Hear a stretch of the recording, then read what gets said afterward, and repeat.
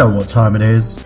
Top-down adventure time! No, actually it's time to put the kettle on and have that cup of Earl Grey while sitting there and having some lovely crumpets. Yes, it's another rather British review, and I am your host Michael Burhan as I take you through the world of Adventure Time. Now, for those of you who don't know what Adventure Time is, it's a cartoon on the Cartoon Network channel, and it's basically one of those meta shows that kind of lets you in on the joke. It's a fun little show which can go dark at some times and can be very childlike in others.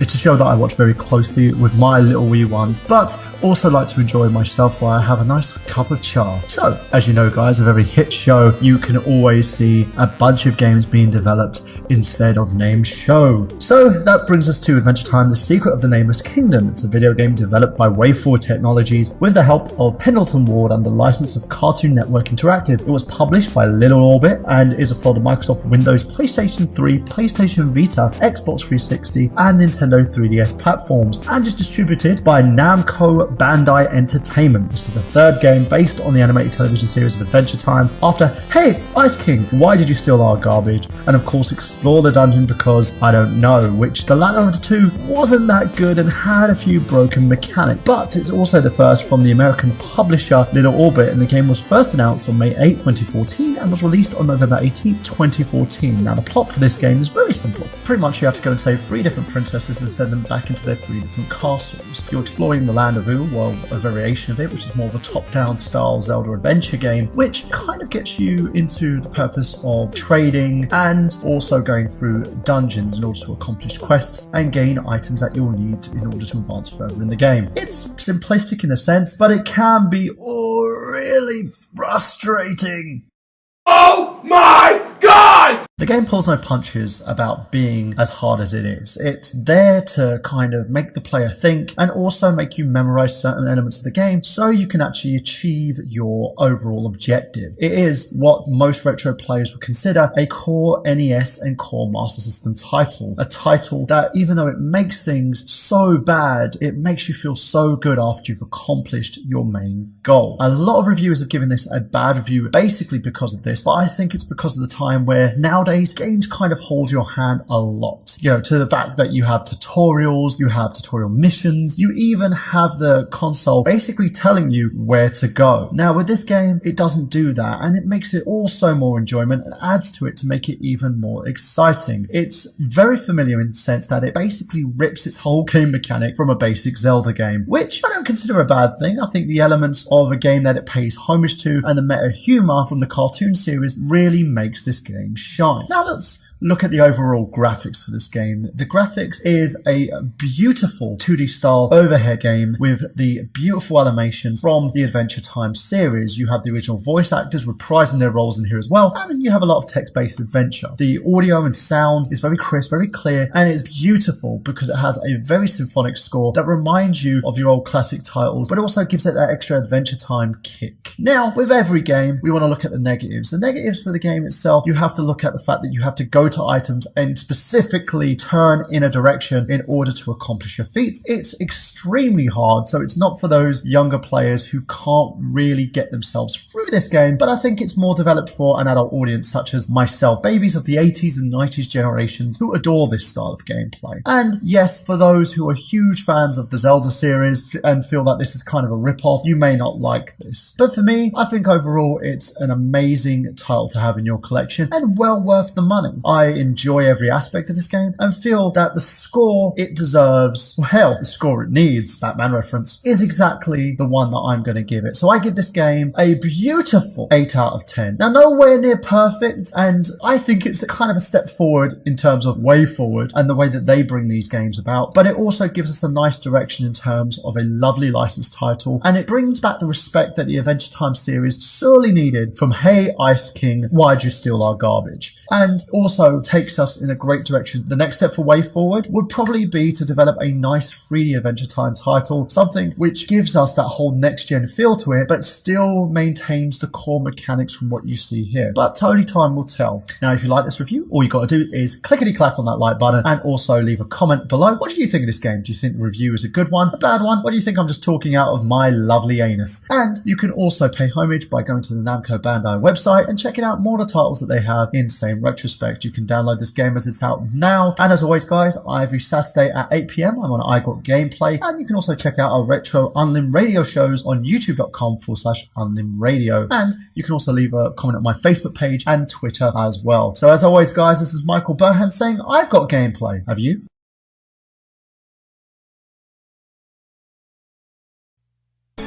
Over that hill, there's a place we've never been. You can explore the Nameless Kingdom, There's things we haven't seen. solve puzzles, find loot, Loot we haven't looted.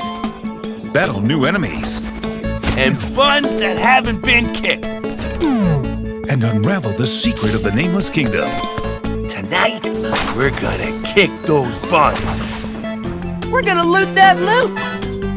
We're gonna see all that stuff. And then we're gonna do something else. Adventure Time, Secret of the Nameless Kingdom. Rated everyone 10 and up. It's gonna be awesome.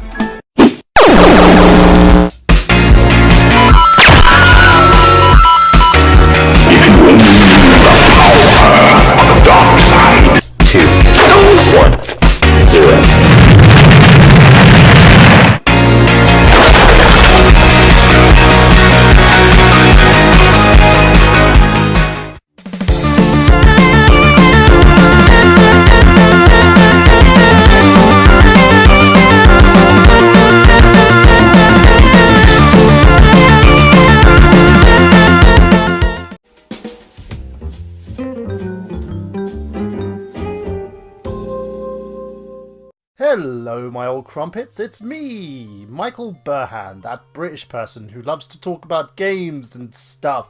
Yes, I'm here today as we look out of our British exit from the European Union. And why not celebrate that with me as I review a game from the creator of Mega Man, Mr. Kenji Inafune.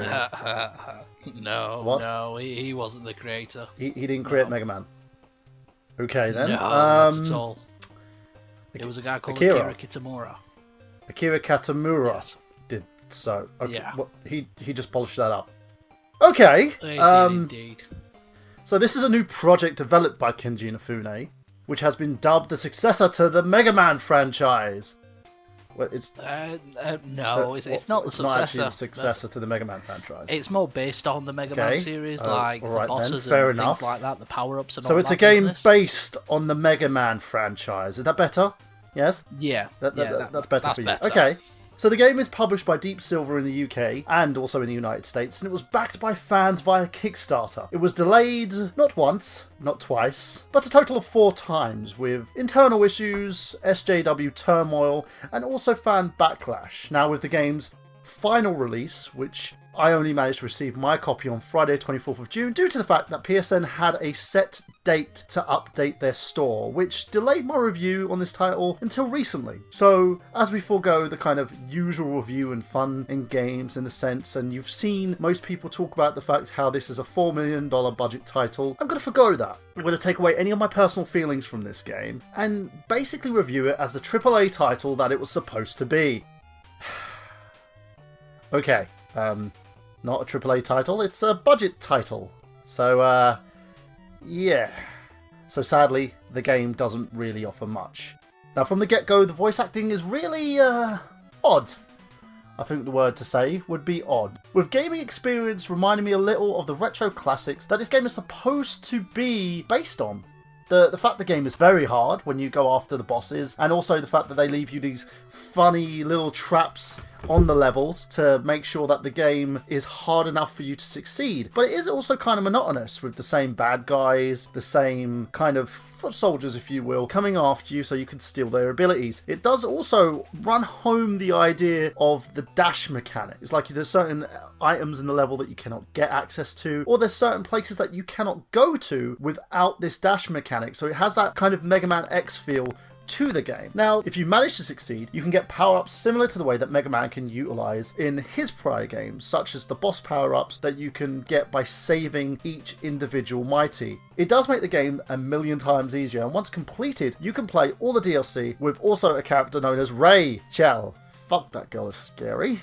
She's a female bot and also psychopath that adds the extra layer to the game, similar to how Zero did to the Mega Man X franchise. The music is a mismatch of complementary and excruciating sounds and really does nothing to kind of complete the level design. Now, if you go onto the retro backing music, it actually makes it a little bit better for you as well. And shout out to Megaran, who also produced a backing track to this very game. He basically created the game's major theme song and did it, I believe, within a couple of days while he was touring. So it does actually help lighten the game up a little bit and lift it up to give it that kind of AAA feel. Now, the level design is rather vanilla with a dark colour palette and could easily have made this game a PS2 AAA title. It boggles the mind looking at the development of the game and how Concept managed to take a game pitched as a AAA title and turn it into a budget title. And it really isn't that great a game. It's okay, it's something you can pick up and have a little fun with, but you really can't get much of it. If you're looking for that kind of Mega Man retro game feel, then it'd probably be a nice little pickup for you as well. But it doesn't really do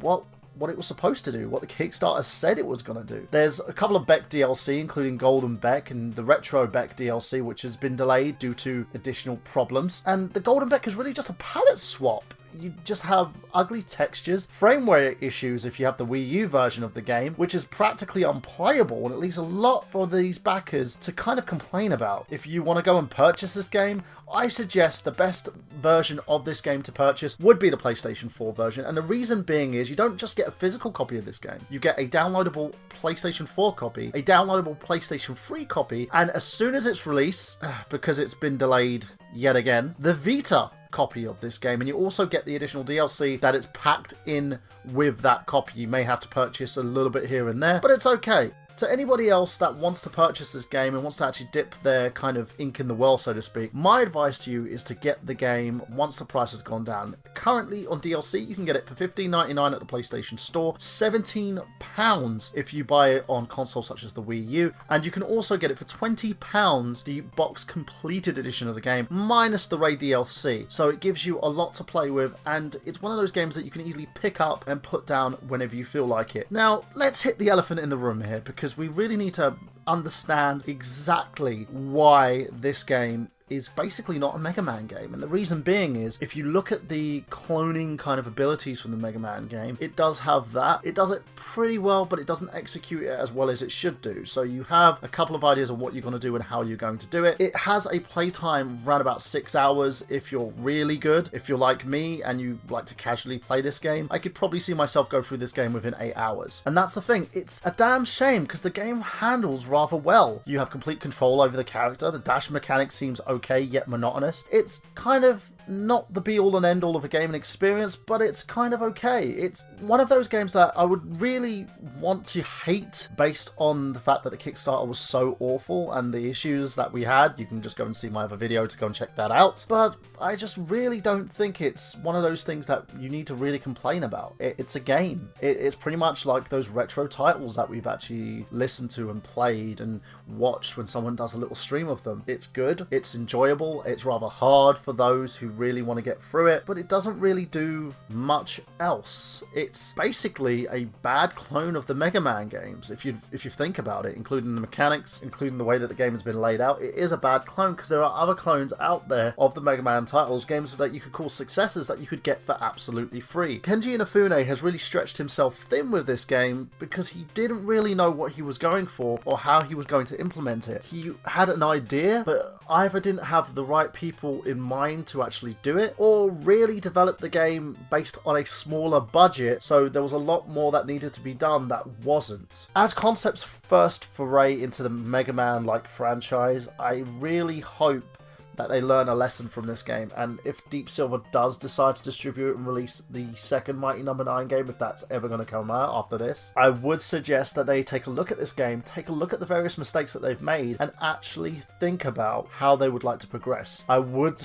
also like to suggest to Mr. Inafune to stay away, and I mean this, stay away from the Kickstarter forays, because as far as I'm concerned, I think a lot of the negative hype and press that this game has gotten is due to the fact that the game's Kickstarter was so bad. And if you are a Mega Man fan, I would suggest buying this game just for the point of having the experience. It does make you want to play the old titles. It's a good budget title, and if you're willing to pay a couple of pounds out of your pocket in change, it would be great for you to get eventually. But the problem is, I wouldn't justify this game as a standalone title on any console apart from the PlayStation 4 because of the fact you get so much more for so less in terms of poundage. It's currently priced at £20 here in the UK and $30 in the United States. You do get a lot more for your money. Now, down to my score. And with the opinions of the Kickstarters aside, and knowing that the game was supposed to be a AAA title, I will say it does warrant a score out of a 3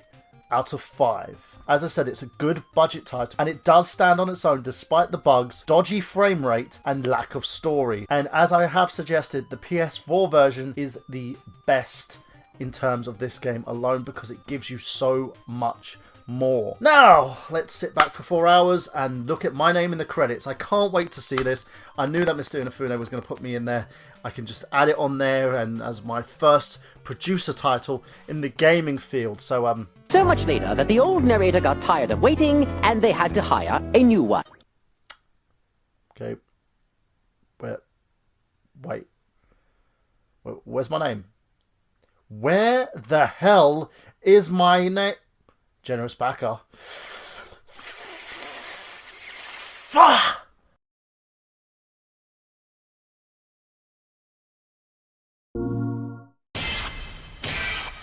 You see this game right here? Yes, sir. This is Mighty Number 9, and all it wants to be is fun, and challenging, and fun, and replayable as hell. And oh, did I mention fun? Bring it on. And there's a million ways to play this game. You like fighting bosses? Boom! Boss Rush mode, baby! You want to tackle all the challenges we got? On it. Here's a challenge mode for you. Next. Oh, what's that? Make it harder. You asked for it. One-hit death maniac mode. But that's just what we call it. You'll be calling it, why are you doing this to me? And of course, you can go online and team up or face off against your friends, or strangers, or even that weird dude who lives down the street whose name is probably Vernon, or some other creepy thing. What just happened? Sorry, got lost there. Check out this montage.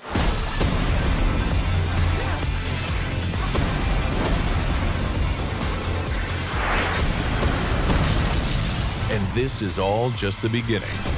So what are you waiting for?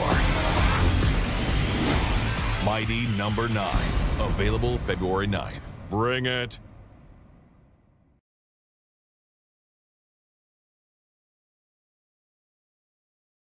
PlayStation.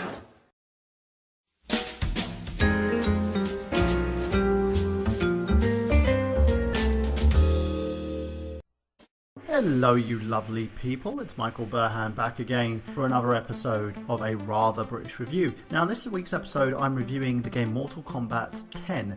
The game is developed by NetherRealm Studios and High Voltage Software for the PC, PS3 and 360 ports, and it's also published by Warner Bros. Interactive Entertainment. The game is also directed by Ed Boon. It's a fighting game developed by NetherRealm Studios in the 10th main installment of the Mortal Kombat video game series, which was released on April 14th, 2015 for the PlayStation 4, Xbox One and Microsoft Windows. It's also scheduled to be ported to the PlayStation 3 and 360 by High Voltage Software at the third quarter of 2015 of course. NetherRealm's mobile team also developed an iOS and Android version of this game that were released on April 7th, 2015. Now, the gameplay is like the previous entries in the series, of course. It's a fighting game in which two players fight against one another using a variety of attacks, special moves, and gruesome fatalities. The energy meter first introduced in the previous Mortal Kombat game allows players to perform techniques such as X-ray special moves, similarly to NetherRealm Studios' previous titles, Injustice, Gods Among Us. Players are also able to interact with the environment, bouncing off of areas to reposition themselves and using parts of the environment as weapons in addition to a set of moves that they can use during the fight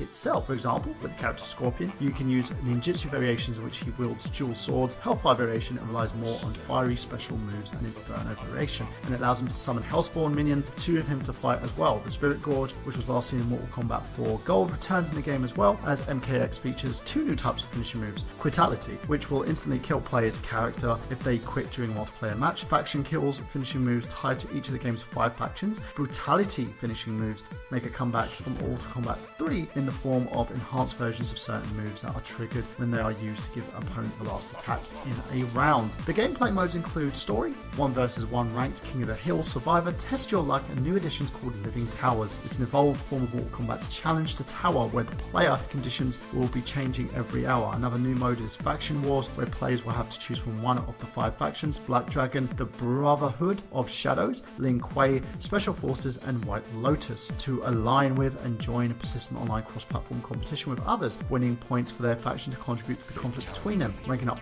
personality, and earning special rewards such as faction-specific finishing moves if the player's faction wins at the end of any given game. The plot of the game is very simple. Several years after the defeat of Shao Kahn, Shinnok attacks Earthrealm with his army of NetherRealm forces, including the Earthrealm warriors who were killed during Kahn's invasion and now resurrected as revenants under Quan Chi's control. After fighting their fallen comrades, the strike team led by Johnny Cage and Sonya Blade and Kenshi open a portal to Raiden's Sky Team Temple ahead of the Gensei Chamber, the source of the Earthrealm's life force, where Raiden and Fujin are battling Shinnok and his NetherRealm forces. During the fight near the Gensei, they distract Shinnok long enough for Raiden to steal Shinnok's amulet and imprison him inside it, but Quan Chi escapes. Johnny and Sonya track him down to Leia in NetherRealm and defeat him, successfully restoring Scorpion, Sub-Zero, and Jax to human form. Quan Chi escapes again, and in the years that follow, Johnny and Sonya marry and have a daughter named Cassie. And later divorced, Scorpion reinstates his Shiryu Rai clan, monitoring Kenshi's son Takada, and Sub-Zero becomes the new Grandmaster of the Lin Kuei after killing Sector.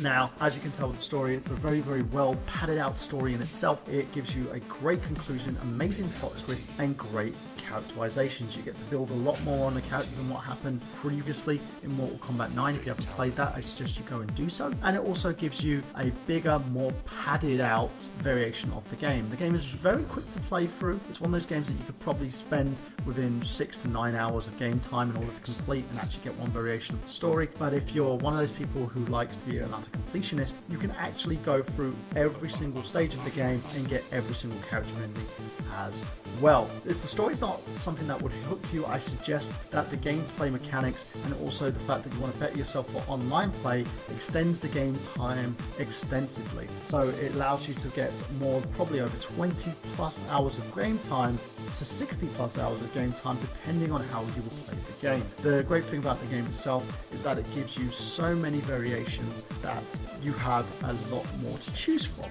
One of the downsides of this game as well is the fact that you have microtransactions, which means that a lot of players can have unfair advantages by purchasing one button fatalities, basically simple fatalities that will allow them to get an edge over their competitor. I don't like this. I think it's a very bad way to make money, and it also gives an unfair advantage to those who haven't worked for something. It just says, hey, if you pay this fee, we'll give you anything that the other guys unlocked anyway. The game's audio and also the beautiful music and the character variations define it as well, and I love the fact that you get to play new variations of old characters and also old variations of new characters. You know, people who can come out and appear as something different but play the same way as they played previously. And also you've got a very good layer of old and new that you can pan together and play through in order for yourself to kind of get to grips with this game and learn more of the techniques, more of the fatalities, and all the very multiple endings that you're actually crossing through as well. Now, down to the score of the game, I will give this game a very, very solid 9 out of 10. Reason being, I felt that the game story mode accentuates the game itself. It's very much worth the price that you want to play at full cost of $60, but I would persuade anyone, if you can wait out for it, or if you're getting a PlayStation 3 and Xbox 360 copy of the game, to wait until the game's price slightly lowers, because with the game itself, the DLC, the game is very, very expensive. You're looking at nearly $100 on this game itself, which with a season pass could probably get you a lot more, or even if you get the Game of the Year edition, which will eventually come out after probably 2 to 4 months, will give you everything that you're looking for, including the specialized DLC of Jason Voorhees and the Predator. The one thing I will say is it's a great addition to the Mortal Kombat series. It's a great story that we get to see a little bit more. And always, guys, make sure that you look at the end credits of the game as well, because it always has a nice little caveat after the credits end of what's going to be happening in the next game. So it gives you a lot more to sort of play for and a lot more to play with. I would suggest staying off of YouTube if you want to see the complete story of the game, because I think it will ruin your overall experience, because what this game does have in terms of story, it would then lack in terms of buying potential if you basically find it on YouTube. That's pretty much it from me, guys. Tell me what you think of the game. Remember to clickety-clack on that like button, subscribe to this channel, and leave your comments at the bottom and tell me what you think of Mortal Kombat X. Did you like it? Did you not like it? Do you agree or disagree with my opinion? Let me know. And as always, guys, stay tuned to youtube.com/nerdgenius for more. Make sure you check out I Got Gameplay every Saturday at 8 PM on the Retro Unlim Network on youtube.com/unlimradio, or check us out on iTunes in our archive if you go to itunes.com/I Got Gameplay. And as always, guys, this is Michael Burhan saying from me, as always, I've got gameplay. Have you? If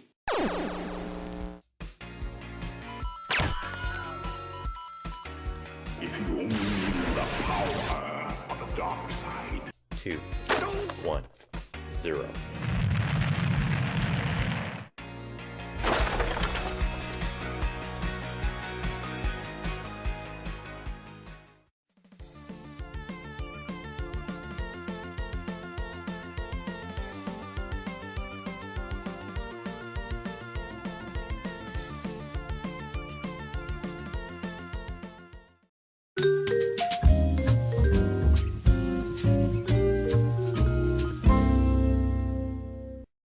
Good afternoon, ladies and gentlemen, and happy 2015 to you. We lay down the gauntlet as we play for another rather British review, and this week I review the awesome Nintendo title Super Smash Bros.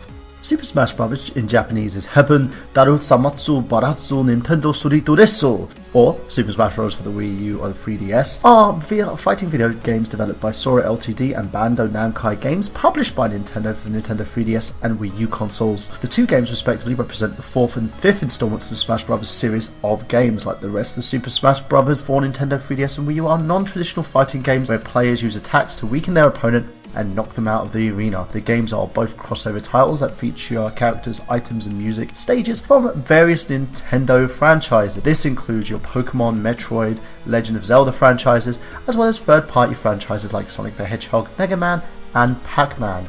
New features include having 8 players fighting at the same time for the Wii U using Mii's fighters. However, some old features have been removed, such as your story modes in the predecessor games of Melee and Blueball, and the presence of characters in multiple forms. For example, Zelda Sheik, formerly one character, now to be selected separately. No, it doesn't come in different flavors and Ultimate Editions and Super Powered Hyper Edition. Super Smash Bros. Gives you everything that you are looking for, from Nintendo characters to Capcom characters that you want to battle out and just go for. It gives that whole nostalgic feeling and that retro formed fashion that you would love in terms of any game that you would aspire to, and you want to relive those moments in a sense. And with the addition of amiibo figures, it gives you an extra layer of playability when you want a companion or friend, or even something that you can fight against. It also unlocks loads of different character options, such as special items and also different level arrangements, so that you can actually play the game to its fullest potential. With the addition of 8-player Smash as well, it gives this game a whole nother layer of playability. Rather, if you want to play with your friends on co-op mode, or you would like to actually play with every single amiibo that you've collected, depending on the fact that if you want to take them out of the package or not. What I find one of the most positive aspects of this game is that it can be played by anyone, from your kids to your grandkids, even to the special people in your life. Well, those you want to lose, of course. But there's one thing that I don't like about Smash Bros. It's probably the fact that this game doesn't have its own story mode. You have a few little mini games, such as the Emissary game, which gives you a chance to compete against loads of different characters up until you're basically faced with the final opponent, but there's no additional story there at all, which is a shame, because it's something that I feel that with any game that you can have, story goes a long way. But what this game does is pack itself with features upon features and replay value up the wazoo. That gives you everything that you need in terms of gameplay. And I can tell you, the gameplay in this game is extremely fulfilling. To the Mega Man Dr. Wily stage, to Sonic's Green Hill Zone, all the way to the action-packed board game, of course, that you like to play to collect extra Smash trophies and points, it gives you a lot to play for, because seriously, with this game, it takes over 60 hours to even get halfway complete in terms of getting all the items that you want. Plus, with the amiibo figures, it gives you an extra little bit of collector player value that can just have something nice to put on your shelf, or even to place with your Skylander trophies, if you like that sort of thing, of course. Now, myself, as a parent, I love playing this game with my children. From my youngest boys to my eldest daughters, we all loved grabbing our Pro controllers, our Wii U tablets, and even our Wii compatible controllers, and just playing this game to no end. If you want to settle disputes or arguments, or even lose a few friends, this game is for you. But if you're really looking more from this game, then I suppose you can always go back to Smash Bros. Brawl, or even Melee in a sense. But it does work on the control issues that was, well, an issue for the previous, and it also shows how much love has been put into this game. Being developed by Namco Bandai, in part presented by Nintendo, this game has given you a lot more replay value and presentation, and the stunning HD graphics has made it very, very appealing. Now you're probably going to look at yourself thinking, he's a Nintendo fan, maybe he's going to give this game a really high score. Well, with everything I've just stated, I will say that I give this game a lovely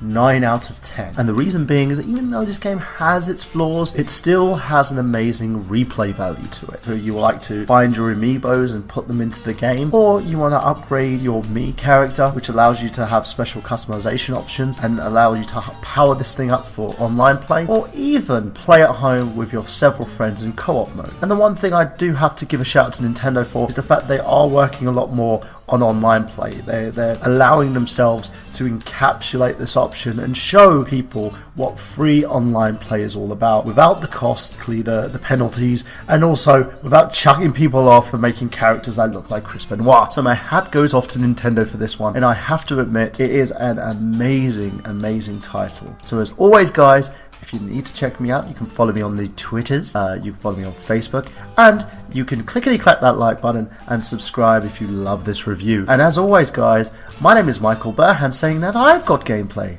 Have you? If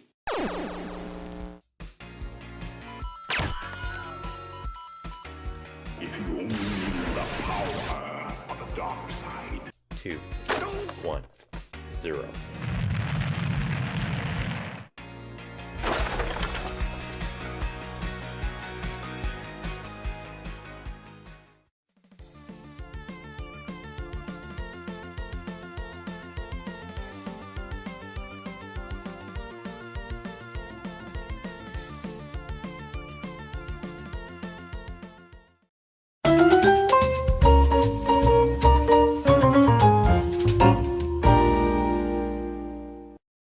Hello, this is Michael Burhan for another rather British review. Yes, the review show where you have a lovely British gentleman speaking in his very English voice about games that you may like, games that you may not like, and talking about these nice little things that happen in these games. And of course, we are reviewing today Tales of Heart R. Now, the game was produced originally for Nintendo DS, but had a major overhaul and upgrade for re-release as Tales of Heart R. In the UK and US, it was released on the Vita in March 2013, and later released in the Western regions in November 2014. It was produced and also ported to iOS devices and released in Japan in October 2013. Now, it was co-developed by Bandai Namco Studios and Seventh Cloud. The game follows the protagonist Core Meteor after he discovers a woman named Kohoku and her brother Hisu in his hometown when Kohoku is attacked by a mysterious antagonist named Inkaros and is infected with a monster called Zerom Core. He attempts to cure her using his Soma, an ancient weapon designed to fight Zerom. In the process, he ends up shattering Kuruku's spirit and the essence of the heart and emotions, and scattering the pieces across the world. Together with Hisu, Core sets off with Kohoku on a quest to restore her spirit. For Hearts R, they had some extra scenes that were created in the genre name and altered to Arata Koroku Deiku RPG. It's a new meeting between the Hearts RPGs altogether. Now, Hearts began production in winter 2006 during the final development stage on PlayStation 2 remake of Tales of Destiny, and it was produced by Hideo Baba, the former band manager for the series. And though the third title on the DS, it was the first portable title to be developed by Namco Tales Studio, the remake was mostly handled by different development staff, but the writer and character designs both returned to add new content. Both versions of the game have received strong sales, highly positive reviews of course in Japan, and with the DS version selling over 696,000 units within a month of its release, the import reviews of the DS version have been positive overall. Now Hearts R also had positive reception in Japan as well. It had kind of mixed to positive reviews in the overall West. Now, like previous entries in the Tales series, it's an action role-playing game, and the game splits into two main areas, the field map and the battlefield arenas triggered upon encountering the enemy. Now, Tales of Hearts R is kind of different in terms of the battle system that's used in here, whereas the 3DS version has a 2D battle system and uses the LMBS variation, which is basically called the Linear Motion Battle System, kind of the bog standard for all Tales of Destiny series kind of games. It's an evolved version of that in a sense. The Tales of Hearts R series uses the motion battle system. It's called the Arc Chase system in the Japanese version. The chase link mechanic enables the character to follow the enemy after knocking it into the air and continues combat attacks by selecting an ally. The player character can perform a chase cross attack and holding down the attack buttons and activates a finishing move. Multiple items can be found in chests scattered across the land and can be used in battle, such as creative items for obstacles, objects in field areas.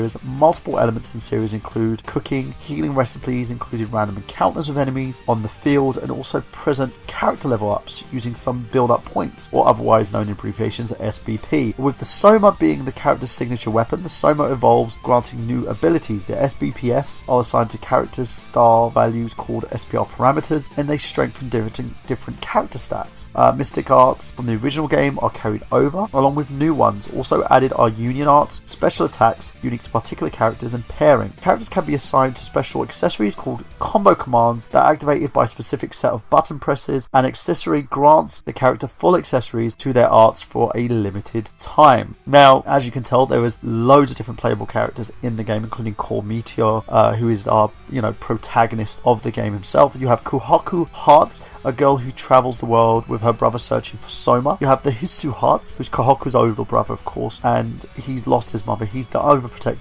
of his sister. You've got Ian's Lorenzen and Barry Benito as well, who are also new to the game. You have Kunzite, who's the Guardian Knight and hidden to the public for those currently using him. He's an ancient machine constructing the functions of mimic and understands human emotions. You have Kalvodshi Akamen as well, who's the leader of the Crystal Knights, and Gel Gruna, who's a veteran Sosomic who joins Core's group in hope of destroying the Zerum. The Heart soundtrack was composed by veteran Tales composer Motoi Sakurabi and Hishu Tamura and Shinji Tamura as Hibiki Ayoma. As the official soundtrack, Tales of Heart's original soundtrack was published by BMG in Japan on 2 combat discs on December 10th, 2008. In addition to the original soundtrack, a special disc selected arranged tracks titled Tales of Hearts CG Movie Edition and visual of the original soundtrack DVD was released alongside the CG Movie Edition of the game. The reviews for soundtrack have kind of been mixed. RPG fans Patrick Gann both called it the best soundtrack of the 3 Nintendo DS Tales titles and the weakest soundtrack of the console-based titles as well. The game's theme song is Aien no Ashita, which is Eternal Tomorrow, which was written and performed by Japanese rock band Dean,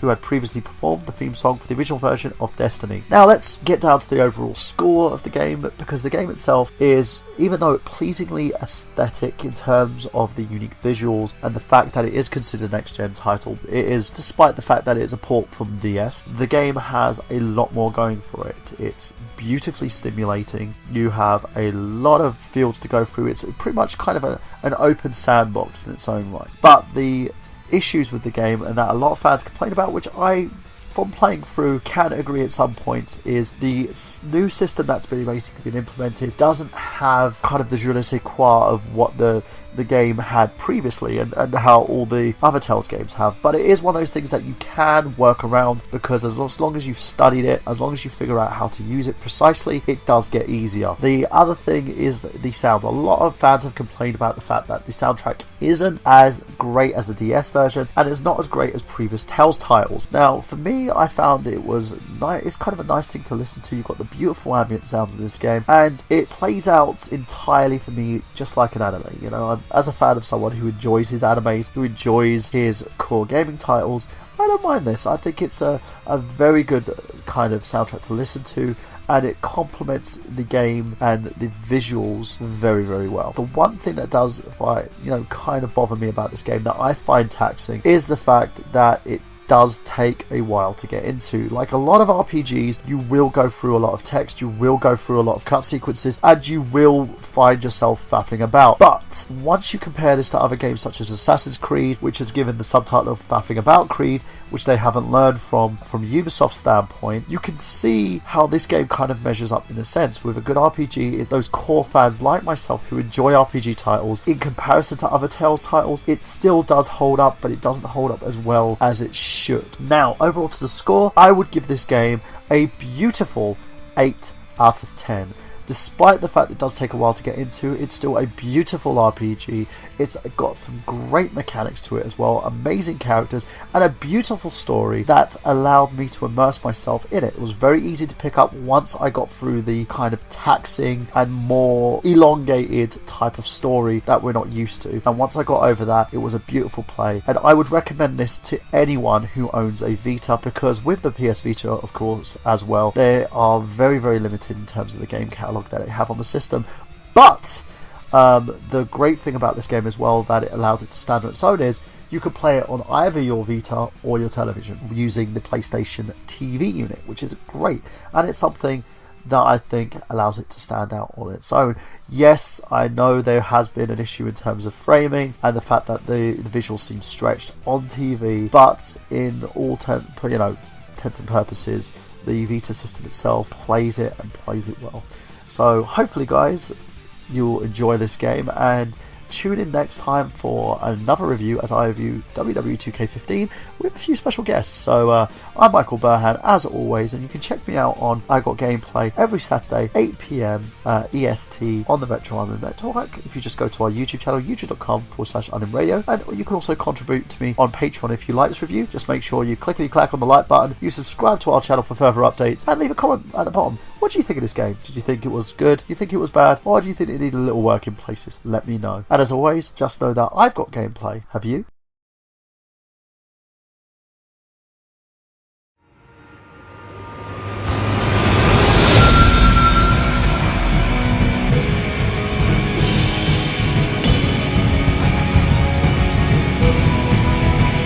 どんな真っ暗な中だって光はきっとあるんだ。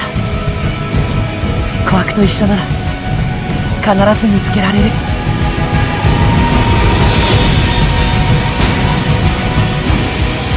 私とみんなが信じてる真軍の思いなの。約束する。俺は逃げない。俺の望みは琥珀の幸せ。それだけだからな。スピリアに迷いがない。ならばその言葉証明してみせろ。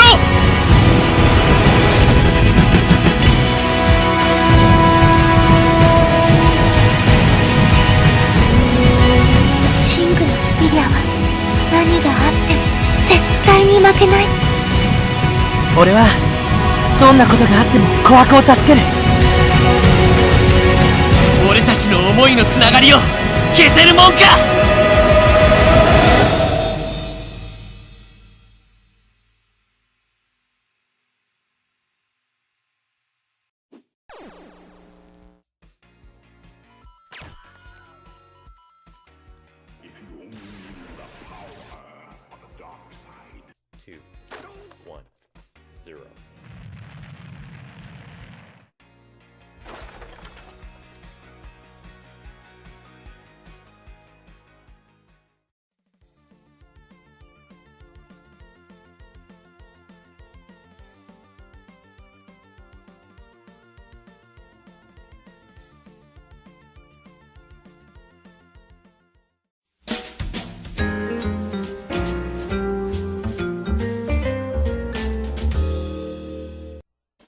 Hello ladies and gentlemen, this is Michael Burham for an update of our Arbor of British Review. We're doing an update on WWE 2K Supercards. It's the first time that we've actually done an update on a game that we've reviewed here. And I'm here with Nick Horacek. Nick, say hello. Yo. So what we're going to be doing is we're just going to basically talking about the updates that are happening to the game. So if you want to know how the game works, head back to the Rather British Review. If you check out the link below, or you can click on that little card slot thing at the top of the screen here, and that will take you back to the review and tell you exactly how the game works. So Nick, tell us what's updated in WWE 2K Supercard. Thing that actually just got added today, just for people that played this weekend. They're giving away 300 free credit. Cool. But the big update is the login bonuses. So it's set to, I believe it's GMT time. So it's like 6 p.m. my time is when the daily login bonus it'll kick in. So every day that you log in, you get, a point, and then when you hit certain point levels, you get a card. So it started with this one, Uncommon Cena, and then Rare Undertaker, Super Rare AJ Lee, and then it'll go to Ultra Rare Rock, and then Legendary Daniel Bryan. Yeah, so I'm working for that at the moment. I log in every day just so I can get those bonuses. It's great because you're able to get some, free cards without really having to grind a whole lot. It's great for fusion food. At least, for me, because it seems like ultra rares and legendaries are a lot harder to come by. It's good, and if you're a new player, you're going to get some really good cards right off that you can save for later. So yeah, going on that one, because you've got those as food. The one thing I'm kind of having trouble with at the moment is trying to get myself a survival card, because I'm going through like 400. There is no way I've got myself a survival card as of yet. So tell us a little bit about the other changes as well as we're going through that, including the fact that they're making it a bit more difficult to get certain cards. Yeah, it's interesting. I don't think they've changed the drop rates. I mean, they've never revealed any of the drop rates, but from what I understand, they got rid of like the 3-man band strategy and King of the Rings. It just seems like a lot of cards are harder to get the type of tier, but I really haven't noticed that, honestly. But I know they've gotten rid of 3-man band, which in a sense you would have your, your 3 best cards. So like it'd be your 2 singles guys and then your diva, and then you'd have like 2 common cards. So you would lower your deck tier to where you would end up being able to beat most guys easily. Yeah, I know how that goes at the moment. I'm currently on Survivor on King of the Ring, and I'm losing like a fucking son of a gun. I probably get an epic every now and then, but I end up unranked most of the times, but I don't keep my tabs on it. This might have been one of the last ones, but they updated the King of the Ring rewards. So if you don't even make the contenders bracket, you can still get cards, but only way you wouldn't is if you completely take 15th or 16th. So like where I'm at, which is WrestleMania, I'm doing a lot of WrestleMania King of the Rings, and actually I'm consistently getting 2 Survivor cards per King of the Ring because I'm losing in the semis. If I took 9th or 10th place, I would get a random legendary and a random epic. 11th to 14th, I get a random legendary card. So as long as you don't place bottom 2, you're gonna get a card out of your King of the Ring. They had gotten rid of it a long time ago, where it used to be where you get a random pair of the tier and then a random lower tier support card. So you would have people, you get easy, I got a ultra rare pair of JBL cards out of 1 King of the Ring. And JBL was end up in my Road to Glory lineup for a while. But they changed the rewards to where the top tier cards weren't being just handed out like candy, Oh, I agree with you on that one. So basically that's the changes that they've made so far, guys. As you can see with the newest update they've had, just to reiterate, the skin bonuses, then you've had the changes to the amount of cards that you get during King of the Ring, and also they've actually stopped you from collecting, I believe you're saying it's gone down from 100 cards that you could have to 130. It's up to 130 to 130 now, so you can store more cards, which is great because when you're doing Road to Glory and you're getting 6 cards win, you fill that up really quickly. So you've got a little more leeway there that you can use to train into other cards. And yeah, they've really introduced a lot of changes that have helped the game, especially like with the WrestleMania King of the Ring rewards, where I have to get into the final round of King of the Ring to even get a WrestleMania card out of it. So there you go, guys. Nick, where can we find you? Alright, you can find me every week on Slamcast, as I host that with Michael Burhan, Brandon Ligon, and Dave Wade. I'm there every Friday night. I am over on YouTube at the Gaming Pegasus 187. I'm on Twitter at Gaming Pegasus 187. I'm on Instagram, Xbox Live, Wii U at Pegasus 187. I'm on Supercard at Pegasus 187. Face me if you dare, because I have 3 Road to Glory WrestleMania cards in there, and unless you have Triple H, you're probably not going to beat me, because he's the only one I don't have. So there you go, guys. Make sure that you check that out, and also go on to WWE Supercard. Download it now. It's absolutely free and actually one of the best wrestling related games on the planet. So check that out there, guys. And this has been Michael Burhan for Nick Horacek saying that we've got gameplay. Have you? If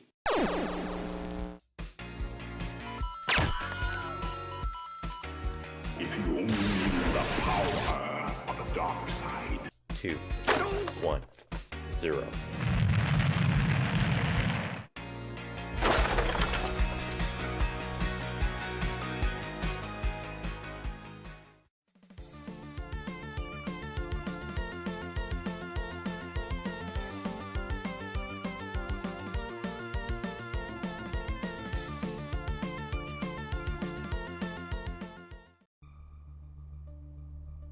That's a spicy meatball.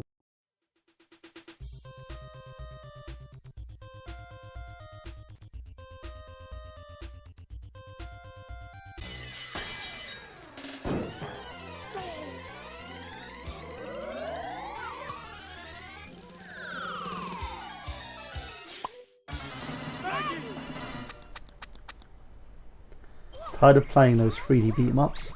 Want to move away from side-scrolling 3Ds? You aren't? Well, you can at least give the Simpsons arcade game a whirl. Released on Xbox Live and PlayStation Network in February 2012, the game is considered the best port of the arcade original. Bone has managed to not only make the game a complete port of the arcade machine, they have also managed to make it better.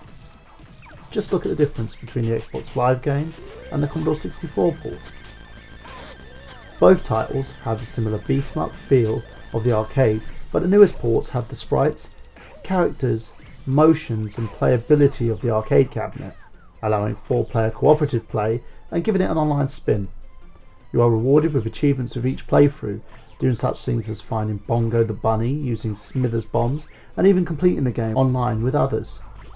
The main plot of the story shares a similar dysfunctional plots as the Teenage Mutant Ninja Turtles and Konami's other license, X-Men. You play a member of the immediate Simpsons family and main cast, Homer, Marge, Lisa or Bart, as you attempt to save Maggie from the rather angry and aggressive Waylon Smithers, who attempts to steal the diamond on behalf of his boss Mr. Burns. The diamond, however, ends up with Maggie, and off you go on your journey to save her. As it's a side-scrolling beat-em-up, you go through level after level attempting to save her from the clutches of the evil Smithers, fighting wrestlers, balloons, drunks, and even Smithers himself. The game takes a short time to complete, and if you are a retro fan, then you'll love the Simpsons arcade game. And if you're not, well, you'll probably play the game for the achievements. Now, how do I rate this game? I give it 3 Eat My Shorts out of 5, because even though it excels with its simplicity and old school side-scrolling beat-em-up style, it kinda gets monotonous if played too long. So it's something that I'll probably pick up again, but I won't be in a hurry to play again for some time. If you agree, disagree, or just think I'm playing wrong, leave a comment. And the more likes you give me, the more reviews I can do.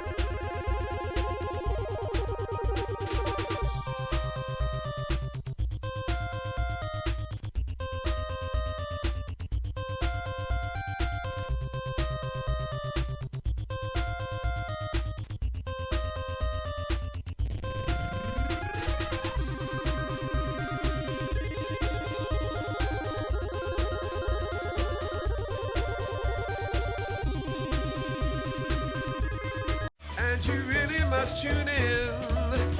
He's ironic, iconic, maybe bionic. Ladies and gentlemen, introducing Genius. He's a genius.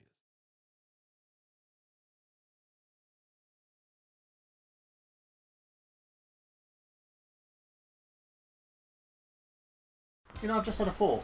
What's that? We got to do a review of Call of Duty. Call of Duty? Yeah. That's that. Is it a more Advanced Warfare? Yes, of course it is. Oh, that's the most amazing game ever. Oh my god, do you know what?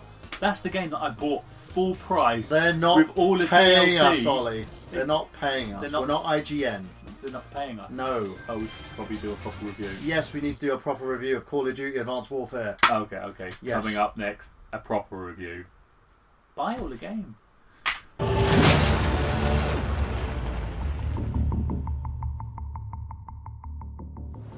Ladies and gents, this is Michael Burhan from NerdGenius.com and AnimeCourtyard.com, and I'm of course here with Oliver Hughes. Hello. And today we are reviewing Call of Duty Advanced Warfare for the PlayStation 3. Now, this game is pretty much your bog standard cut and paste in terms of your Call of Duty games, apart from the fact that you have some expensive gear like mechs, sort of body armour, and also a cybernetic arm. Taking you through the story at the moment, we'll go to Ollie here. So Ollie, tell us about the game. It's the story is larger than other Call of Duty games. Other Call of Duty games where you've got a really weak story, really weak story, just to kind of buff out that it's a multiplayer game. This is, it feels like they've put a bit of effort into the actual single player so it's kind of a balance. But saying that, the story isn't great. Start off as a US Marine or US soldier. You get injured rather than being discharged. A big company called Atlas kind of rebuilds your arm that you lost. They don't work for Sega, by the way. No. You basically lose your arm, so they rebuild it as a mechanical arm. You then fight for them for a little while, and you find out that, oh no, this big multi-billion-dollar military organisation that now is bigger than any other military in the world is evil. Oh my god, shock horror. Especially with Kevin Spacey in it, you knew it was going to be evil. I know.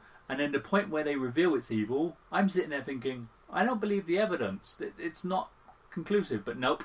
Your character does. Blindly follows. So then you jump back to being the Americans again, fighting against the company you worked for. America! Because only Americans can save the day according to Call of Duty. Fuck yeah! Language. But yeah, so then you've got to hunt down Kevin Spacey and kill him, and it's really that simple. There's no twist. They're trying to twist it by like, oh my god, evil corporation, but it's like, no, you could see it was coming. Story was weak. I don't know. I didn't relate to what the characters' choices were. But yeah, that's story-wise. You played a little bit of the story. What did you get from it? Well, the story itself has a very kind of fickle response. There's choices that you can make in the game which are not really your own. It's kind of very linear, very well played out in a sense in its own right. So as you follow everything, you don't really have a choice. It's more of you have a set path, you've got to go on it.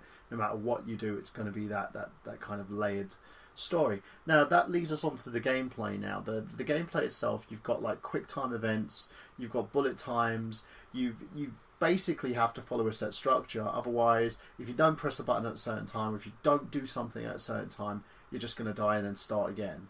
Yeah, that's really annoying. The fact is, it's unnecessary just for action. Like basically you were saying when you were watching and playing, like Michael Bay. Like, excuse me, I'm sorry. Okay. Ladies and gentlemen, let's thank Michael Bay for joining us. Unnecessarily big action scenes that go, okay, now you need to do this. That takes the skill out of the game. Just hit this button. Oh, you didn't hit it in time. Reset to the last checkpoint. And you also have like your commanding officer yelling at you if you don't do something at a certain time. Oh god, yeah, it's like go to this place. Okay, I'm heading there. Hurry up. It's like, I'm on my way. Yeah. And you seem very, very much overpowered as well in terms of the way that you do the advanced warfare. Your character is pretty much like Superman and the Incredible Hulk rolled into one. So there's certain times when you do die, it's usually just due to the fact that the game's kind of not as responsive as you want it to be. I remember like pounding on the freaking X button so many times just so that I could basically hit that quick time event, and I just don't do it. Other times it may work. Independent. We went for on the easy mode, and we were literally dying every like 5 minutes because we wouldn't hit a quick time. Yeah, I mean the combat on because for this review we replayed it on the easy difficulty just for you to get a bit of experience. Yeah. And combat's fine. You mow through the enemies as you would, but then the quick time events come along and the slow motion events, which become really awkward and clumsy, and it's game over. They fail. Things, and that's the problem. You fail a lot and you fail constantly. But you know, as one of those games, if we look at the fact that the gameplay's there, we've got some nice, interesting sound. It feels like the atmospheric in terms of the way that you're in a war zone. Graphics wise, it's pretty good. We were actually debating whether or not it'd be better resolution on the PS4 and Xbox One. I don't think so, because to be honest, they'd have to re-release the game with higher res, and to be honest, they don't have to because people are going to buy it. I don't think the graphics are going to be much better. But for me, I basically enjoyed it. I think it's really nice. The textures seem great. Yeah. Kevin Spacey looks like an old man, so that's great. But in terms of the gameplay and the gameplay style itself, it's not something that I'm usually interested in. To tell you the truth, I'm more a fan of Destiny than I am of this, because I felt Destiny was more varied in terms of the gameplay style, where this one is kind of linear in terms of what you want. The single play is a bit dodgy in itself, and the response times aren't that great. And that leads us going on to the multiplayer. The multiplayer is pretty much the key multiplayer FPS. As it is in Call of Duty's main staple is multiplayer. Yeah, and that's with everything. You have the single player component that's locked away in the multiplayer itself. The multiplayer is pretty good. You level up. You have to work in teams in order to basically take down your opponents. There is a level up. That is one thing. Your suit that you're wearing, you do get points for kills, and you can level it up. Yeah. To a point, you can kind of upgrade your suit a little bit to make the end levels a little bit better. But that's the usually thing now with a lot of FPS shooters. You do have that mixture of kind of RPG elements where you get to level up certain elements. So that's pretty good. It's a pretty good positive as well. We said the graphics and the design and the layout looked really great. But the problem is, it's, you don't get much free roaming. It's one of those things where you have a set A path. to B. Yeah. There is cool things like you get magnetic gloves so you can climb walls. You think, I can climb walls, but no, you can climb this wall that they're telling you to climb, and when you get to the top, you're never going to use it again. And you also do get other little elements and contraptions like technology that your character has that you can utilise in certain parts of the game. Not all the time. You get like this grenade where you can actually let you see through enemies, like through the walls. You get guns where you can actually identify who the enemy is and who the friendly is. So you've got a lot of stuff that can allow you to get through the game quite easily. It's kind of the same debate that you'd had with the Batman Arkham series and him using detective mode all the time. You could literally just breeze through the game that way. And in this, it's no different. Yeah, I found that when I was playing the game, because I played it on the hardest difficulty initially, and got through the game like that. Normal guns, like with normal sights, ridiculously hard to find, tell the difference between friendlies and enemies. You get the special sight that has threat sensor, and then the enemies glow red. You just pop them in the head, and there's absolutely no challenge to the game after that. It literally is time crisis. The reason why this game gets so hard at times is basically because of the fact that you have more than one enemy coming after you. So usually when you hit one guy, you've got someone at the back, or if you're hitting someone from the left, there's always someone at the right coming after you. Which makes sense in combat. Yeah. I mean, enemies will flank you and stuff, but the AI in the game, that's one pet peeve that really, really bugged me. You go in a team, and there was one point where I stood there with my shield open. There was 5 of my teammates firing at one guy. Not one of them even injured him. Yeah, and that's the thing. The AIs themselves are very low responsive, very sluggish, and they're characters that don't seem to be working as well as they should work. But, in the end, it is what it is. Now let's go basically to our end scores. The game at the moment, as it stands, I would give it a 7 out of 10 just for the fact that it has a very good multiplayer component to it. The story mode's not all that cracked up to be, but if you want to get a kind of a tutorial or way to play through the game and enjoy it, then that'll be fine. It's kind of one of those hyped up Michael Bay type of story events anyway. So that's my 7 out of 10 on that. Is it worth purchasing? I would say if you're basically a fan of the series, yes. If you're not, then I would give this one a miss. Yeah, I would give the game 5 out of 10. It's got a lot of good elements, but again, every good element is countered by something bad. So you've got really cool technology, but you can only use it in certain times. You have really cool threat things to tell where the enemies are, but it makes the game ridiculously easy. The multiplayer is really varied, really fast, but they have no level pairing, so you end up going up against people. You've got a basic gun, you've got people who've got specialist sights and specialist upgrades and stuff that can just take you down really easily. You can play co-op multiplayer, but only certain one type of survival game. There's no co-op deathmatch. The local play is really bad as well. Yeah, it's kind of non-existent. I'm not going to lie. You can't mix and match on both of those. No. So for everything good that it does, on the same coin, it does awful. There's really, really bad things. So yeah, 5 out of 10. It's an okay game. The game is fluid. It flows well, but again, it's very narrow how much you can see. You got no perspective. I was running next to a guy in multiplayer once. And we were running next. It's only the fact that I slowed down and he ran in front of me that I actually saw he was there. So there's no peripherals. So is it worth the price for you though? I would not buy this game. I'm not the biggest Call of Duty fan. I like my first-person shooters, but Call of Duty, I've always avoided them because they do feel copy and pasted from previous games, and this is really no different. It's just got a few extra flashy bits. So rent it, borrow it off a friend. Unless you're a hardcore Call of Duty fan, don't worry about it. And to be honest, if you've not bought it by now, there's no point, because all the hardcore fans have already found all the little sneaky spots on the maps where they can just snipe you and wait and spawn kill, because that's what it comes down to. So there you go, guys. He's Oliver Hughes. I'm Michael Burhan. Just to tell you that we've got gameplay. Have you?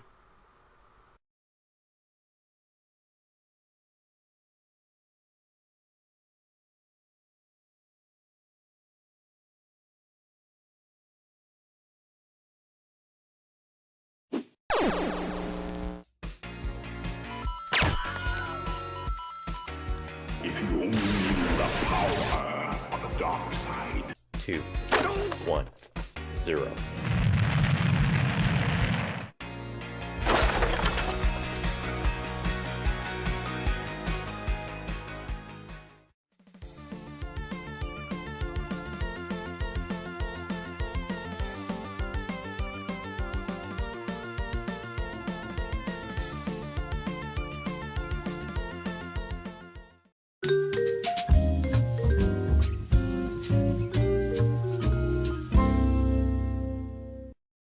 Hello, you hungry and malnourished people. This is Michael Burhan, as the most sophisticated individual on the internet, as I cook up a storm and hand you some brain food as you feast your eyes on a game that takes the zombie genre and tries to do something new and unique with it. It's a franchise where the main enemy is walking, talking, living dull, so to speak. If your dull is festering with boils and dead skin, and can only speak in one noun in order to show you how much they love you. Oh.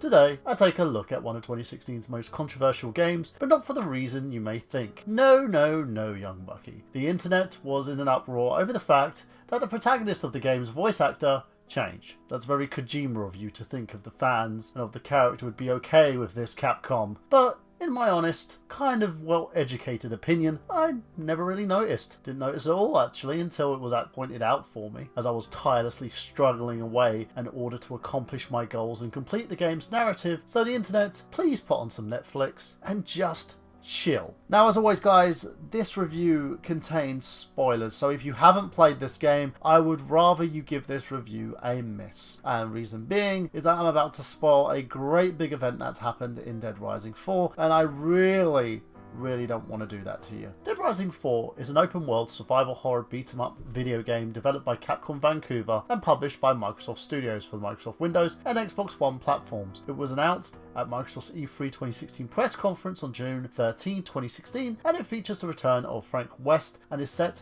in a Christmas-themed Willamette, Colorado. The game was released worldwide on December 6, 2016. The game is the fourth iteration of the Dead Rising franchise and also the fourth to star Frank West, if you include Dead Rising, Case West, Dead Rising 2, and several ports of the initial game, including the collection pack, which was already recently been released on Xbox One and PlayStation 4 platforms. The game follows a rather aged and disgruntled protagonist of Frank West as he's having nightmares of becoming a zombie, with no explanation as to why he no longer needs Zombrex, or any murmur of how or when he was even cured. Seriously, I even checked the comic books. Frank was approached by one of his students, Vic Chu, about an investigation of a military compound in the guise of a game of mini-golf. Once inside, they discover that the place is being used for zombie research, but are discovered and forced to flee, with Frank labelled a fugitive after he is falsely accused of terrorism by the government. A few months later, near Christmas, Frank is found by Brad Park, an agent of ZDC, who convinces him to help investigate a new zombie outbreak that started at the Willamette during the Black Friday sales in exchange for a means to clear his name and having exclusive rights to the story, revealing that Vic has already left there to investigate the matter herself. Just as they arrive at Willamette, Frank and Brad's helicopter is hit by a missile, forcing them to make a crash land in the middle of the shopping mall. Upon confrontation of the zombies, they discover that they are infected with a new, more aggressive strain of the virus that previous treatments like Zombrex and are ineffective against. Frank eventually discovers that an elusive organisation called Obscurus is in the city looking for a monstrous creature called Kaldor.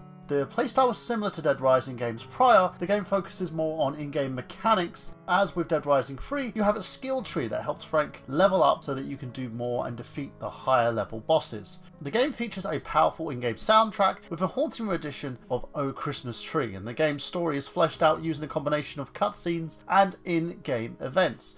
Gone are the timer elements of the previous game, in its place on more a diverse open world format. Terence J. Rotolo did not return to voice Frank West and was instead portrayed by Victor Nosolo. A representative for Capcom Vancouver, Tran Lee Amir, had stated that they wanted a more older and grittier Frank West and felt that Rotolo wasn't the right fit. Cue internet rage.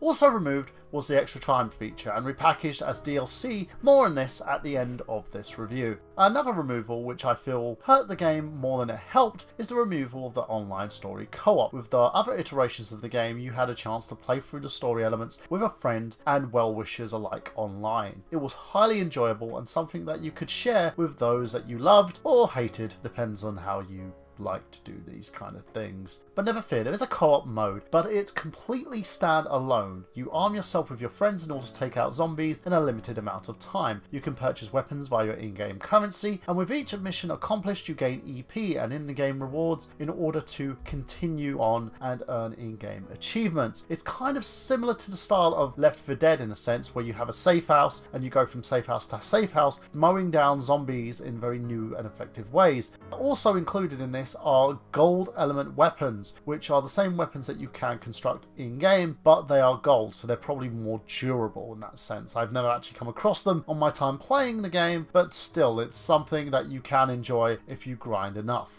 They also said that the reason why the co-op was removed, it was done in order to allow players to expand their crafting knowledge and use everything that they have near their feet. Basically, they have a more expansive crafting tool that they can use in-game, so they had to sacrifice the in-game co-op in order to actually make this happen. Tell me another one, Capcom. Another issue here is once completed, the story sees Frank West sacrificing himself in order to save the lives of Vic and the ZDC officer Pac as they escape the city in order to finally take down the Pentagon for the initial zombie outbreak. But that, my friends, was a lie. Frank will be deading up the DLC campaign called Frank Rising, which adds the timer back into the game, and this premise also sees Frank trying to cure himself of the zombie infection before it takes hold, and thus brings back the timer element and the extra time parts of the game that were missing. This comes in form of DLC, and it's kind of the same thing that companies have been doing since the turn of 2006 in a sense, where they will take a part of a game, pull that part out, that feature that the game usually has, and that we've all kind of accepted, and package it as DLC in order to say, oh look, this is something extra that we have in order for you to play. But in a sense, that's not the case. It's just a part of the game that's missing that they just wanted to hand back to you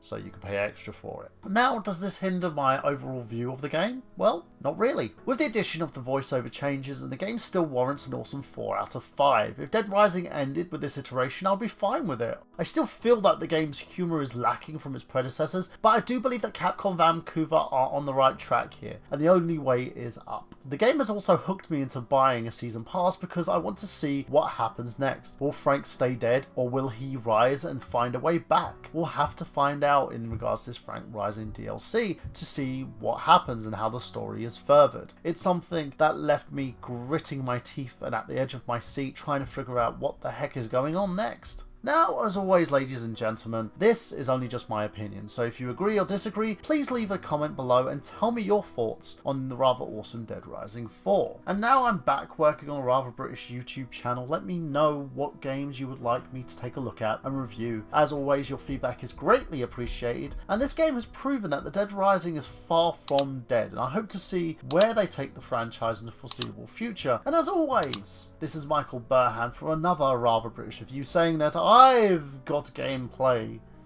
Have you?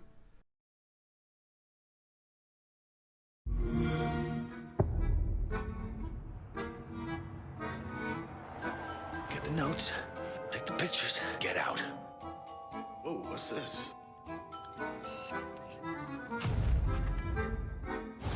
Oh no. Can't see a damn thing in there. This looks very not good.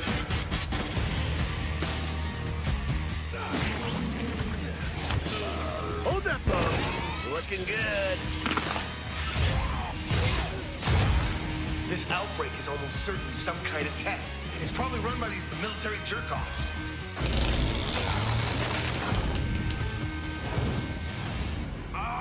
Food court zombies are the worst.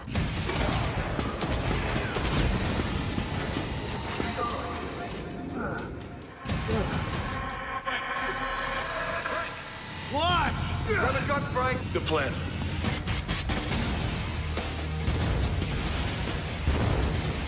You want some of this? Oh, shit!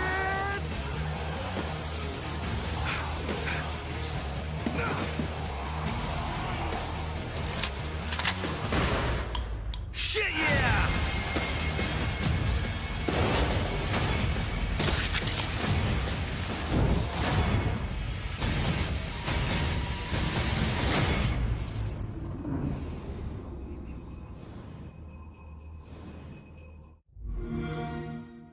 Xbox One S, starting at $299.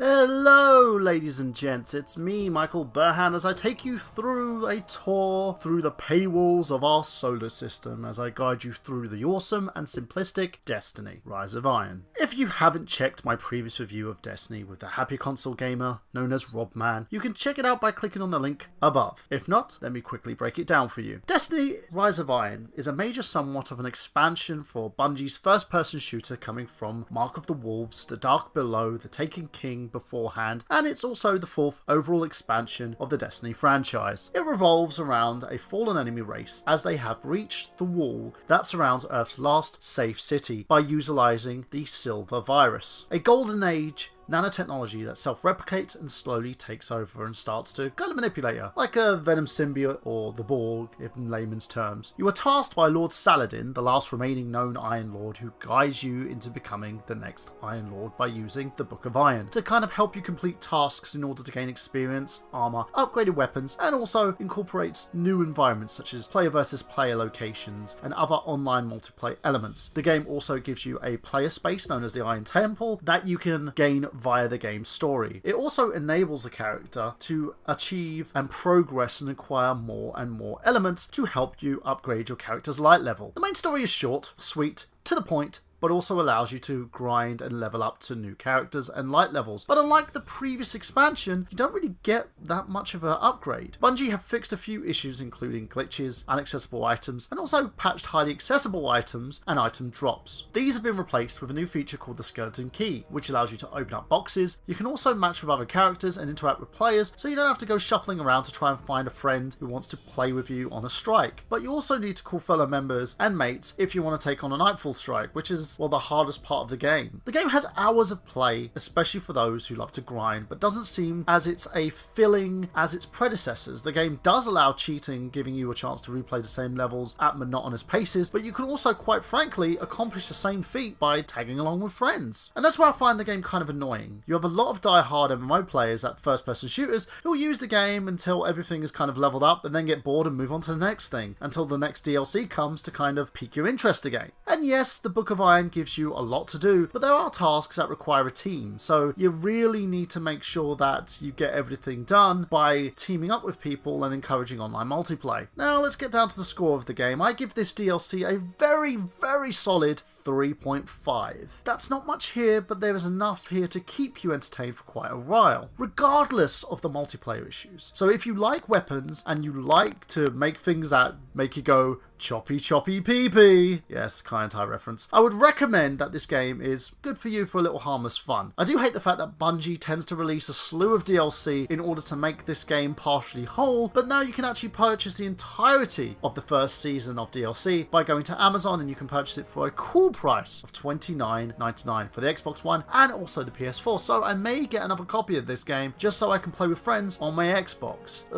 Hopefully they'll, come up with something like cross-play, but who knows? So there you go. So yeah, that's pretty much it from me, guys. What do you think of Destiny Rise and Iron? Do you think the game is amazing? Do you think it's a piece of shit? Do you really find the game monotonous as much as I do? Let me know in the comments section below. I do love the many aspects of what this game was, and I kind of hate the fact that this game has been kind of simplified down to its core, but it's still a bit of harmless fun, and it's great to pick up for simplistic players such as, well, myself. So there you go, guys. I'll see you next week for another Rather British review. Of course, this has been Michael Burhan, and I shall see you soon for another review of an awesome title. And I'm thinking, why not give it a shout and play some Lego Dimensions, I think. Please, no, stop with the whole calling me a kid thing. This has been Michael Burhan signing out, saying I've got gameplay. Have you? Mwah. And also to boldly go where no man has gone before. I always wanted to say that. Long ago, the world had no guardians.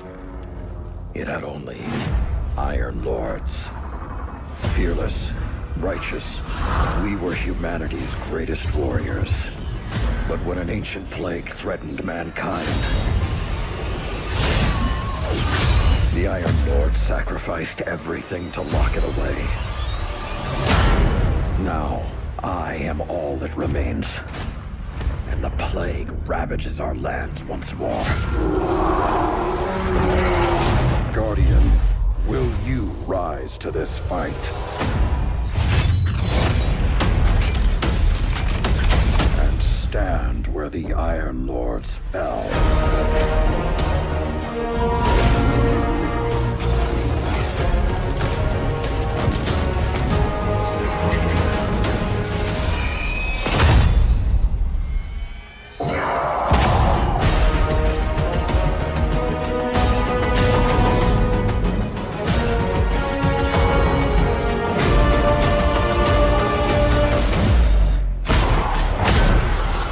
Join me, Guardian, and become an Iron Lord.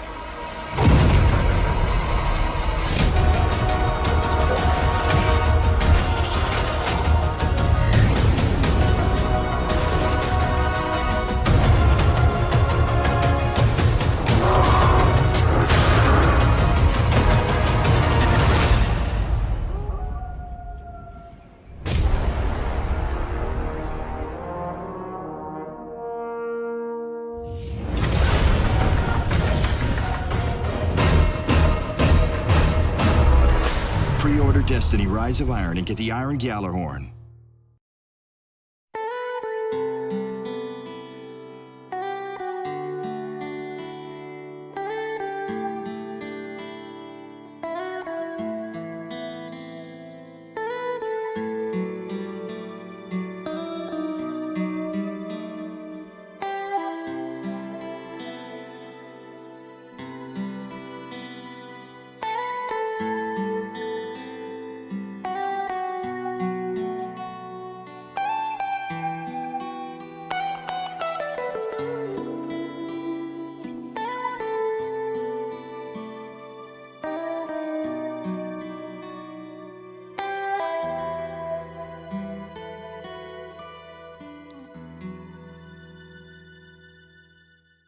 And you really must tune in.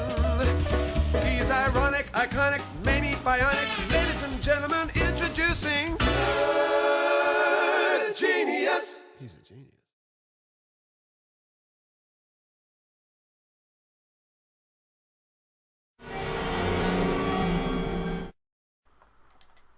What? No. No. This is a story. No. I'm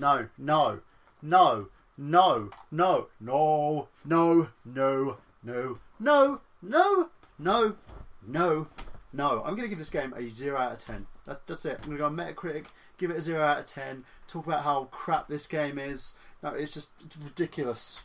ridiculous. Michael, you seem to be having a few issues with Destiny there. Is there anything I can do to help? What? Yeah, you know what, Rob? I do have a problem. This damn game Destiny. Look what they've done. Look. No, it's lack of story. All I got from this game was some crappy pulse rifle that I can't even use. It's just a bad game. I spent £40 on this game, and there's no story there. Virtually no story whatsoever. So what am I supposed to do? Well, let's have a chat about that. First of all, let's let people know what we're talking about. Destiny from Bungie and Activision is an excellent new game that a lot of people are very confused by, and a lot of people don't really care for. Let's look at why. Okay, Rob, enlighten me. Please, enlighten me. Tell me exactly what this game's about, because obviously I haven't spent my crappy money on this crappy game. A lot of people walked in expecting a first-person shooter. That's what I'm playing, yeah. A first-person shooter, and it's not that. No. Except that it's also an MMO. What's an MMO? Massively multiplayer online game. Think Borderlands meets Halo. Borderlands is a loot fest first-person shooting game where there's a lot of missions, a lot of traveling the same maps, but it's a fairly closed-in, fairly small space. Halo, of course, was a fairly linear, corridor-driven shooter with an epic, overarching storyline and incredible art and designs from Bungie. But if you put the two of them together, what you find is Destiny, a Bungie-style first-person shooter, science fiction designed, very nice graphics, incredibly deep politics, different kinds of alien races, a lot of background to it, but with the loot fest aspects of finding new armor, new weapons, cool new gear, and playing online with a bunch of your friends. So what about the class system then, Rob? Huh? You've got these humans, these robots, these blue thingies, you've got these titans, these bloody warmongers, you've got these other things, and I can't tell the difference. The story's the same. So explain that, Mr. Wise Guy. Well, any good multiplayer game is going to need a team to work together. The Titan is your tank. They're a bullet sponge. They will soak up damage. They'll do a lot of damage. They can run straight into the head of battle and take out as much as possible.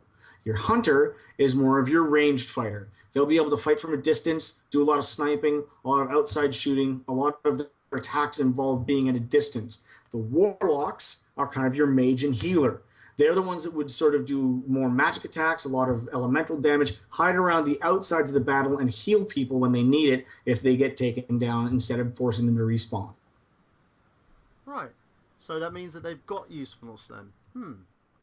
So tell me then, Mr. Smart Alec, what about the fact that this game itself requires an expansion pack? It requires an expansion pack so you can see more. That's Activision trying to squeeze another dime off of us. Honestly, you know, you pay one price and then they expect you to pay more. Why, you're not feeling you're getting enough story? No, of course not. I barely understand what's going on. That's because you weren't looking into the Grimoire cards. Now, Bungie wanted to have a very deep story on this, and if you've played Halo, you know that you do a lot of intense shooting, so you'll end up with a nice long cinematic sequence to explain to you everything that's going on. But when you're playing online with a group of 5 friends, you don't want to sit down and put the controller down for 20 minutes while all of you sit around and watch a movie. Therefore, they've kept the in-game story quite brief. However, while you're playing, have you noticed that down at the bottom of the screen, you often see a little thing that pops up that says, new Grimoire card acquired? Yeah, I've seen those things. They don't mean nothing to me. Well, those are part of a Bungie.net profile. You go to Bungie.net, you create a profile that you link to your PlayStation or Xbox account, and then you can read through all of those cards. They contain all the information on the arrival of the Traveler, the Golden Era of Man, our expansion to the other planets, the Darkness, the Collapse, all of the alien races that are now out there trying to fight the Traveler, all of the different kinds of Guardians, the Ghosts, everything that this world has, all of that background and all that information that you wanted, that you're used to Bungie giving you, is there in those cards. So that when you put the game down, you can pick up your mobile app, either on an iPad or an iPhone, a smart device, log into your app, and you can read those while you're on the trolley to work, while you're on your way to your grandparents' place, wherever you're going. I'm a gamer. I don't read. But it gives you all that information you want. When you want a deep story, that's where you're going to get it. So you're telling me that everything that's about this game, the entire story about what's going on, is basically you just have to link onto Bungie.net using your smartphone? Yeah. That's it. Using that, or if you want, you can use it on your regular computer too. You can link through a standard desktop computer. Just create a profile, and it'll link to your app. It'll link to your computer. It'll link to your profile. You can check your gear, check your stats, check everything else you want for your character on the go. You can check what bounties are available, see what items that have refreshed in all of the shops in the tower. You see all of it right there in the palm of your hand, so that by the time you get home, you know what missions you want to do with what friends, what loot you want to try and unlock, what guys are selling what, where you need to go. Well, tell me this, Mr. Smart Guy. What about the fact that you've got so many of these online multiplayer missions, and I can't access most of them because I can't get past level 20? That's because there was a very not openly stated way of passing level 20. After you've hit level 20, it relies on your gear, not just getting experience from killing enemies. Your experience now goes into things called motes of light that you can spend on higher level gear from either the Speaker or Zur, the Agent of Nine. Outside of that, as there are random item drops or as you collect money, you can buy rare armor and rare weapons that have a blue background. And as you level those up, you'll notice that each of them now has a stat for light along with your strength and intelligence and everything else. That light is what puts up your level. So once you've equipped armor that has a certain amount of light, it'll push you over. You'll see that experience bar under your level go up, and then you'll hit 21, 22, and so on. The more you level up the armor pieces themselves and increase their defensive properties, the more light is imbued in them, the higher your level goes. So you're telling me in order to actually achieve a higher level, I have to basically get these additional bits of armor? Yes. But how am I supposed to do that then? I might not be that great of a player. Think about that one. Well, if you're not that great of a player, there's always the random drops from the enemies as you kill them. They will drop the little soccer ball looking items, engrams. They can have, if they're blue, they will have rare. If they're green, they can be uncommon or rare. And if they're purple, you found legendary, and boy, are you in luck. You take those back to the Cryptarch at the tower, or they will be what they are right away. And then you've got your high level gear. Otherwise, once you start at level 4, you can go and get bounties for the Vanguard. Now, the Vanguards are the 3 guys in the tower that head each of the different clans, the Warlocks, the Hunters, and the Titans. And you can get reputation with them. As you complete bounties, you get reputation and marks. The reputation increases your level within that organization. The marks are currency you spend with your Vanguard leader. So, by starting at level 4 and doing these bounties regularly, you'll be up to level 2 or 3 by the time you're at level 20 in experience, and you'll have enough marks to buy some legendary armor from them. Once you have that, that really starts kicking up your light level. And then you just have to increase the level of those legendary pieces. You'll be up 25 and higher in no time doing that. Okay, so let me ask you another little question then. Why is it that this game has to be online only? Why can't I actually have a game on disc to play? Well, the game is available on disc, but you have to have an internet connection at all times. Because, 1, it is a massive open multiplayer world. 2, Bungie is tracking all of your stats. So every little detail, a lot of Bungie fans want that. They want to know what kind of kills have they had, with what weapon. Was it precision damage, or was it just standard body shots? Was it with a machine gun, a grenade? Was it with a rocket launcher? They want all that stuff, and they can't track that if you're not online. So they keep an internet connection active so that they can keep monitoring that, and so that they can monitor all of the servers, and they can keep things running as smoothly as possible. So I don't see what the problem is. So why are people having such a big problem playing this game? Because you've got a lot of people who are used to the FPS universe, and a lot of people who are used to the MMO universe, and they're not used to mixing them. This is a very unique game they've created. Plus, there was a lot of confusion around the leveling up, around getting past level 20. A big complaint for a lot of the MMO fans is that there is no marketplace or auction house or way of trading, giving, or sharing high-level gear with the rest of their teammates.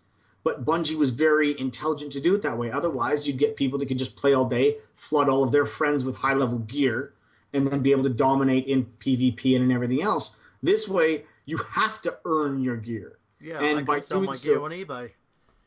Yeah, you can't, you see? And that way, you also earn bragging rights for the fact that you've got legendary gear and that you've leveled it up as much as you have, because you had to have the luck of the drop or the perseverance to level up with one of the various factions, Vanguard, Crucible, any of the military factions that are in the tower, in order to get those. So you've earned your place in that game. But the complaints come from people who are not as familiar with or not as happy with.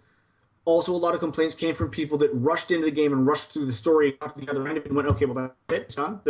What else is there? Well, it's not designed to rush through. It's designed to explore, take your time, play with your friends. Most of it's in the replayability of playing online with your friends and in getting that new cool gear.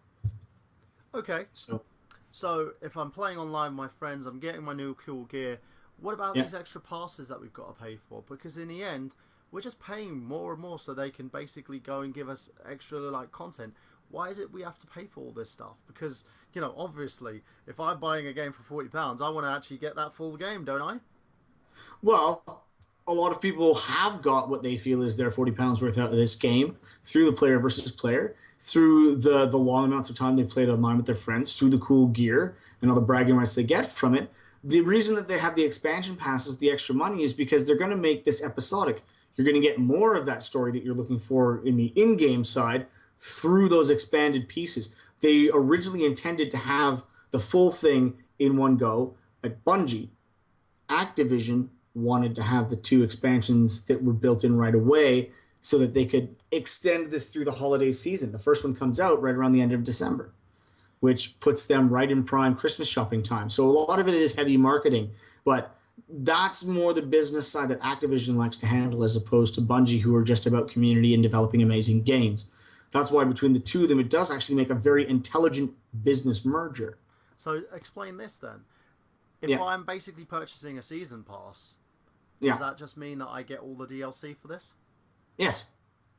Your season pass will get you all of the currently available or currently planned DLC that comes out for the game. And a season pass will usually last about a year. And now I'll have to check on that. So I don't know if that's how long this one lasts. I know that the season pass here gets you the 2 that are upcoming. There's one coming in December and one coming in the beginning of the new year. From there, they do intend to continue to release expansions for this game for the next... They would like for it to last for another 10 years. So they'd like to keep adding expansions and adding more pieces to this, which could potentially even lead to adding more planets, more locales, chasing down the darkness. Who knows how far they could go with this. But they're doing that to help give longevity to the game. So they gave you that first chunk, and that gives you an excellent foundation. And then you're prepped and ready with your strike team, with all of your powerful gear to move on to the new one when it comes out. And then you can go through that section of story, and there'll be new raids, new strikes, new missions to do, new areas to open up and explore. So, and lots of new loot to get. So you're saying to me that basically season passes in DLC is their way so that they can expand the universe and make it a lot more expansive for players to go out there and kind of free roam? Yes. Oh, yeah, they should call you the insightful console gamer instead of the happy console gamer. I'm not the happy console gamer, I'm the also ran.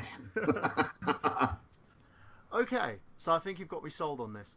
Now, final part of this review, I think, because we do have an audience. What would you give it in terms of basically an out of 10 score? Say 1 being the worst, 10 being the best. What would you give this game? Personally, I've been wanting to give it a 10 out of 10 because I've been just blown away by it. The hype for it built and built and built. Now, you got to remember, I'm a loot fester. I love loot fest gaming. So to me, this game was built for me.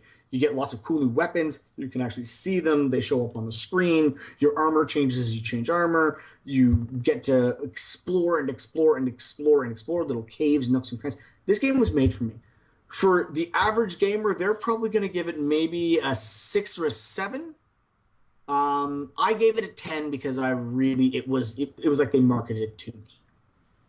Well, in terms of my playing style, playthrough with story, sound, immersion, and replay value, I'd have to give this game an 8 out of 10. Now, with me, I've played through loads of different various games, giving them kind of a lower score in comparison to Destiny. I don't believe that this game actually deserves a 0 out of 10.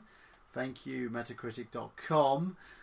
But I do believe that this game has a lot more working for it. The lack of story is kind of one of those things that I know if you go online and you look at the cards and you basically read up as much as you can, there is an expansive story there. And I understand that they wanted this game to be more immersive and multiplayer, but you can't take that away. You know, story is story, and if there's lack of it in a game, that means there's no single player option. And if there's no single player option, it doesn't really give you much else to do in terms if you want to play for yourself or play offline. So there's my score. One of the things I would suggest for Bungie, and that's just in my own opinion, I would like the fact that I could actually play with my PS4 brethren. Because in the end of the day, not all of us can afford the very nice luxuries of the PlayStation 4, and it would be nice for someone like myself to play with someone like you, for instance, who has a PlayStation 4 and doesn't actually have the game on the same platform as myself. So it would be nice to have that. So there you go, ladies and gentlemen. That's our review on this game. And one more. Can I just give one more little parting shot before we wrap it up? If you are in any way enjoying this game, if you are having fun with it, get on the Bungie forums. If there are things you want to suggest for improvement, get on there and tell them, because that's the other thing Bungie does. They've already changed the way the Cryptarch, the guy in the tower that decodes the engrams, they've changed the way he works based on feedback from the community, because he was completely unfair before, and now they've really leveled that up. They've changed the way that certain of the firearms work, how the difficulty plays, how the enemies are. They listen and they tweak based on what the community wants, because to them, without you, the community that plays the game is nothing. So they make this game for you, and they listen to you. They actually do. So get on there, get on the forums, because all the things that you don't like can change if you explain it well and you put it on the forums. So there you go, guys, and that's pretty much it from us. And I will basically echo what Robman says here. In the end, everyone who's been complaining about this game, we can understand it's not your cup of tea, but on the same level, there is a lot more here going for this game. You just got to have an open mind to what this game is, and Bungie have said it from the get-go that this is an MMO.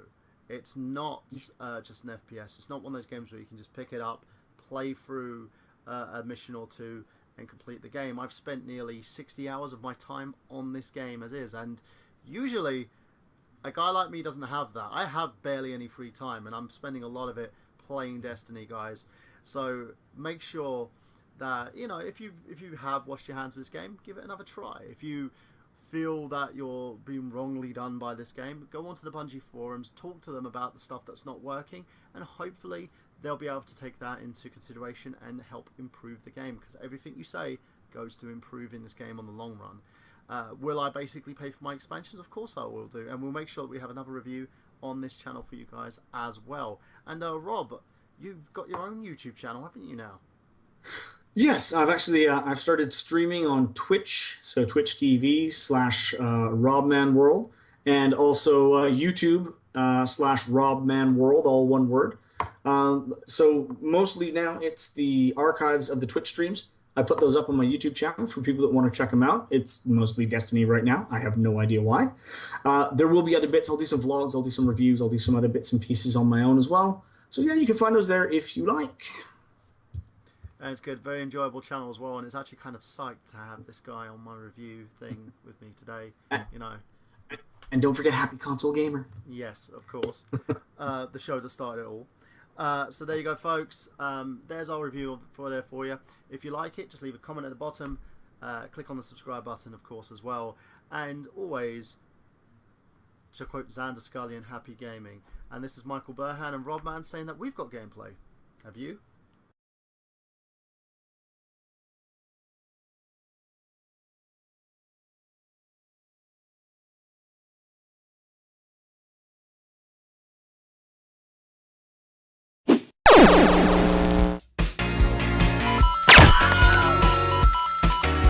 If you only knew the power of the dark side. 2, 1, 0.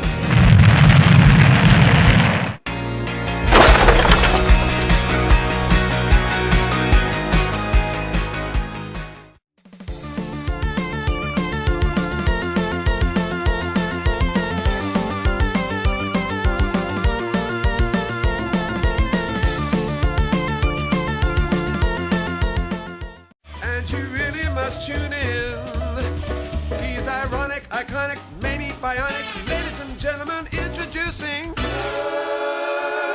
Genius. He's a genius.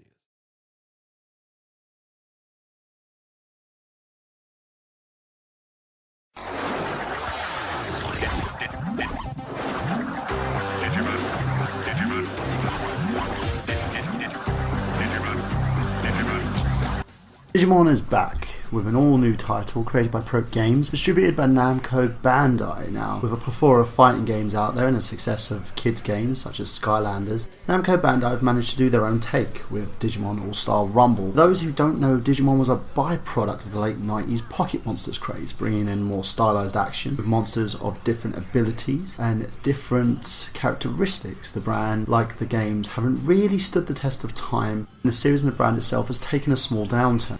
Now onto the noughties, as Pokemon still manages to maintain its stranglehold on child gaming, with new games like Skylanders managing to bridge the gap between the gaming world and collectible toys. With that in mind, Digimon All-Star Rumble doesn't bring anything new to the table. You have like 32 stages of evolution for the characters, and you can use combinations of digicards to help make that final blow count, with various levels and environments similar to those of the competition. Digimon All-Star Rumble brings you various modes of gameplay, which include a rather short story mode, battle mode, training mode, and you can also play with up to 4 friends in a co-op mode, but with no apparent online replay value is kind of limited.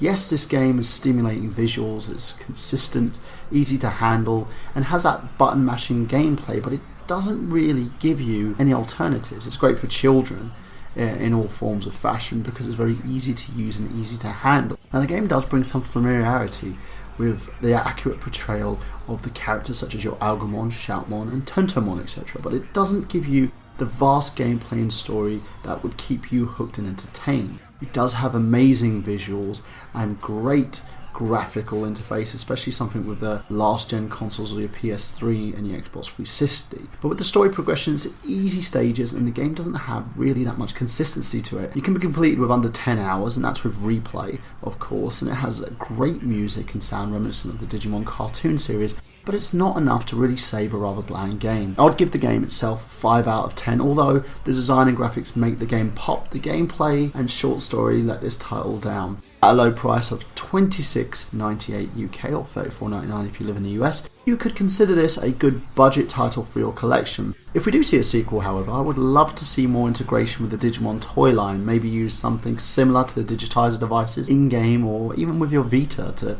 customize and allow you to raise your Digimon and level them up on the go. That would give the game more layers and help assist with the game's overall replay value, and more integrated story and more emphasis on the trainers and the characters, and would give the game more layers and help assist with the game's overall replay value. A more integrated story and more emphasis on character and trainers would really help. And, you know, add a bit of online play to boot as well, to just give that player an extra challenge, because I could see this game have a lot more consistency and replay value if they added these nice little core features to it. Now, that's all from me, guys, and if you want to see more from me, of course, I do the I Got Gameplay podcast every Saturday, 8 PM EST, that's Eastern Standard Time in the United States. Or if you live in the UK, it's 1 AM GMT, that's Greenwich Mean Time. And also, if you like these videos, go back and check out my other reviews, including my Destiny review that I collabed with Rodman on. You can also check out all my other videos on this channel. Just remember to hit that like button and comment and subscribe. And if you agree or disagree with me, just leave a comment below. And thanks, guys. And as always, I'm Michael Burhan saying that I've got gameplay. Have you?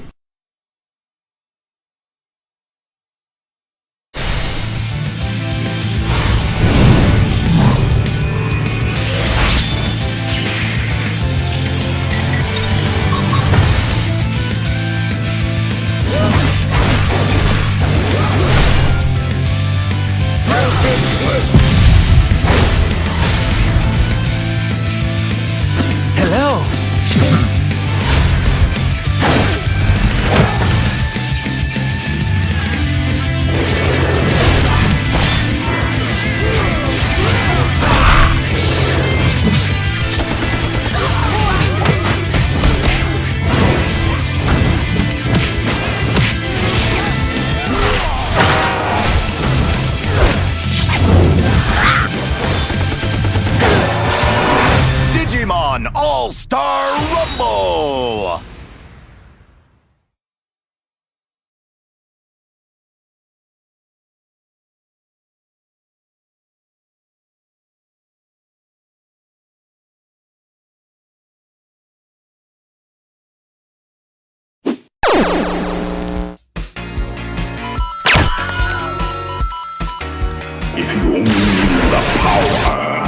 dark side. 2, 1, 0.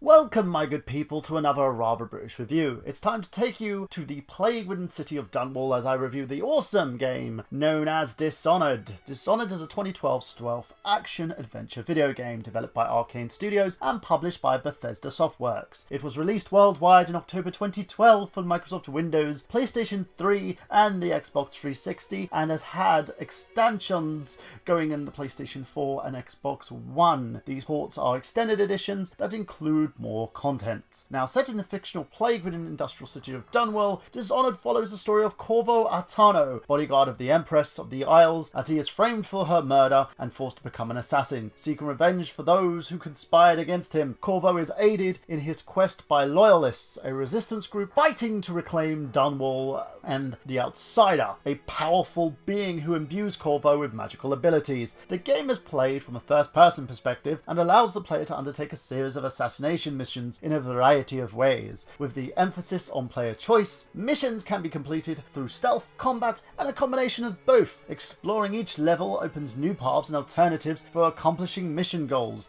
and it is possible to complete all missions, eliminating all of Corvo's targets in a non-lethal manner. The story and the missions are changed in response to the player's violent actions or lack of thereof, and magical abilities and equipment are designed to combine and create new varied effects.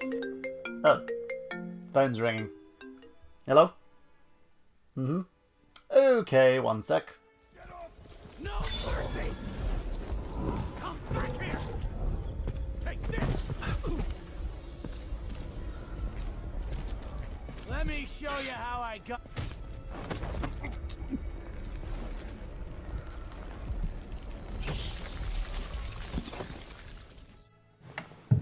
Okay, I'm back. The game's theme reminds me of a combination of French, English settings, and the reason behind this is that the game's designer, who envisioned the game's setting during the Plague, based the game in the 1300 setting. This is the very first pencil drawing we did, when the game was set in London in 1666. I'm a bit of a nostalgic when it comes to one of these, but in a positive way, this is a piece of art that triggered lots of excellent works in terms of architecture, all the landmarks. There were more than 80 cathedrals in the skyline at the time. There was a very specific skeleton aspect that facades. There is a canyon filling up the streets. There are strong shadows. Luke Plunkett, Dishonored set designer, interview by Kotaku. I purchased the Xbox 360 variation of the game and it still holds true, despite a few issues with the textures, and the game still looks beautiful. The environments are beautiful, the gameplay is rather easy to maneuver, and the story is polarizing. It makes you feel like you are right in the moment, and shares with you so many of these beautiful elements. And thus, in this reviewer's opinion, the game truly does need a PlayStation 4 VR port that would make you truly immersed in the experience. It would give a whole new layer to what the game truly means, and give you a way to live in that moment yet again, but using a different perspective. Now down to the score. From 5 being the best and 1 being the worst, I give Dishonored an amazing 4! The playtime brings the game down a little, as anyone could clear Dishonored within 10 hours or less, and the skilled could literally beat the game within 5 hours and gain all achievements and trophies needed. Now, that's it from me, folks, and I shall see you next week for another rather British review, where I'll be reviewing the awful Wii U exclusive known as... No, I'm not gonna... I'm reviewing Animal Crossing Amiibo Festival. No, it's not the good Animal Crossing. I have to... Fine.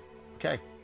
And as always, this is Michael Burhan saying that I've got gameplay. Have you?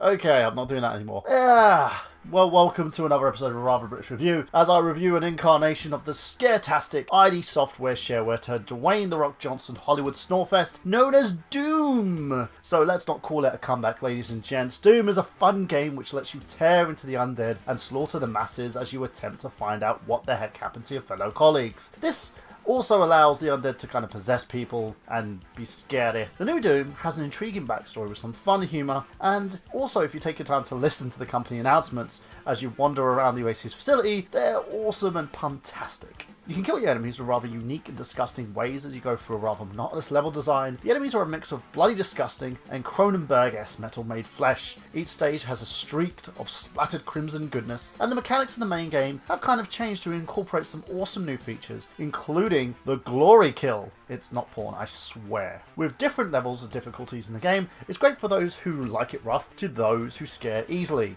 as it gives you various weapons, melee attacks, and an option to get a lot more health than you need. The game is also fun with those with an itchy trigger finger who just want to let go. The biggest issue with this game is that you cannot complete missions without killing hordes and hordes of monsters, and it also takes you rather monotonous ways to obtain key cards in order to open up doors. It's kind of one of those games that thinks it's a thinking person's game, but merely more of a kind of let your hair down, splatter gorefest type of game. It's one of those that just leaves you at the stage where you find it painstaking and frustrating to get from A to B. I found myself getting bored with the campaign that I would have to shut the game off and play something else until I had the motivation to deal with the damning effects once again. And the multiplayer kind of left me feeling unfulfilled. It felt like a rather generic comparison to games like Overwatch and Destiny, which focused a lot more on multiplayer aspects and gave you more fulfillment with the extra weapons and armor. With these issues though, I do find the game rather fun in moderation. It gave me a chance to enjoy the whole aspects of the game and let my hair down, and it also made me feel a little bit nostalgic, but gave me some no frills fun. The game, however, does have a limited shelf life, and if you're a hardcore gamer, you may not find it as appealing as those who have played Doom before. Now, down to the score. Between 1 and 5, I give the game a very, very nice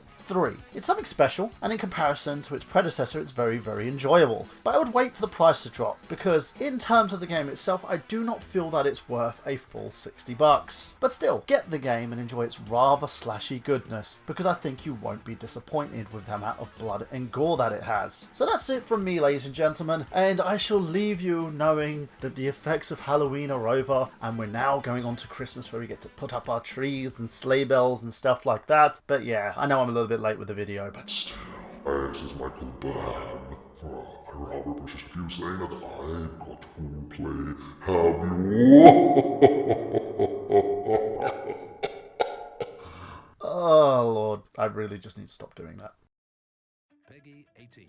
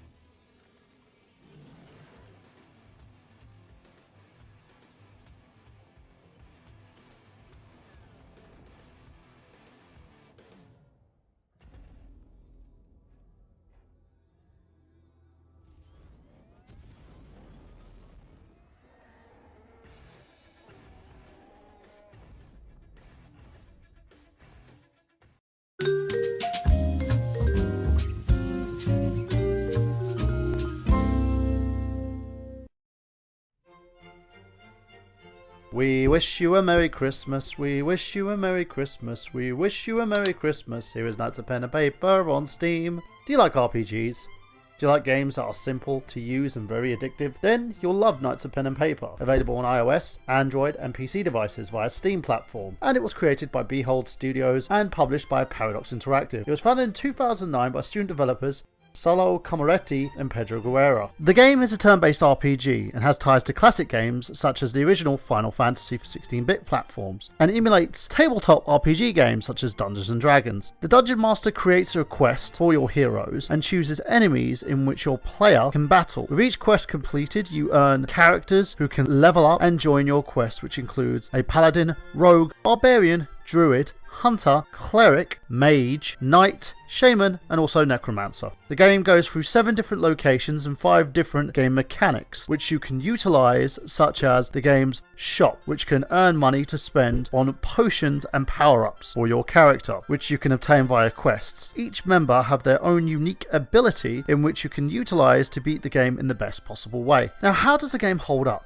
I find whether you're a PC player or just want to play the game on your mobile phone devices, this game is one of the most unique games and extremely cheap too, at $1.99 if you're buying it on Steam, or on iOS and Android at $3.99. The game gives you hours of play and a little something to do whilst going about your regular routine. But word of warning, it is addictive as hell and has a lot of replay value. Now, as always, what would I give the game? From 5 being the best and 1 being the worst, I would give this game a 4.5. It's a high quality and highly nostalgic game for any player looking for something to use and utilize for acquiring a AAA title. I will also ask if you like the game to give Behold Studios another gander and support and keep this awesome studio up. They are an indie developer that you can watch out and take a look at to see if they can move their way out to PlayStation, Xbox One platforms, which they do have a game currently in development that actually lasted in Kickstarter land around about 2013. Well, that's it from me, guys, and I shall see you again for another Rather British review, and take this review as my Christmas present to you all, and count your blessings as I'm giving you something to stock your stuffing. And as always, leave a comment below if you want me to take a look at the newest iteration of the game in Knights of Pen and Paper 2. And depending on how the holidays continue, I'll be posting my videos, usually one every day, but depending how I feel, it may be spiraling at best. So, this is Michael Burhan, as always, and I shall see you guys again for another Rather British review.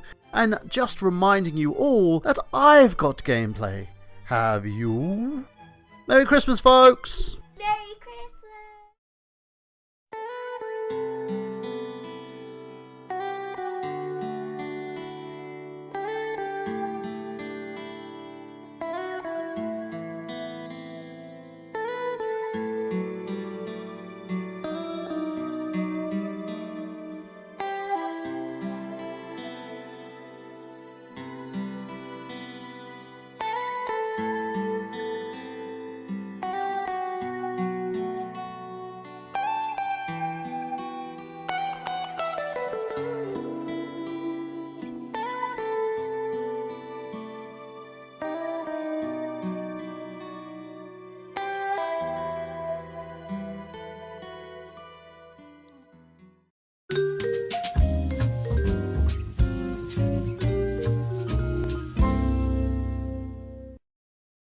Hello, ladies and gentlemen, it's Michael Burhan for your hot slice of English muffin as I present to you another Rather British review. For today's episode, I decided to discuss the ongoing trend that is toy gaming, aka physical DLC, aka the things that happened as soon as people bought into the hype of 2011 that is called Skylanders. The meaning of the so-called trend is called Toys to Life. It started in the bowels of Activision and in association with the Toys for Bob franchise. These are created to unlock game data. This data is then transferred into your system using an NFC device. It imports data such as your character representation and stats. Nintendo decided to bite into the craze with the release of the Amiibo series of figures that led the game series that we have now, known as LEGO Dimension, a LEGO-themed action-adventure video game produced by Traveller's Tales and published by Warner Bros. Interactive Entertainment. The game has been ported to the PlayStation 4, PlayStation 3, Wii U, Xbox One, and Xbox 360. The game follows the Toys to Life formula as you build and transfer LEGO figures onto a toy pad, which can be played within the game itself. The game comes with 3 figures such as LEGO Batman from the DC Universe, who has the ability to attach and pull down obstructs on objects using his Batarang. Wildstar from the LEGO Movie, who has the ability to build complicated objects coated with the colour pink, and Gandalf from LEGO Lord of the Rings, who has the ability to move constricted objects using magic. The game features a main story campaign consisting of 14 levels, with additional levels composed of level packs and story packs, with each additional figure that opens up a new overworld for characters to play in, and it also completes a singular objective in missions to gain new abilities. The game is more progressive than its counterparts such as Disney Infinity and has more freedom in terms of playstyle. Unlike Skylanders, as a parent you can watch your kids build figures that can be used in-game as they take these characters into the game world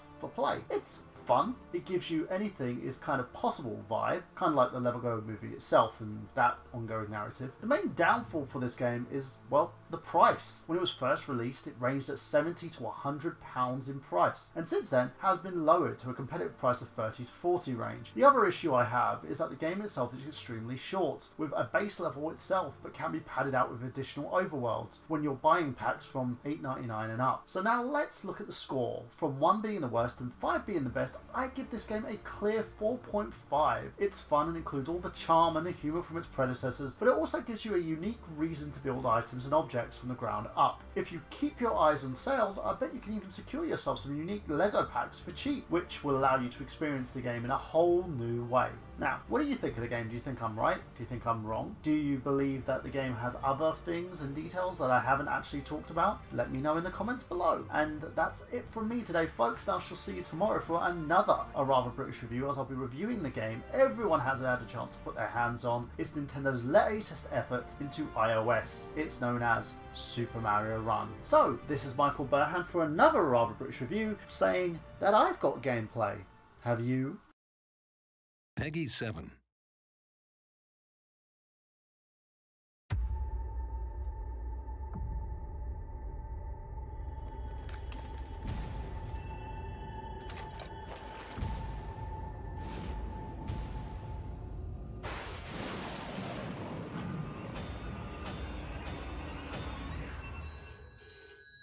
Hello, Ghostbusters.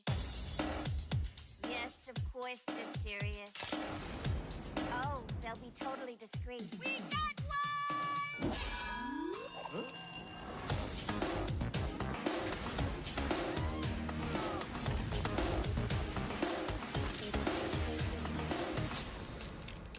You know, it's just occurred to me we really haven't had a completely successful test of this equipment. Huh?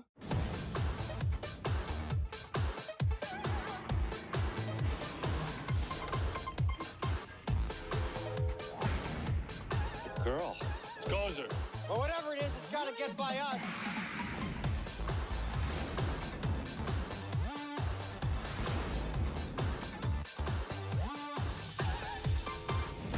Look!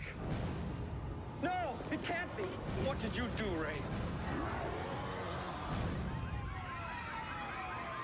There's something you don't see every day.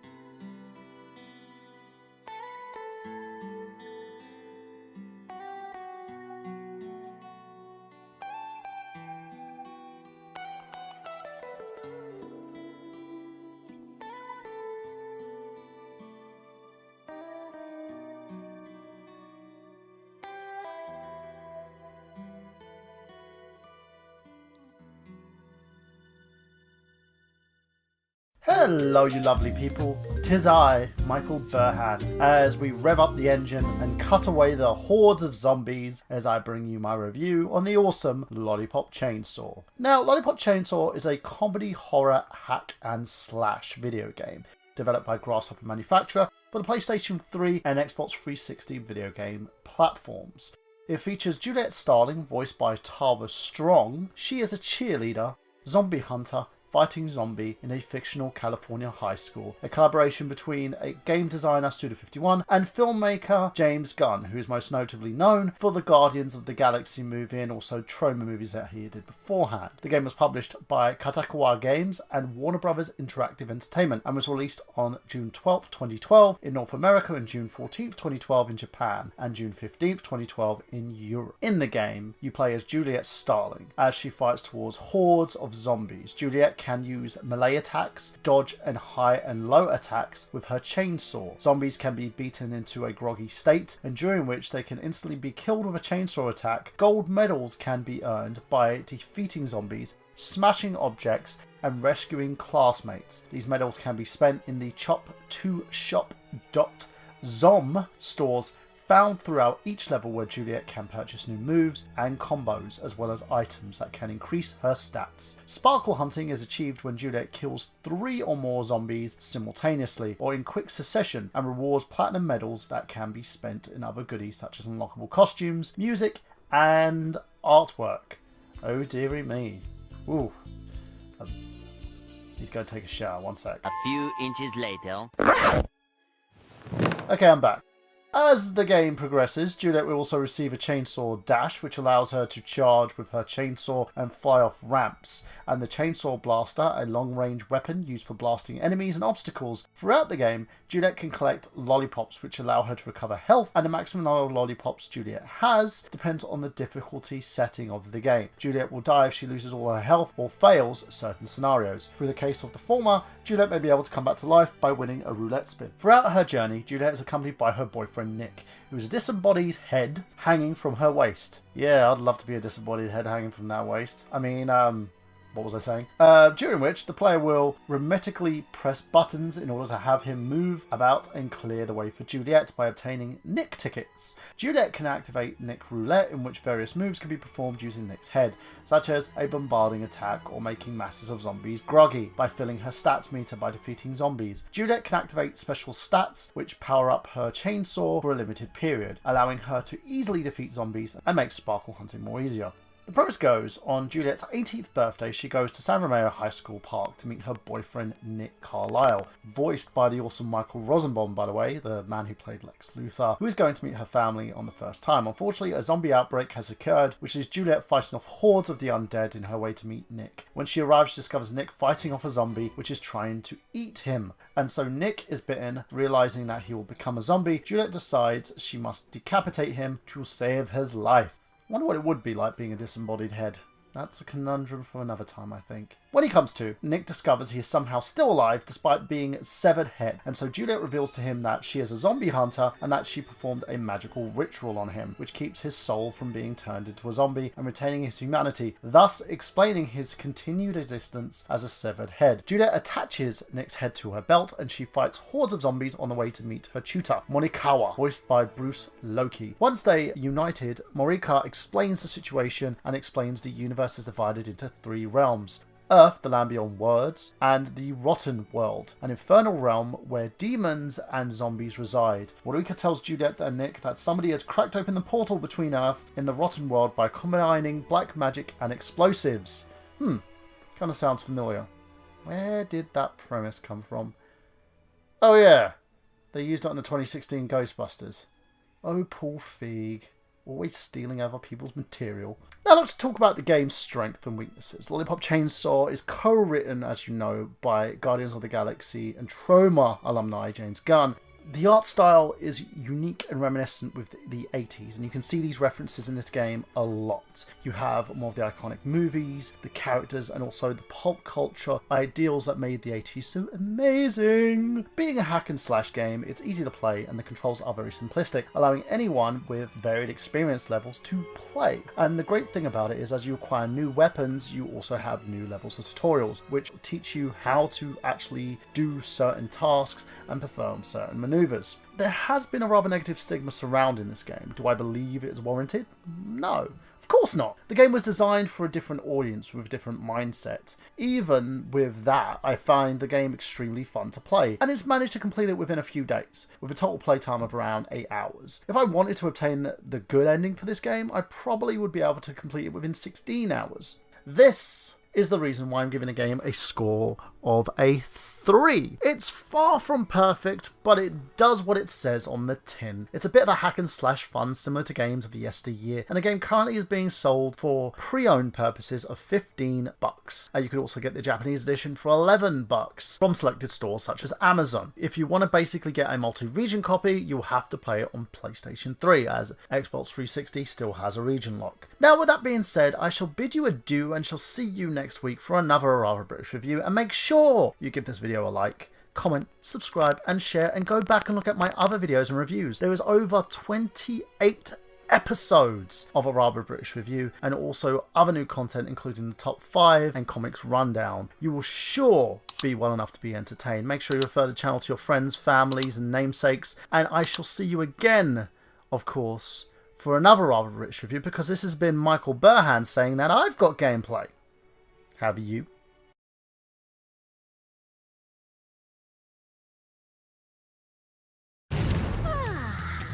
Don't think that me letting you in here is an invitation for any funny stuff. Not that I have a problem with funny stuff, especially if you really like the person. My name is Juliet, and it is, as they say in Spain, my cumpleaños. That's right, my birthday. So I get to school, only everyone's a zombie. And on my birthday, too! There's nothing more hysterical to me than watching this world burn. Now we get to the part where I kick his ass. She's brutal. She's merciless. She's deadly. When the zombie apocalypse begins, One truth becomes... show no mercy. I'm gonna F you up! I'm a mother freaking zombie. Your turn, you whiny MySpace-haired jerk! Cocky little whore, I like that. Bring it on, douchebag! To the depths of hell! What are you gonna do? Throw magic stars at chupacabras with your tongue? Maybe, Dad. Nick's tongue is very limber. How do you know that? And you really must tune in. He's ironic, iconic, maybe bionic. Ladies and gentlemen, introducing Genius. He's a genius. Hi guys, well this is a vlog, was a long time coming of course, because I haven't done one in a couple of weeks, and the reason being was, yeah, you know, my Play Blackpool interview footage. I thought I'd sort of tide you guys over for a little bit, and also I just didn't have time, you know. I was basically doing around a bunch of Let's Plays with my little ones so we can complete Super Mario 3D World, and Super Mario Brothers, I believe Super Mario Bros. 3D World, and Mario Kart GP, there we go, to get into preparation of the Mario Kart 8 game that's just been released, and I thought I'd give you guys a brief review on it, of course, because I'm a big fan of this game, a huge fan of Mario Kart since Mario Kart debuted on the Super Nintendo in 1992, I believe. I think it was 92, yeah. And the game itself is flawless. You know, I've played the game, I got the downloadable copy of the game, and I'm waiting for my special edition copy to come in the post. And it's been heaven on wheels. You know, I've gone through the 50cc kart very easily. You know, it's been a sort of a challenge, depending on who you're playing, how you're playing them. This time around it sort of takes loads of elements from the Mario GP games, including some of the kart tracks and also the Mario Kart 7, where you can customize the karts, and also a few of the other elements for the other games as well, like Mario Kart Wii, Mario Karts on the SNES as well, and a few of the other games. They've kind of scaled back a little bit on the Blue Tortoise Shell, because the Tortoise Shell itself was being used a lot as a tool for people to get ahead, you know, and punish the person in front of you, in a sense. And it's been great. You know, it's a great game. The graphics are smooth, very, very sexy. The online play has been amazing, because I've been playing with a few friends of mine, of course, including Xander Scully and Jeremy McDougall. And also, I'm trying to get hold of Anthony Fernandez, aka Magus. Magus, I want a shot. We've also made our own tournament room as well for most of the guys who want to actually check that out. It's called the Happy Console Gamer Tourney. So go over today. It's just been inspired by the Happy Console Gamer, of course. But it's been a great game. From everything to the fact that they added that whole new sort of like hover kart thing, which is great. They have whole new aspects and whole new levels in comparison. They put a different spin on the old levels as well. A lot of people give Donut Plains 4 a bit of hassle, but I like that. I think Donut Plains 4 has been awesome. And everything has been really, really sort of great. The races are amazing. The single player does get a bit monotonous. People have talked about that. There's still replay value because of the online play as well. Very intense. Me and Xander Scullion from the Exodus Gaming Podcast, me and him had a huge sort of rivalry going on. I had my friend Oliver Hughes over here as well from Enigma. Basically, both of us were sitting down playing the game, and we were just competing like hell. Played the game on iPod Gameplay as well, and it's been great. And if you're looking for that next gen sort of Mario Kart experience, check it out. It's on the Wii U, available on the Wii U at the moment. You get a free game with it as well, so you get to choose between selection. I believe over the United States and Canada, saying they only have 4 games to choose from. I think over here you've got a few additions, including one for 101, Wii Party U, The Legend of Zelda Wind Waker, Mario Brothers U, and also a few other games that I'm not really partial to. So check those out. And in terms of the games themselves, I have to give a big shout out to Nintendo customer support as well. For those who don't know, I've had a few issues in terms of having my special edition box delivered because of the company behind it. Yodel decided they wanted to deliver it all the way to Sheffield for no reason, for their service depot. So I won't be getting the game until Monday or Tuesday, so they will have quite happily gave me a downloadable copy that I could play with, and it's been amazing. It's one of those games that I've really been anticipating it. Got it on day release, and it's something that I, as a gamer, as a Mario Kart fan, have experienced to so many levels. If you're a Mario Kart fan, get this game. If you're a fan of the game, of the series, or a fan of racing games in general, get this game. It's something that you can have fun. You'll see friendships die very quickly from this game, and it has every element of it, and it's been perfected to a T. Yes, I agree with the general consensus with Larry Bundy Jr., of course, and Pro Jared, and a lot of the guys who reviewed this game and said that the battle mode is kind of non-existent. It's like a racetrack with balloons. Previously, the battle mode had its own kind of unique look about it, and it just doesn't really look like that. Apart from that, you still have the blocks. The difficulty level has gone higher than expected, and the game itself is very sleek, very sexy, especially looks great on HD television. So you can check that out. Check out my Let's Plays, of course. Check out some of my Mario Kart footage on my YouTube channel, because you've got the MKTV aspect of it as well, where you can actually upload 30-second clips onto your YouTube channel. You can choose between the length, but my internet connection is really bad, so I tend to just go with a small 30-second clip, and of course, stopping Nintendo from claiming any of the videos, because at 30 seconds they don't try to claim revenue on. But yeah, it's been an amazing time. Had so much fun playing this game. I'm going to still play it, and it's something that I'm so proud of actually owning a copy, because the replay value is through the roof. And the online capability on this game has been amazing. Nintendo have really outdone themselves. This is the thing. A lot of people are sitting there going, "Is it a big enough game to save the Wii U in general?" I think Larry put it best. Larry Bundy Jr. Check out his YouTube channel, to the bottom link there. You can't define a console on one game. The console has to have a very unique and versatile sort of game base. in order to allow gamers to sort of come to grips with it. And I think this is a step in the right direction, at least for Nintendo, and I know it's probably going to sell like hotcakes, because it's already sold out in a number of UK stores over here, including games, so I'm hoping to see good things from this game. So yeah, for those people who want to get this, go for it. And oh yeah, of course, it wouldn't be a review if I didn't give my final rating, so what would I give it? I think I would give it a very, very nice 8 out of 10, and reason being, because this game has incredible graphics, incredible gameplay, but it's kind of let down with that one. I am with the general consensus on that, but for those people who like to play online play and like to get pwned by tons of people online, I think you're going to love it. And as always guys, this is Michael Burhan saying, I've got gameplay. Have you?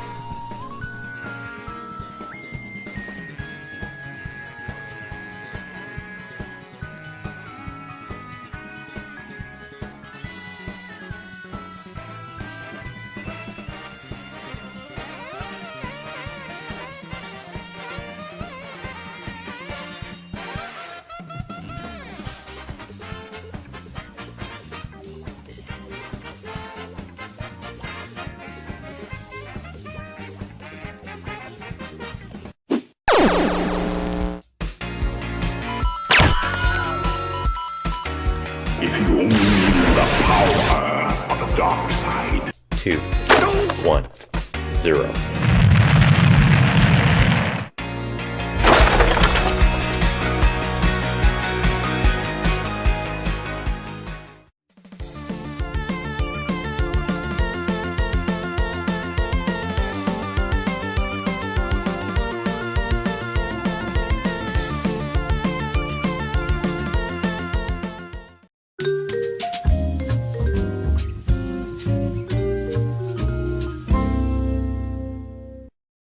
Hey folks, it's me, it's Michael Burhan here. I'm here today for a very special day, and yes, I'm looking kind of Arab and gorgeous, as I always do. But we're going to be basically talking about the Nintendo Switch. It's kind of a unboxing review video, because I've been given a little task to do by Big Boy PR, Snakebite, and also by a lovely, lovely company known as Venom. Now what these companies have done is they've produced Nintendo Switch accessories, and it's a great little thing that we can do right now is do these because of the fact that I managed to purchase a Nintendo Switch. I got myself a Nintendo Switch from Argos. Well, it wasn't mostly me, it was thanks to my brother. Basically been able to get us the nice little neon Switch. So we'll start with the console itself, and then we'll go into the whole accessories for the console and talk about exactly what they do, what they don't do, and what would be the best for your kind of buy. Now at the bottom here there's going to be a little pop-up that will tell you exactly how much each accessory is, so if you want to purchase it you can do, and I'm also going to leave links in the description below for anybody who wants to actually purchase the little peripherals themselves. Now let's start with the console. This is the Nintendo Switch itself. It's the Neon edition of the Nintendo Switch. It comes with pretty much everything you've seen. So if you've seen one Switch unboxing video, you've seen them all, in a sense. And this is the Nintendo Switch docking station. Now, a lot of people have talked about this and talked about the fact that these docking stations aren't that durable. They're pretty much cheap to make. They're very simplistic, and they're also very snug. If you're like looking at putting your Switch in this little station, you're going to need a little kind of scratch guard in a sense. So you're going to make sure that you have a screen protector for it, and Snakebite has you covered. So we'll go into that in a little bit.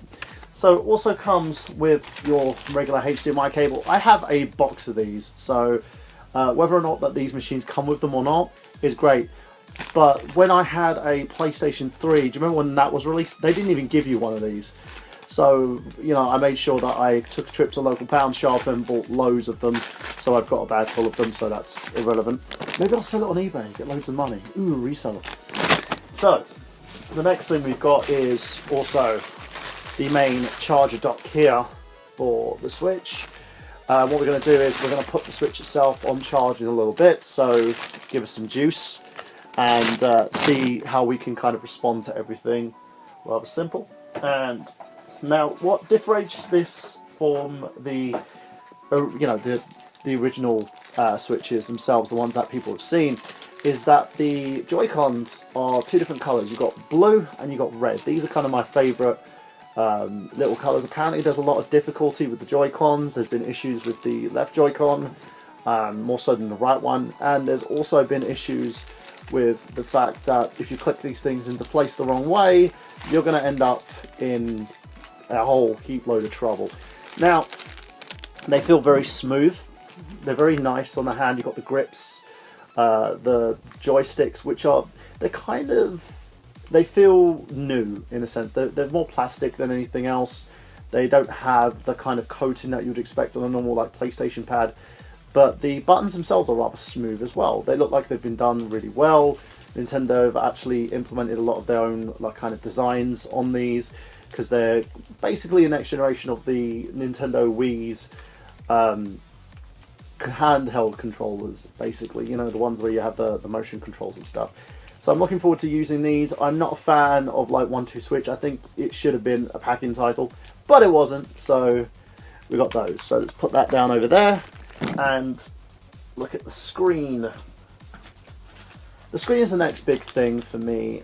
It's the one problem that a lot of people have had with the console itself, is that it's easy to scratch. It's more plastic than anything, as you can see there.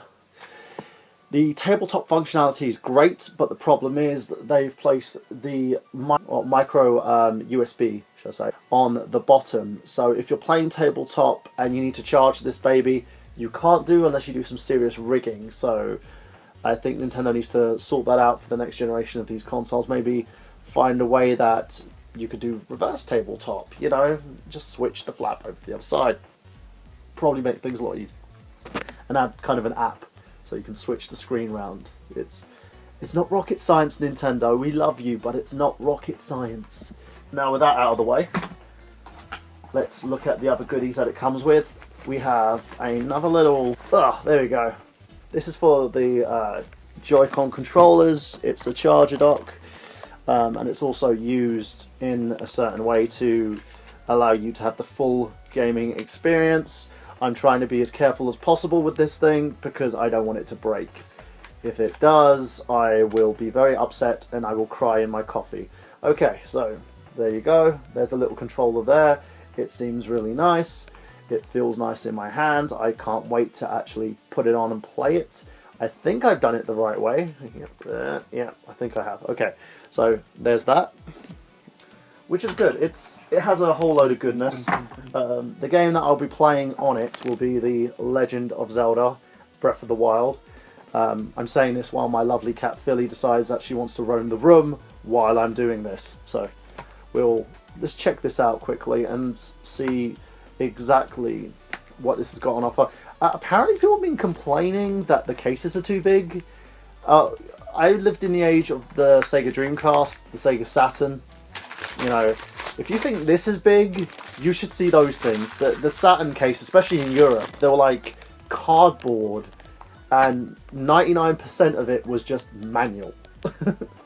Okay, now here is the Zelda Breath of the Wild kind of cartridge here. It's like a mini SD. It reminds me a lot of the PlayStation Vita in terms of the way that they have their games, the Vita carts. So that's great. I am not going to do the whole thing that every YouTuber has done and lick the thing, because it's got this bad tasting kind of element to it that stops people from licking it. But everyone decided to do this whole YouTube thing of, oh, let's lick it. That's not me.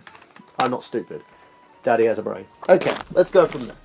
So, now let's go, we're done with kind of the Joy-Cons and stuff. Oh, here we go. We've got this is the full complete part of the Joy-Con, so it allows you to go into handheld mode and also play 2 players, whatever you want to do with it. We can look at that in a little bit. I just dropped that. Oh, no me. But we can look at that in a little bit, so we don't have to go too much into that. Now, let's go into the other products, so to speak. The stuff that's going to partner with the Switch and give you a more kind of well-rounded element of gaming. We've started here with these awesome headphones. These are by Snakebite. The headphones themselves are really good. I've tried them on my iPhone. I've tried them on other portable devices. It works on PlayStation 4. it works on the Xbox One as long as you've got an external audio device for like mic work. These, I would say, are kind of, and I know this is going to be controversial, these are actually better than Beats. In a sense, it gives you a more rounded audio experience. It allows you to experience the audio in such a way that it's not just all bass. And I find with Beats headphones, it's all bass. So if you ever like listen to the audio sound from these, it's amazing. And we can do that in a little bit when we get into the Switch itself and do a comparison between this and 3 other headsets that we've got here. So we can do that. Now, let's look at the device itself. Now, it looks pretty much like the standard Switch with the red and grey. It's got like this Nintendo colours to it, but it's also got the Snakebite logo at the top. You can put it out depending on what your head size is. I'm pretty much got a big head, so they're pretty simple to go on. In terms of comfortability, they're very, very comfortable. I use these a lot for everything now. So if I'm editing on my laptop, if I'm basically making videos and content, these are the headphones that I use to listen to my audio and my sound, because I do my audio editing separately as I fit it through my iPhone now instead of actually doing it via an external mic. So the one thing that this has, which most headphones don't have, in terms of like durability, it's really, really nice. It doesn't seem like it would break very easily.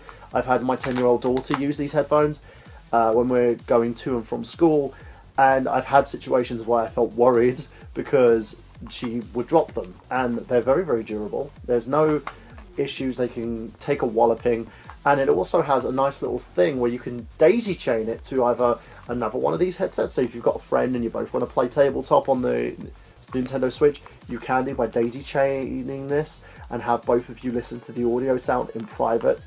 If you've got like friends or family about and you don't want to listen to people, you can zone them out with this. It has very nice little levels of like bass, intricate levels for like music and bits and pieces like that. I enjoy it very, very much. And the awesome part is it comes with a little baggie that you can actually put the headphones in if you're not using them, and they compact up like this.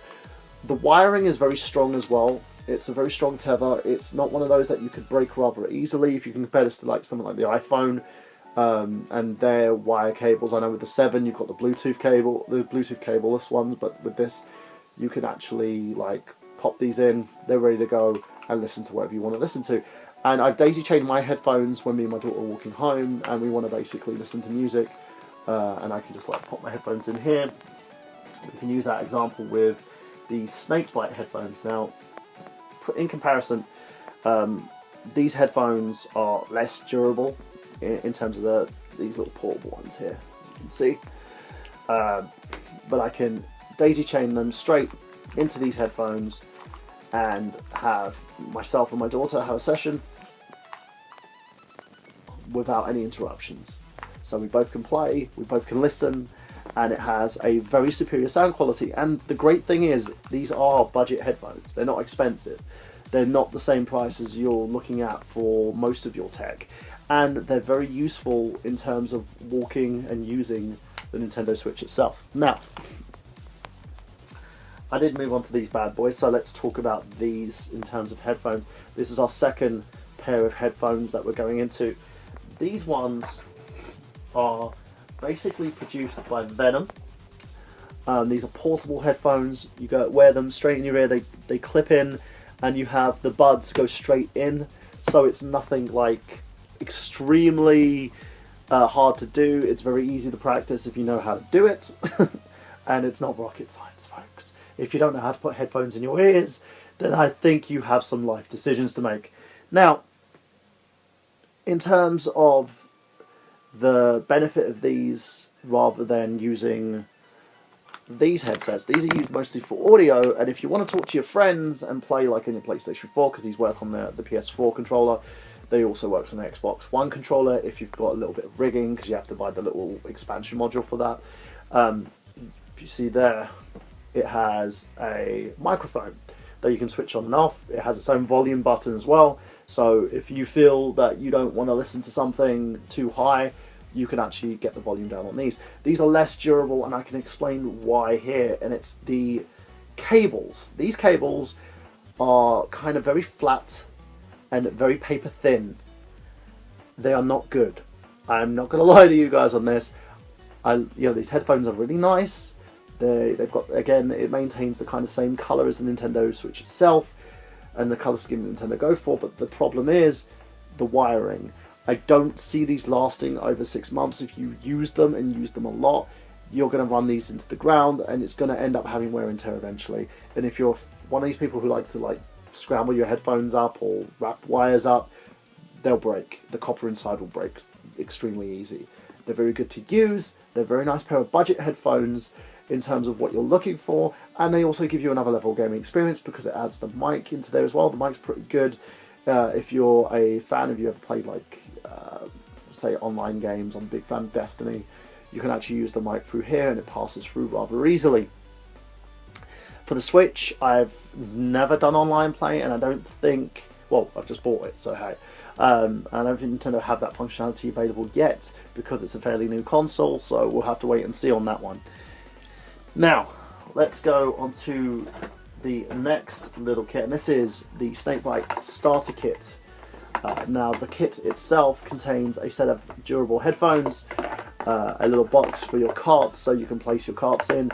It contains a screen protector, which is one thing that you're going to need. If you don't have a screen protector for your Switch, why? You've seen the videos. If you want to just sit around with a scratch console, go for it. But you need that. So there you go. And it also has a carry case. The carry cases I've been playing around with quite a bit to see how durable they are.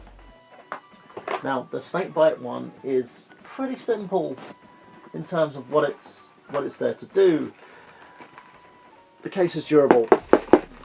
My Switch could take a tumble and I doubt anything would happen to it. I've been playing around, smashing it about, stepping on it, running some tests just to make sure that it would protect my goods. It comes with a pair of standard headphones themselves. You've got a nice little pair of black headphones. These are Red Bud headphones. You can tell with the wiring, they're not great. They're cheap, they're cheerful. They are something, if you're looking for a pair of headphones and you don't have a pair for the Switch, they'll do. Now, the great unique feature in this as well is that it has your little game card slots there. It's great for someone who wants to travel internationally. If you're not flying on an airline with a travel ban, you've heard in the news recently what they're doing. And it's going to cause a bit of chaos in terms of those who like to carry their Switches around, because now you've got to check it in luggage. And no offense, I don't trust anyone in baggage claim, because I've had stuff go missing. I think everyone's had stuff go missing. You don't want to go into that situation and have someone basically take your stuff and go, okay, yeah, we can refund you up to a certain amount. So that nice little shiny laptop you've got there, that's worth over $3,000. Yeah, sorry, that's gone. And all that valuable data that you had, you haven't uploaded it to the cloud? That's gone too. Right, so that fits in rather snugly. Close that up. See if I can close it. Again, you're having a little bit of problem closing this. There you go. So it's closed. Place it in the little pouch. And then you've got the screen protectors as well. We're going to place these protectors on the Switch itself and go from there. We also have, now this is something that I wanted. And it goes over the Joy-Cons, and these are buttons, and what they are, they go over the joysticks themselves. They're plastic, they're durable, and they protect your thumbs when you're playing with this, because these are hard coated. You don't want to basically place down your fingers on hard coating because it's going to cause issues. What you can do instead is have these little thumb pads that will basically protect your fingers and allow the joysticks to function easily, if I can get them on, that is, without having the nonsense of overdoing it. And that's kind of the thing when it comes to these Joy-Cons. They're made for gaming, and you need something to protect your thumbs, you need something to protect the pressure points on the pads themselves, and you need something to protect your hands, because if you don't, you'll end up in a situation where they won't last. The Joy-Cons won't last, especially with someone who likes to collect, like myself. I'm not really a collector, I'm more I wouldn't even say a hoarder, I'm a keeper. I buy a console and I never get rid of it. I don't sell it on, I don't go to retail stores and, you know, sell it for like a fraction of what it's worth. I keep my stuff and I pass it down to the younger generation. That's kind of one of the reasons my brother bought the Switch today. He bought it for my daughter because she's having a little bit of a rough time, so we thought, hey, let's get you a Switch. Now there you go, that's connected on there, and again it makes it a million times better because now the grip on there is a lot easier, and it basically allows you as a gamer to experience your gaming without having issues. And that's kind of the main problem with stuff like this, is that you have a big issue in terms of your gaming experience that can hinder it when it comes to pressure pads. So that's fine. Got them there like that. It's comfortable, so that's a good thing, and it's a nice little treat to have because it seems like Snakebite has thought of everything in terms of what they're basically using and how durable these are. Now we've got basically the screen protector, which is here. I'm going to put this on in a little bit, and once I put it on then we can basically go through and test that, so let's put that to one side. And that's everything in terms of the pouch. Pouch is durable, you've got little access storage for your game cards, you've got the extra headphones if you need them. Just say you run out the house, you forget your big, you know, pair of headphones that you usually take with you, and you need a spare set. They're good for what they are worth. It adds the little buttons as well that basically coats the Joy-Cons joysticks to allow you a bit more easy gameplay and more of a flexible gameplay, and stops you from getting sores on your thumbs, which is always a good thing. Now, let's go on to the next one. This one's by Snakebite again. This is a carry bag. I don't like this, and I'm going to say off the bat, I don't like this, and there's a reason why you don't like this. This is pretty good when it comes to rain, right? It can basically fight the elements because of the fact that it's got that hard protector there. If that was in rain, if that was immersed in water, the only way water will get through is via the zip. Pretty much. This, you would have to store it in your bag, in your luggage. You've got to store it elsewhere because of the fact that itself is, its material, I don't know what it would be. I think it's the material that it's based on is kind of the same thing that you have on bags. It's not very durable. If this drops, you're screwed. Your Switch is broken. It's one of those things you can have if you add it as an extra kind of little bit to your luggage. Again, you've got the same Switch color scheme. You've got the grey, and then you've got the red Snakebite logo. But it does what it says on the tin in terms of covering and keeping your Nintendo Switch stored. It's a great kind of thing to complement with additional luggage. But if you're using this as a protector, no. It's not going to help you. It's not going to do you justice. It's not really worth getting one unless you need an extra little bit of carry case. That's it. So, let's go on and move on from that. So we're on the last case itself. This one's by Venom. Again, it comes with the little additions to it. You've got a spare set of headphones. You've got the cloth. We have a screen protector again from this. Pretty much, the screen protectors are pretty much the same. They look the same. They seem the same in terms of protecting the screen of your console because you want to stop it from getting scratched. You don't want to go into that whole like kettle of fish in terms of that. So it's great for what it does. You've got the little Venom kind of scratch card that allows you to put it over, and that's pretty much it with that. Again, it's very durable. It's pretty much made from the same material Snakebite. You can like bang this everywhere. It's a bit smaller though which is what I've noticed. If you compare it to Snakebite's version, it's a bit smaller. Ooh, look, there you go.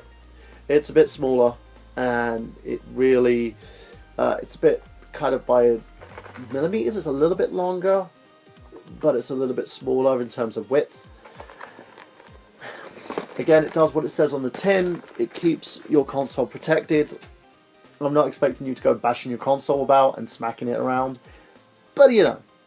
So what we're going to do now is we're going to go into the next phase of this and actually see the console working. So we're going to have a look, see with the little parts that it gets, little components that we're going to add onto it, if it works. So I shall see you back here in a tick. Okay, so screen's on. This one's a bit more safety conscious because it has kind of a little millimeter of extra coating on it. And this is, I believe this is the Venom screen, as this one is the Snakebite version. Now the Snakebite version's a bit smaller. I like this because of the fact that it seems a lot more durable. Now what we need to do is we're going to put the console on. I'm going to use the phantom power, the power itself from the charger, and let the console work. I've got behind me an outlet, so that will help turn the console on. We'll play some Legend of Zelda, and hopefully you can hear the audio coming from the system itself. Let's move the switch box to one side, and as you can tell, I've got like a little charger port here. Okay, so it's going to be like the first time that you put the console on, so everything's going to have to work its magic. We're going to see how it works in the dock in a little bit, so we get to see exactly what we're doing here. And I've got to make sure that I'm doing it the right way because I don't want to end up breaking. It's a very weird thing. After you watch all those videos, it's like watching a horror film, you know, for the first time, and feeling scared for the majority of your life because you feel like the boogeyman's going to get you. Okay, I think I've done that right. There you go. Nice little neon switch. So let's put it on and see how we go. Right. It says it's charging, and it gives you the switch screen.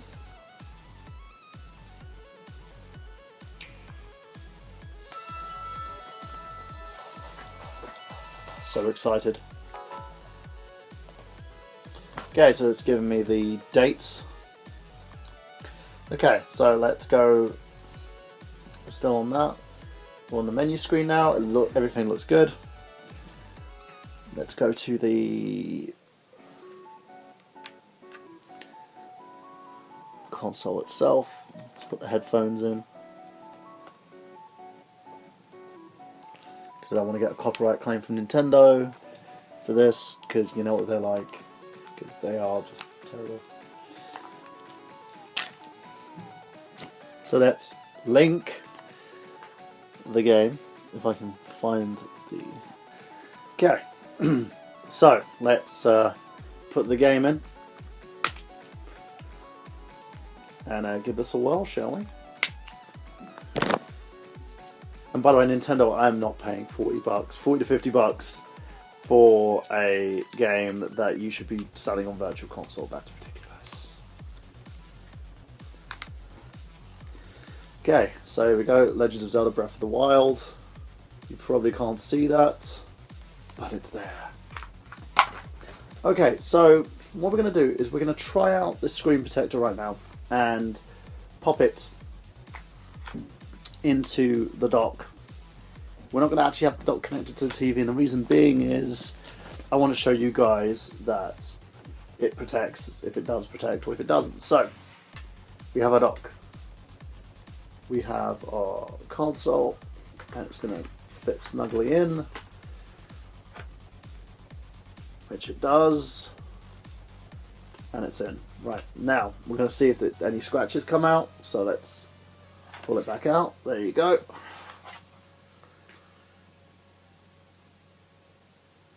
and they don't seem to be any scratches. There are fingerprints from me fondling it, but yeah, we got that, so.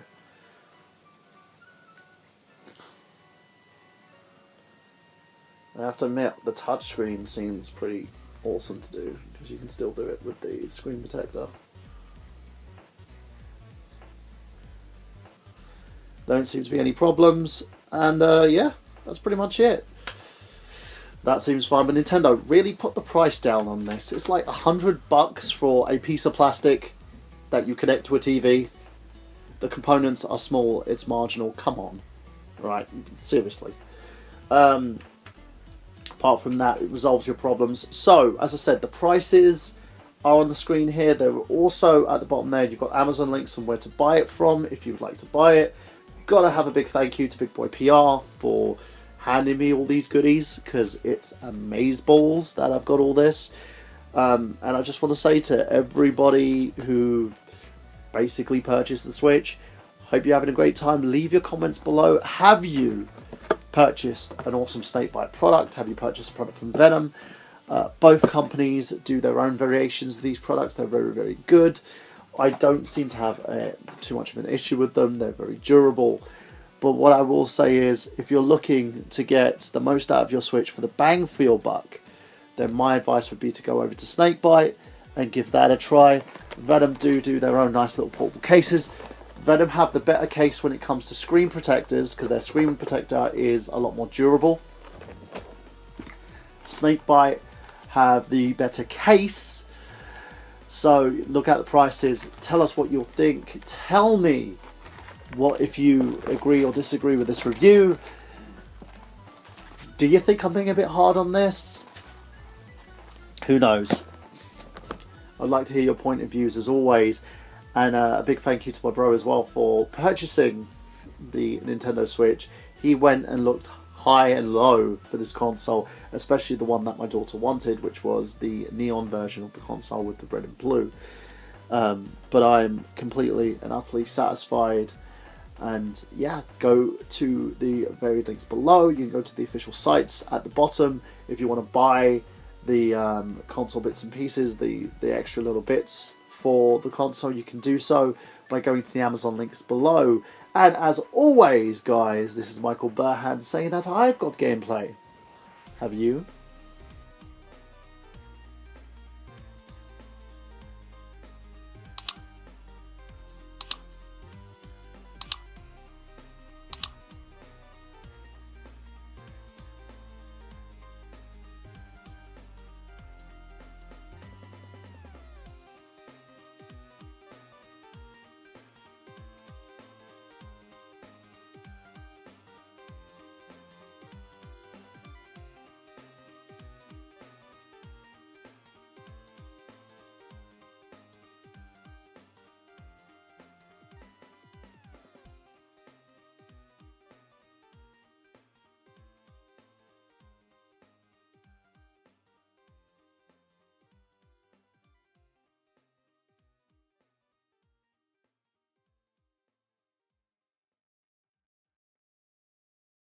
And you really must tune in. He's ironic, iconic, maybe bionic. Ladies and gentlemen, introducing Nerd Genius. He's a genius. Hello ladies and gents, this is Michael Burhan from NerdGenius.com, RetroAnime.com and now AnimeCourtyard.com. I'm here to review today the great game One Piece Unlimited Red. Now the thing about this game is I'm a newbie to the One Piece series. It's actually made by the Shonen Jump comic book and also anime series as well, and it's actually been released on the Wii U as a port from the 3DS system title itself, and it was released on July the 8th this year. The story itself spawns from the One Piece series itself and actually focuses on the character Luffy as he goes to find the rest of his teammates who have mysteriously disappeared. The game itself is rather open world. It has some very nice mechanics to itself, and in terms of the way that it plays, it's very similar to games like Monster Hunter, but everything is kind of one button push. You've got like the X button, the Y button that are used for your punches and kicks. You've got the A button used for dodge, and also the B button that's used for jumping. So it's very well laid out in terms of the button system itself. You also can use the R button for the special attack, and then you can basically use those accordingly using the X, the Y button, also the B button. The game itself has a very nice cell shaded look on there as well, as you can tell with my British accent. I don't know how to say that properly. And works really well with the Wii U kind of style. The system itself manages to have a very beautiful palette and amazing sounds as well. So if you can look at the characters and look at the way that the voice acting is actually done, it's based on the original anime series in Japanese, and it's not more so in its US and UK counterparts. So it has English subtitles, so you can actually read as you follow through as well, and you have a very nice small little cutscenes that you get to look to for the game as the story evolves. The great thing about this game as well is the town that you visit, which is called Trans, I believe it's Trans Town, so it's used for sort of as a trading outpost. You get to build the town up from the ground up, so every time you complete a mission and you gain some sort of finances from that mission, you can actually use it to open up different stores in the town, and you can go to several different locations to do loads of sort of side missions like catching butterflies, going fishing, boss battles, anything to sort of get you your nice little bits of sort of level up systems and items that you need to forward yourself on your journey. The great thing about the characters as well, you have over 20 different characters to choose from, over 12 different stages as well to migrate to from the town, and the story mode itself, regardless, it is kind of lengthy in a sense. You have over 4 hours worth of playtime that you can actually enjoy in the game. If that's not enough for you, of course, as well, you do have the boss battles system, which is basically via the and also the Colosseum system. You can migrate in and out with a second player, just like having someone pressing the plus button on their Wii remote control, or by basically plugging in a Pro controller or even a classic controller so they can join you on the game with you. They can jump in and out as you're going through the story mode as well. It's yourself. When you're on the main map though, it's only one player. In the Colosseum mode, they can jump in and out every time you have a battle. The game has its own sort of level up system as well in the Colosseum as you progress in terms of ranks from C to B to A. And again, you gain more characters via that system as well, so that you can actually co-op with. You have a very nice set of characters that you can play with that all come from the television show and the comic book as well, that can actually join you in game, which is another sort of big positive of the game itself. And in terms of the style of play, it's very easy for like non-players to actually pick up and play with. Now, the downside to this game, and a lot what I've seen, is there is no two-player select on the screen itself. You can't jump in to sort of an English translation with English voiceovers, but that doesn't really annoy me too much, because in the end I'm happy just by having the subtitles on the screen. So if I want to, I can just mute the screen, do something else, or just basically play the game, say if I want a bit of quiet. So I'm not really bothered by that too much. In terms of the graphics, in terms of the way that the game compares, it's a really nice system. You know, the way that it works for the Wii U, especially with the downloadable game that I actually purchased, it doesn't take too long to load, so that it doesn't have too many loading times. But when it does get a bit taxing, because you're going back and forth loading as you're going into the next stage. It kind of emulates an open world environment, but it's not so much an open world environment, if that makes sense. You can't really go from one place to another or search any of the locations. You have a set path that you need to go to, and you have to look on the map. And the one thing that bothers me the most about this game, that I consider a big con, is the fact that you can't use the screen on the Wii U controller to look on your map. You can't use it to look on your map, your items, your health, or anything like that. You have to look it on the main screen, so you have to keep pausing it checking on the screen to see where you're going, where you need to go to, and then unpause and continue in your game. It's a bit of annoyance, something that myself and Oliver, when we were doing our short play of this game, found it became a big peeve of ours as we migrate through. Again, there is no set 2-player in this game. You can't even play up to 4 players, I believe, like you can on the 3DS and the Vita. The PlayStation 3 and the Wii U ports of the game can only play up to 2 players, split screen, and the problem with the screen as it splits is that it's kind of sideways. It's like you've got the top screen, it shows you what you're doing, and the bottom screen shows the other player what they're doing, and they can't progress without you. You have to go on further first, and then the 2-player follows suit. Apart from that, you know, the game itself seems oodles of fun. It seems like something that was very enjoyable for myself. I played it, my nephew played it, Rion, my best friend Oliver as well played it, who's another host on I Got Gameplay, played through the game, and we did enjoy ourselves. We had a very good time on this game, and it's something I believe for any One Piece fan, you'll enjoy it. In terms of any non-fans, if you do like your beat-em-ups with your RPG elements in them, I think you will enjoy this game, but you probably won't enjoy it as much as the normal One Piece fan would. If you collect these games, if you're a big collector of the One Piece Unlimited World franchise, then my suggestion is purchase this game. Get it, because you're going to enjoy it. The big thing about it that I found as well is that you can actually save your data from this game and transfer from your Wii U to your 3DS. It's a big plus for me. I find that, you know, as someone who enjoys his portable gaming as much as he enjoys his console gaming, I can literally download my gameplay onto my 3DS, take my 3DS, go out to wherever I need to go to, or even pop into the laboratory and play my game. It's something that I think needs to happen with the majority of games, and I think Namco Bandai have got it right with this. You can actually literally switch from one to the other. It's a shame it doesn't have Connect Play between the two, which I think would have been a very nice plus to the game as well. Showed a way to sort of work with the 3DS and the Wii U systems, and I believe the PS3 and the Vita system as well. In terms of a score, now that's the big thing for this game. What type of score would I give it? I think in terms of someone who's just gone into the franchise, who's come into it as being a noob and not someone who's actually played the series of games previously, I would actually, out of 10, probably give this game a 5. Reason being, even though the game is well laid out, it looks well structured and well planned, their play time for this game probably will give you up to 12 hours play, and it's very, very easy to complete.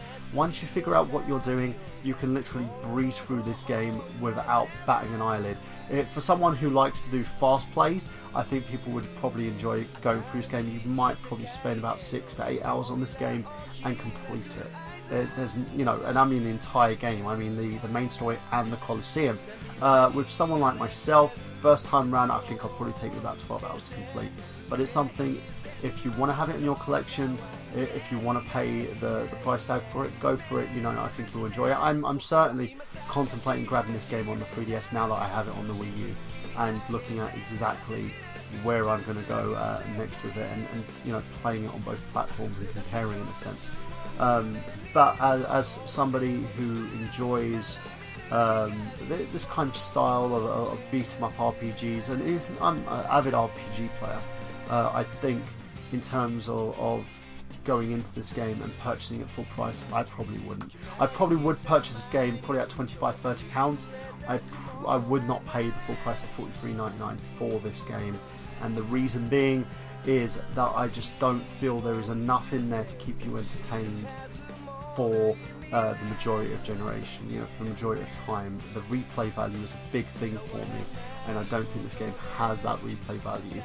In terms of being a co-op game, it might be enjoyable for some, but I don't consider it on the same level as party games where you can play up to 4-player co-op. That being said, guys, I want to give a great big shout out to Namco Bandai, who's released this game, and I want to give a great big shout out as well to Mario Sicoldi, the guy who basically gave me the code so that I could actually play this game as well. And I want to give a great big shout out to everyone at Namco Bandai for allowing me to test this game and, you know, literally get my hands on a copy of it. As I said, it's very well laid out, the implementation's there, the colour scheme, it looks beautiful. but in terms of replay value, that's the kicker on this, and also in terms of the two-player co-op, I just don't feel that everything's there that should be in terms of this style of game. But again, if you're an anime fan, I think you'll enjoy this. If you're a One Piece fan, I believe you'll enjoy this. But if you're a gaming fan and you're someone who's just come in new to the franchise, I don't think you're going to enjoy this just as much. Well, that's it from me now, guys, and tell me your thoughts. Leave a comment at the bottom. Let me know what you think of this game, and if you feel that the game in general did, you know, really spoke to you and got you sort of invested. Because I would really like to know, you know, do you agree with my review? Do you disagree? Or do you feel that, you know, there's a lot more to this game? I would love to hear it. But that's it from me now, guys, and I will see you again for another review. And as always, check me out on iGotGameplay every Saturday at 8 PM on Retro Island Network, and also RetroIsland.com live streams every 2 weeks, I believe, every Friday. And check me out on the Retro Island Network as well. So I'll see you again, guys. And as always, this is Michael Burhan saying, I got gameplay. Have you?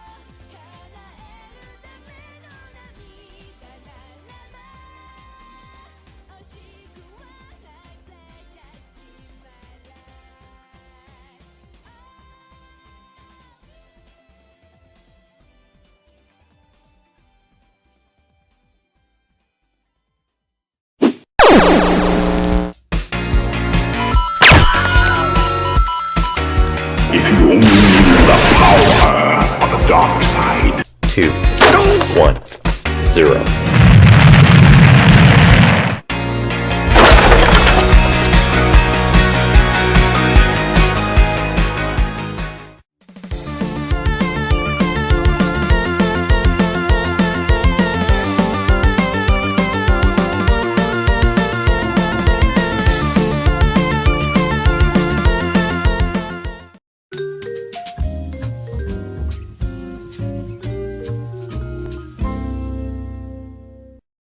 Good morrow, ladies and gentlemen. This is that rather British fellow making a new and improved British review for you to feast your eyes on in this lovely 4K goodness. I'm here to talk about a game that's had a lot of press coverage since its inception, and no, we're not going to talk about that. Seriously, there are other channels that talk about that one thing you want me to talk about. Don't look at me like that. I know what your game is. Okay. Let me start this review off by saying that a character's gender, sexuality or race should not have any bearing on if you should or should not play that character. The biggest part of this game is the playstyle, the unique abilities depending on how well they play or how well you grasp their abilities in order for you to make your gaming experience a positive one. If you are one of these people who feels that the former should reflect how you play and you go on the internet to moan and cuss on how dare you turn Tracer gay, then I feel sorry for you.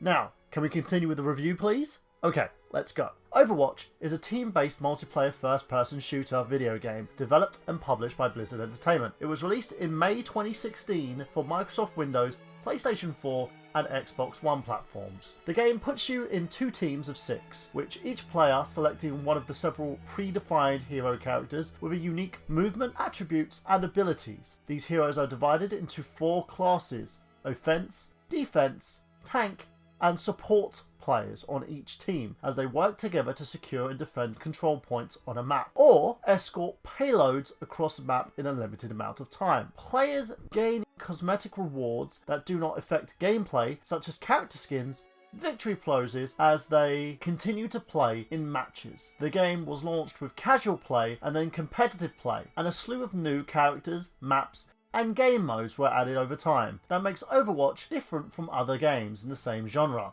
like Destiny or Call of Duty franchises. All DLC is free, which is one of the game's main strengths. The fact that there is no story mode does hinder the game a little, but it doesn't hurt it immensely. Blizzard has also been very active in fan communities, giving fans the option to discuss any changes that they feel need to be made via their community forum, including changes of adding a story mode, something that will be coming in 2017, but has yet to have a confirmation date as to when this will be happening.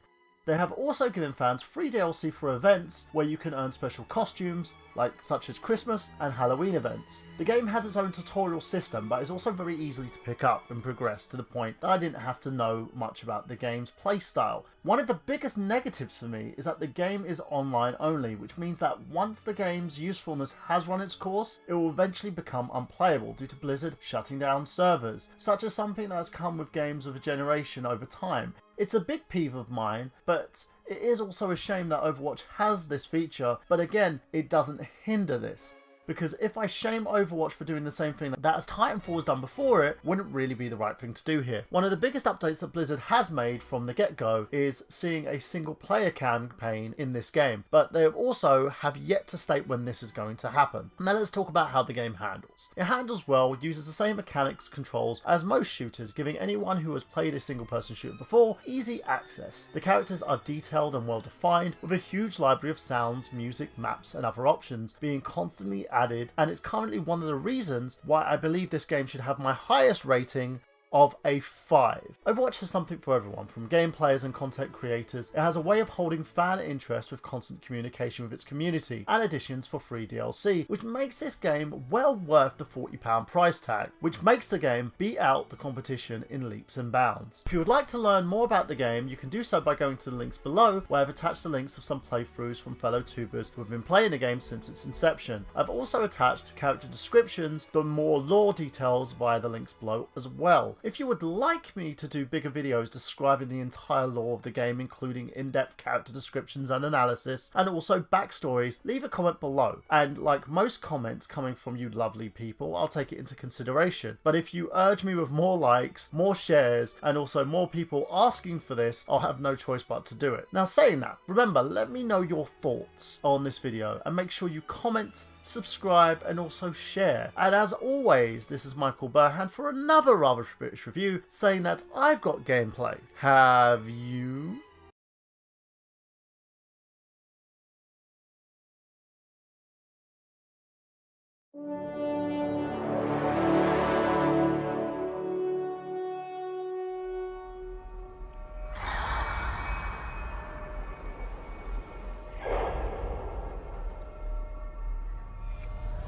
Attackers incoming.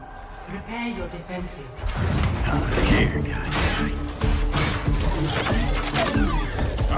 Get behind!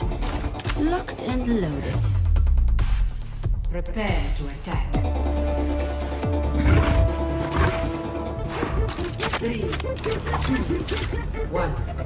Capture the objective. Let's do it!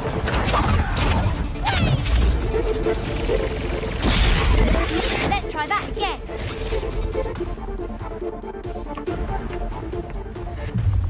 Welcome to my reality. Turret deployed.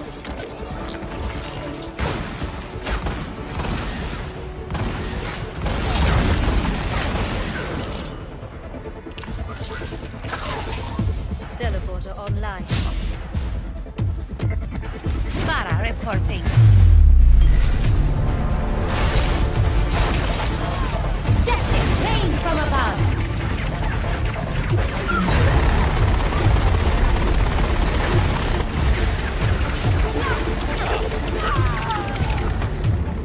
The dragon hungers. The objective is mine. Perfect. Objective captured.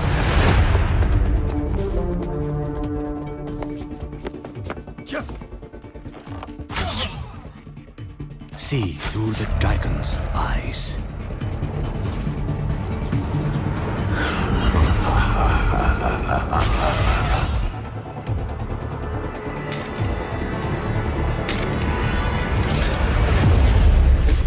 Time to reap.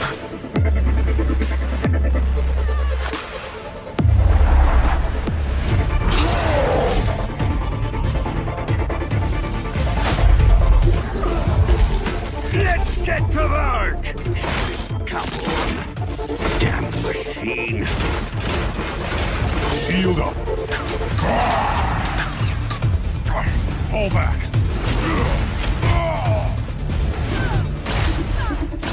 Turret down. Open core!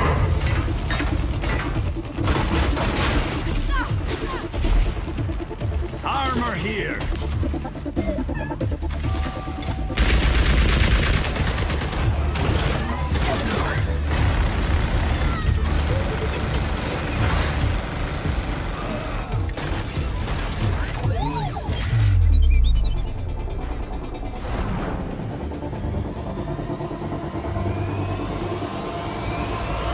Did someone call a doctor?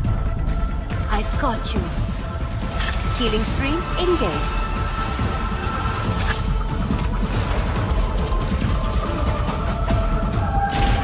Sniper, be careful. Heroes never die. Oh, that's up. One shot, one kill.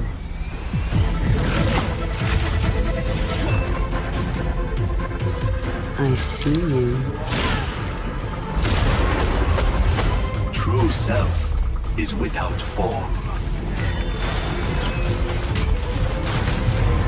Pass into the iris. You need a timeout. Ivan takes them all on!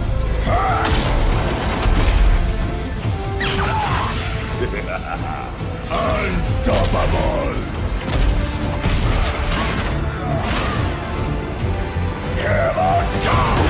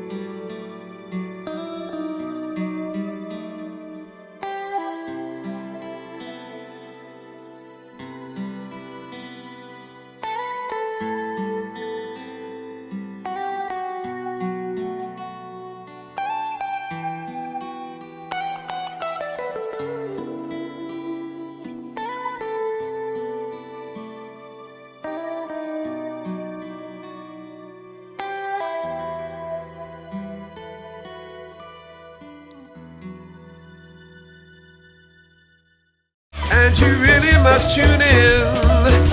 He's ironic, iconic, maybe bionic. Ladies and gentlemen, introducing Genius. He's a genius. Hello, ladies and gents. I'm Michael Burhan, and this is. And we're doing a review of Payday 2. He's doing it on a megaphone that he found. Basically, it's because my daughter's megaphone. It's an official thing. You can do it through this.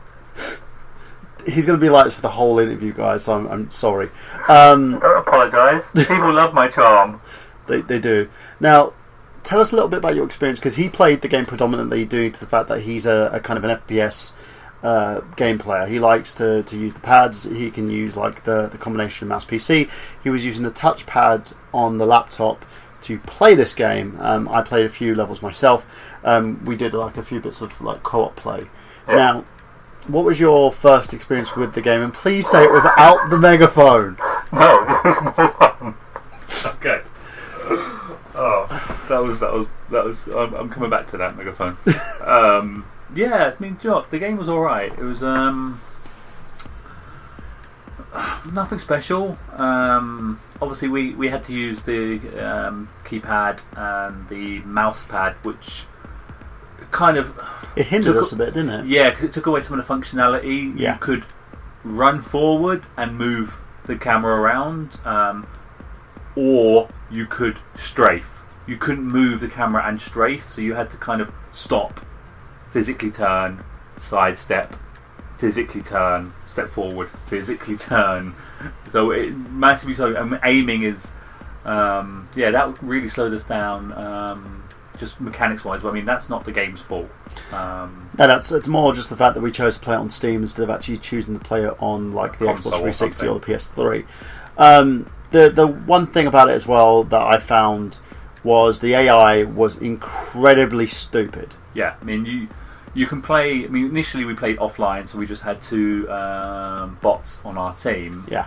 And you'd expect, like, you break into an office and there's two entrances. You'd expect two guys, one to guard each entrance, but they wouldn't. They'd both go down the stairs and stand in the doorway with their back to the police. Yeah, I like where he trip-fired and like he killed someone, and the AI started killing every random fucking person. I mean, because I was using the mouse pad to move, I accidentally tapped it, and it executed on the prisoners. So all the AI started executing prisoners. Like, he knows what he's doing. Yeah, let's just do the same thing he's doing. Yeah, and the police AI was almost just as bad. There was points where they'd run. And they'd run right up to me, then realise I was there, and then start firing. It was like an influx of police officers as well. It was like they were in there for the bodies. It wasn't how accurate they were at shooting, it's how many of them could go in there and fire at you at the same time. Yeah. Plus the tear gas. And we found as well there were certain elements you could get in the rooms, like from money to like you found a safe full of coke. Yeah, I found it was like find a safe. So I opened the safe and it was the wrong safe. Yeah, that's another annoying thing. Everything in the game is very, very slow. Yes. Like, I understand you breaking into safes and stuff isn't a quick thing, but you get like a drill, you place it on the safe. About 2 minutes later, it goes, "Oh yeah, the drill stopped." You're like, "Okay, you have to restart the drill," and then it's another 2 minutes, and you're just like, you're not doing anything but. But there's more of an upgrade feature as well, because we understand that it starts slow and then you upgrade everything in order to get a better sort of percentage. The thing is, we did play with a couple of your friends who were like level 100 and stuff, so they would have had... Shout out to Bowner out there, man. They would have had a lot much better stuff. Yeah. But again, like when we were playing with them, they kind of showed us what the actual... Because there was no real tutorials, but they showed us... Basically, the hostages, you have to tie them up, bring them back in, and keep them in certain areas so the police don't rescue them. And that's the thing, with the tutorial, it only told us how to basically break into saves and to shoot. That was it. The things with the hostage, we had to figure that out ourselves, and when we did an online multiplayer, we figured that out. Because we saw other people doing it. Yeah. And it's one of those things that you should have been... the tutorial should have been there to help you to begin with. I don't blame the game too much. The fact is, a lot of it's kind of a learning curve, and because it's the second game, it's a sequel. It should be better. No, I'm sorry, but if you're a sequel, you should have had these things ironed out. Yes, I understand. In the first game, you look and go, "Oh, okay, yeah, we should have done that. We should have done that." But in the sequel, these things should have been ironed out. So, what do you think of the graphics in a sense? Because you were hammering on a little bit about how you felt like a lot of it looked like wallpaper. Yeah. Do you know what? And this is kind of like a Duke Nukem 3D type thing. This is a new game, right? Yeah. it looks like things were kind of etched on, like you had a box and then It kind of looked pasted like it on there. PS2, early PS3 graphics. It was clearly the wall, rather than being made up of a wall and then like a box in front of the wall and then like a picture. It's all one wallpaper where the picture's part of the texture. It's like games are better than that nowadays. Where we had the graphics up on high, and it was like 7 gig, wasn't it, for this game as a download? Yeah. It was like 7 gig on Steam, so it should have been a lot better in terms of detail. The one thing I can say, I'm trying to think of other like positives. It is fun to play, when you go through the missions and you escape the cops and you basically perform the heist. Like I know you had a bit of fun with the jewelry heist. I did. I had a kind of it was alright because there's different types. There's like you get nightclubs, jewelry places, obviously banks. But the one thing that bugged me was you start off with no gun out, with no mask on and stuff, and it gives you the kind of choice like, oh, you could do it stealth, but you can't. The second you step into an area you're not meant to, you suddenly put on your mask and pull out your gun. Yeah. And then all the guards go, oh, he's got a gun, let's shoot him. And then they call the police, and it's like... Yeah. It gets really silly at times because it says, oh, you need to find the key card, and you're thinking, okay, so I'll need to find someone and pick their pocket to get the key card. No. Yeah, if you go up to a guard and press the action button, it goes, oh, I can't do anything while I'm scouting the place out. It's like... Okay, I understand you can't do anything while scouting the place out, but don't give us that option then. Don't basically say to us that we can do things in stealth when there's no stealth mechanic. It's literally you put the mask on, you hold the hostage down, and then eventually if you click on the right person, they'll give you what you need. But there's no point in that. Yeah, and that's another other thing. It goes into the shooting thing straight away, almost, which I don't mind, but there's no crosshairs. Yeah. This is a first-person shooter without crosshairs, so... we do have a... Did we record the short play? Yeah, we did. We recorded basically 5 different short plays of this. I'm uploading the first part now. Yeah, and there literally was. The police would burst in, and I'd have to just spray roughly at the door. Yeah. And you take them down quite easily because you have an automatic weapon.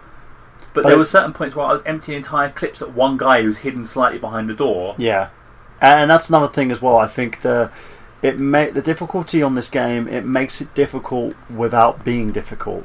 Like you can take down hordes of police officers at once. The moment someone gets stuck behind something, you're dead. Or if you walk out and you're an inch out of a room that you're supposed to be, bam, you're shot by a sniper. Yeah, it makes no sense. There was that point which is something I've played first person shooters, and the thing is, this is something that used to bug a lot of people, but they got over it because they changed. Like, there was a point where I was in a bank or something, and then I was backing up from the police to try, because I knew where the corner was, so I was trying to back up to go around the corner, and I was like, why can't I back up anymore? Why can't I back up anymore? So I had to go, kind of turn around, and there was a flagpole, not rooted into the ground or anything, just a freestanding flagpole that should have been knocked over, but because it was texture, I got stuck on the flagpole and almost died, which is... There wasn't really games much nowadays. Yeah, they basically should be free destructive things. They should knock them over. A lot of games have that. Like if you played like Borderlands and like Far Cry, a lot of those games have those destructible kind of elements. Even GTA 5. Even if stuff like just there's something like this on the table, you can knock it off. Yeah. With this, the only things that were destructible were kind of glass or anything that you drilled into. That was bad because I went point blank up to a window and fired my gun, and the expended shells just glitched out and kind of just hovered at the window because the window's bulletproof somehow. Yeah, and that's the main thing. I think when we're looking at this game, it had some nice sounds. There was a nice kind of ambience to it. The music was really, really nice. Yeah. I did get annoyed with that Latino guy constantly talking to us. He sounded like he was jumbled, like he was saying certain phrases, but they were being pieced together. Yeah. It didn't seem organic enough. And it definitely felt forced because there were certain points until you find the safe, he doesn't really say anything. Yeah. And then once you find the safe and you put the drill on it, he keeps hammering down. What you're doing is now got your back to the safe, your gun to the door in case any police come in, and he's like, quick, do the safe, do your thing.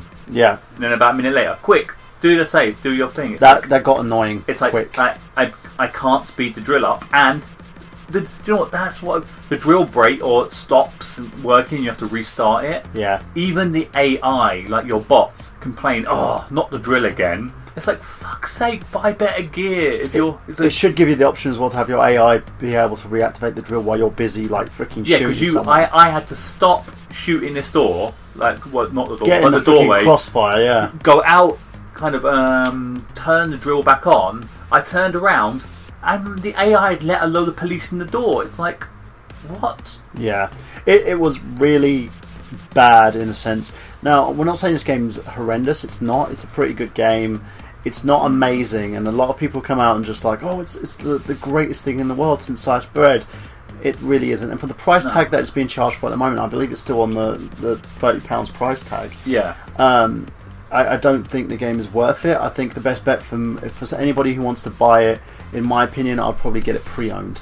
Maybe £20 or less. Yeah, do you know what? I mean, I'm not a massive first-person shooter like the Call of Duty sort of games. Yeah.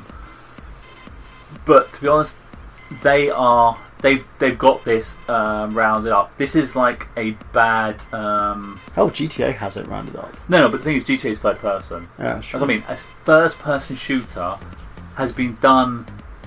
I mean, it was done. The first thing I'd say done really well was Halo. Yeah. That was the first really good first-person shooter. I mean, some of you may disagree. Some of you might go, "There's other games before that." Yeah. But first Halo was the one who kind of nailed it. Like, this is what a first-person shooter should be. And things like Call of Duty took that template. Like, this is how it's meant to be. They've obviously got their own engine, but this was like, we're going to scrap that and kind of make it clunky, make people get caught on stuff. It didn't know what it was AI focusing bad. on as well. Yeah, it felt like the whole heist could be a mini mission. Yeah. It could be a side mission, like like a free roaming game where you run around the streets, like a sandbox game, and you can click on this building and get a few friends, like when GTA type thing, and do the mission. And then, because all it is a mission, then it goes to the lobby screen. It's kind of a another cut and mission, paste. and then another lobby screen. There's no story or structure to it whatsoever. It's like, do the mission, earn money, get as many guns as possibly can, upgrade the guns, upgrade your team, upgrade yourself, and keep doing it. There's no end to it. Yeah, it took us ages to actually work out how to play the game, because we were like, okay, we're on the main menu, and we're like, okay, what do we do? My hideout. Maybe from my hideout I can go to a map or something. And then we were just wandering around my hideout for ages, going like, what the hell do I do? Yeah, and that's the thing, when we did it, I played the game previously. I couldn't figure out how to actually go into the mission mode. I gave up.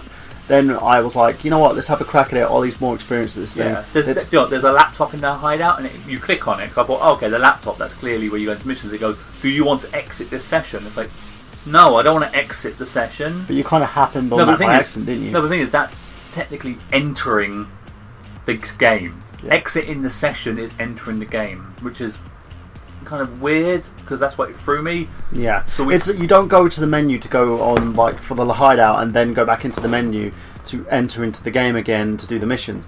It makes no sense. It's bad. It's kind of a bad mechanic. Now, as I said again, I don't see this as a positively bad game, but I do feel that there's a lot of work that needs to go into this game to make it work a lot better. You know, they need to focus on one mechanic and get that working and done properly, and then you also need to focus on their targeting controls, because it wasn't as great as it should have been. No, the one thing that really did annoy me was the lack of crosshair. I mean, I don't see why you wouldn't have a crosshair. Third-person games, I can understand they don't have crosshairs until you actually zoom in. Yeah, and it's kind of the button scheme on the PC was obviously. You could zoom in with the right mouse button, which looked down the scope, which technically is having a crosshair, but you can't move while doing that. So you have to stay. It's like old school Resident Evil, where you have to stop, shoot, move, stop, shoot. It, basically, the tank controls. It was using tank controls in order to do it. Yeah. Now, last but not least, let's go for all our scores. I'm going to give this game out of 10, of course, because I do, when I do movie reviews, it's usually out of 5, out of 10 being 1 being the worst and 10 being the best. I would give this game a solid 6 out of 10. And Reason being, I feel that there's a lot of bad points to this game. It would be fun. I think it's a lot more fun if you're playing co-op play than if you're playing single play. It just seems extremely broken in terms of the way that the game works, the mechanics, the fact that a lot of it doesn't kind of add up. The textures in the game don't seem to work a lot more. And the thing is, with the games like this as well, the focal point is to sell more DLC. So that's the main thing, more missions, more things to do, like more ammo, more packs. Yeah, better weapons. Yeah, so they'll give you like kind of the bargain basement thing first, and then the DLC will elevate the game up a bit more. Because certain games are starting to do that, where they're selling you half a game and then selling you the rest of the game as DLC. Do you think that this was half a game in terms of the way it played? Do you know what? There wasn't much to the game. Yeah. There was your layer, as I called it, which, to be honest, is basically Fable did that in the first game, where you had a house and you kind of see how much money you had. But at least it was with Fable, you had like money. You had money. You could upgrade your character. There was a story. There was a structure. And it was really unclear how much money you get, because it would tell you kind of you had this much money, this much money, this much money, and then at the end you'd have only like. Like 300 grand from that heist. That's awesome. And then it'd be like, you got like 20. It's like, what? Where did the rest go? So what would you like give this out of 10? Out of 10, I would give this game a solid 4. Don't know why I did that, but 4, 3.5, 4. The graphics were massively substandard. Especially for next gen. This is like, you're looking at 360 PS3 kind of graphics, and this wasn't that. No, this was barely PC, I think. This is barely PS2. Yeah. This was old school, like kind of almost like it just didn't feel fluid. The shooting wasn't great. They promised stealth, and they didn't that didn't kind of solidify. Whatever the word was. The AI was terrible. The shooting is horrible. The story is non-existent. Again, the graphics are bad. The idea of breaking into vaults is a mini game at best. Because it's like other first-person shooters, you can go into a lobby and play King of the Hill, and that'll be that type of game. You could play Last Man Standing. You can play Capture the Flag. Any of these games, that's what this feels like. Those games, but they're side things to the main game. Yeah, it did. There was no story, no structure whatsoever, and I think that's the big thing here. You could play on or offline with the heists, which means you just get 2 AIs as your friends, which is stupid. It's better when you have actual people as your kind of friends, because they can actually guard the doors and stuff. And with the shitty AI, at least you can organise it a lot more in co-op. Yeah, but 4 at best. It's a bad game. I mean, I know we shouldn't be telling. They gave us this game to review, so we shouldn't really be calling it a bad game, but honestly, it's the second one of a series. I never played the first one because I know it didn't really interest me, but I thought, do you know what? The second one's got to be better, because it's obviously learned its mistakes.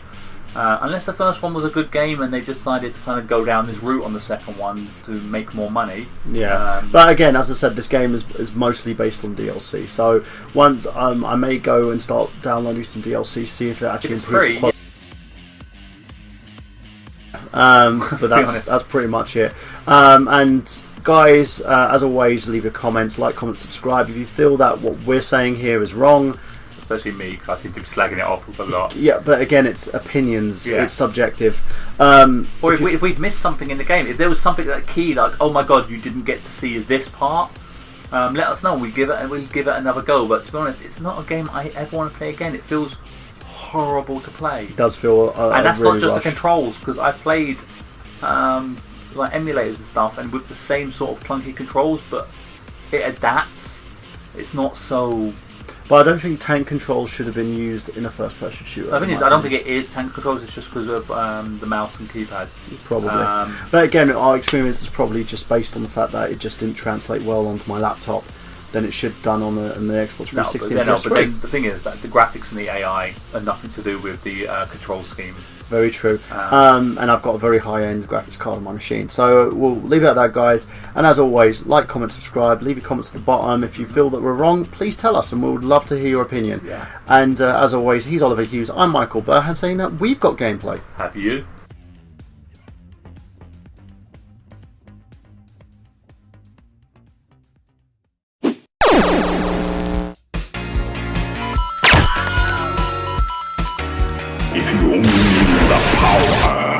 Dark side. 2, 1, 0.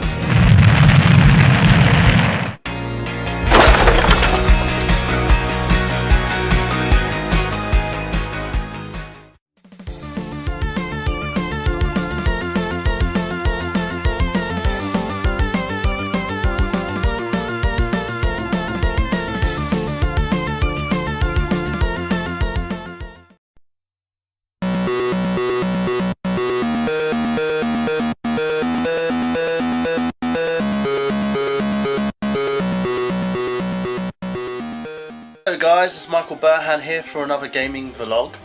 I'm going to do a little bit of a review. Basically, I want to talk about something because Nintendo, being the lovely company that they are, because Nintendo are just amazing at self-promotion, as you can tell with releasing games like this. Oh yes, Pokemon Rumble U. And the funniest thing is they had a Nintendo Direct recently which was dedicated to Pokemon. It was a Pokemon Direct. They didn't say anything about this game. They talked about X and Y a lot, but nothing about this. Which I don't understand what their logic was on this. They just rolled it out. You could purchase a copy of this from where I got it from. It's from Game.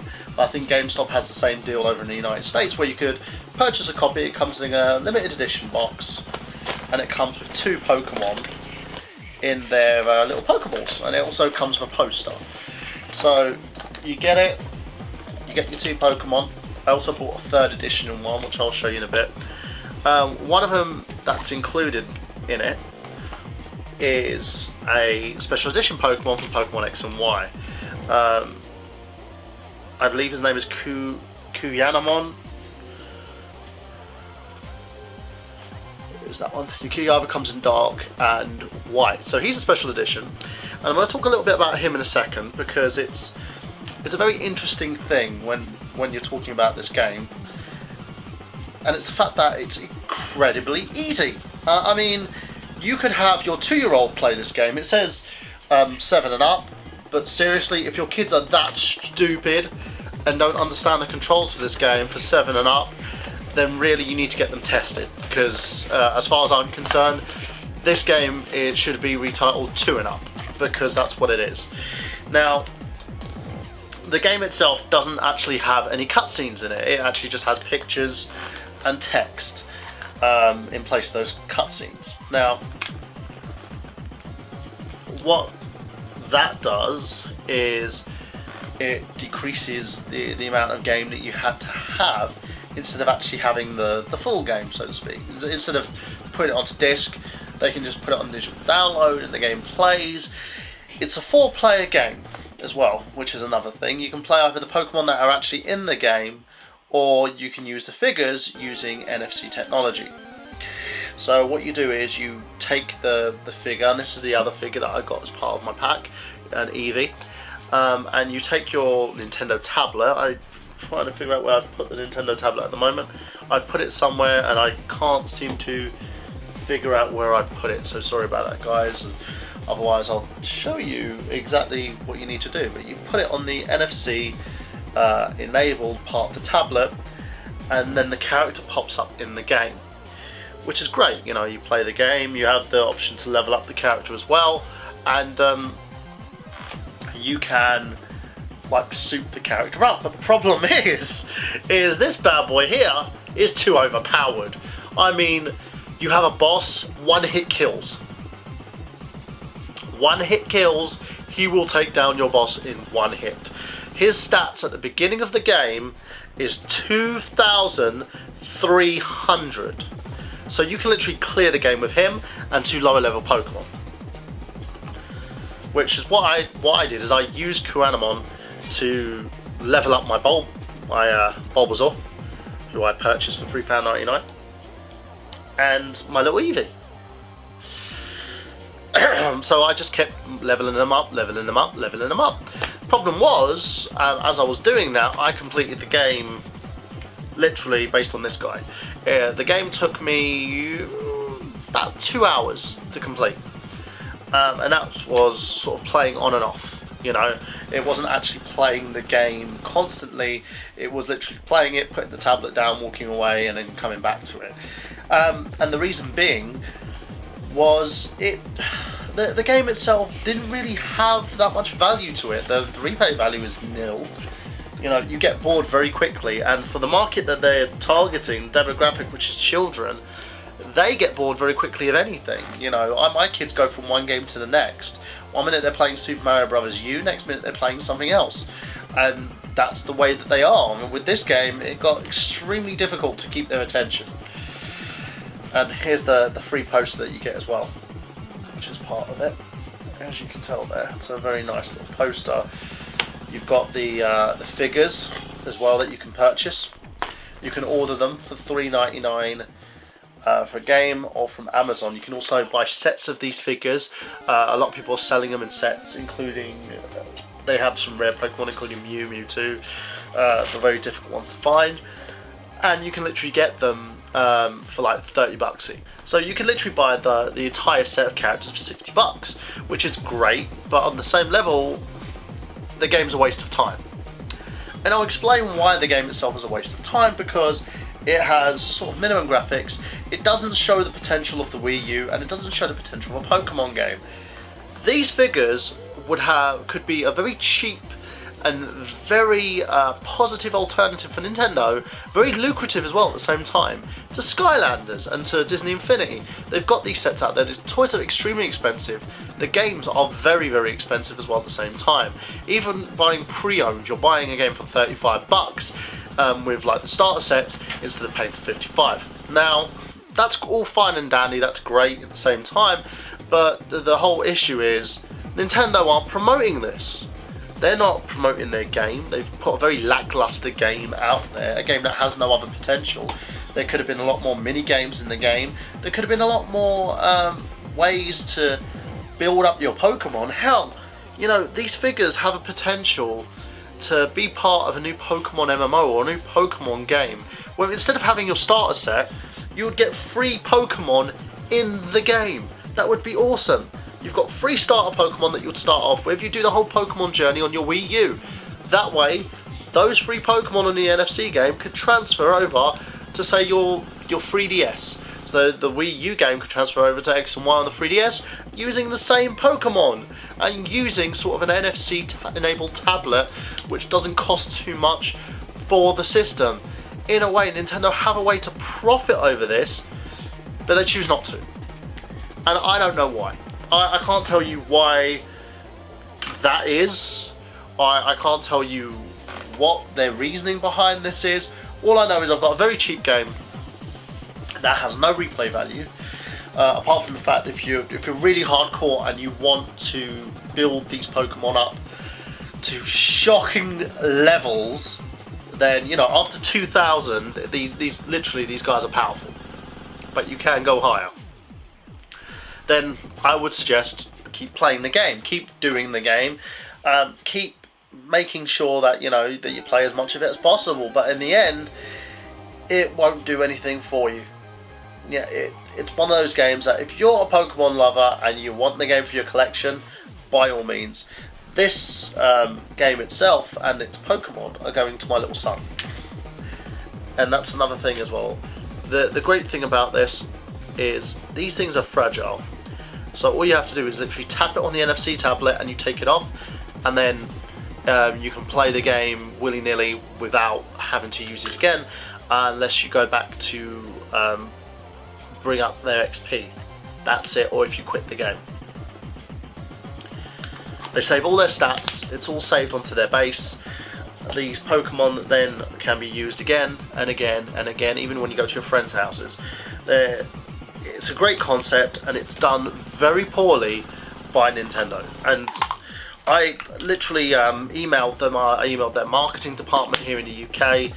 I emailed them everywhere that I could get my hands on. I tried speaking to people, and Nintendo themselves don't want anything to do with it. They've never replied to any of my emails. They've never replied to any of my messages about this, because I was trying to give this game free promotion. But then thinking about it, it's not that great of a game. It really isn't, and it annoys me because I'm a huge Pokemon fan. I love Pokemon. I love Nintendo, and I really expected this to compete with a game like Skylanders. I talked about this game. If you want to check out the Pokemon episode of I Got Gameplay, I talked about it and I expressed my feelings on how this game has potential to be a game changer for Nintendo. They could have earned billions off of this game altogether, but those figures are just going to become nothing but collectibles for those who just want to collect Pokemon figures, or just collect specialist games. Now this, will it ever go up in price? I doubt it, to tell you the truth. I doubt that this thing is going to have any other value apart from what it is at the moment, and it's a shame. So yeah, that's pretty much it. That's my review of Pokemon Rumble, and truthfully, if you want to know out of a grade, because I could do it the same as Movie File, which is out of a 4 out of 5, say 5 being the best and 1 being the worst, I give this game a 2. The story isn't that great, the characterization is poor, it's not up to par with a Wii U game, it's not even up to par with a Wii game. I could see this being up to par with a Super Nintendo game, because Super Nintendo games you could see having still cutscenes and text, whereas this shouldn't have had that. It should have been a far better game. It should have had a lot more content. The characters that you purchase for the game, even though they're fairly cheap, they're extremely fragile, and also the fact that this game could have been something so much better. Really, if you're a Nintendo fan, as I said, you're probably not going to want to buy this. If you're a Pokemon fan, you're probably not going to want to buy this game, apart from being a collectible. And if you do want to buy the game, I suggest you purchase the special edition. Don't buy it for download on the Virtual Console or on Nintendo eShop. Worst thing you can do. Purchase it for $20. Go there to download the game yourself and buy as many of these figures as you possibly can, because I think they're discontinuing this afterwards, and it's a shame. It's a very, very big shame with Nintendo. If my message to them, if I could give them a message here, if you're gonna do something, do it right. Don't half-ass it. And technically, Rumble U has been a half-ass. That's pretty much it, guys, and as always, if you've got an opinion on this, let me know. If you think I'm wrong, let me know. Talk to me about your experiences on this and what you feel about this game, and if you think that it has potential to be something more, or if Nintendo just literally threw something at us because they had to make an NFC game because it was there, let me know. And that's it from me, guys, and remember, as always, happy gaming.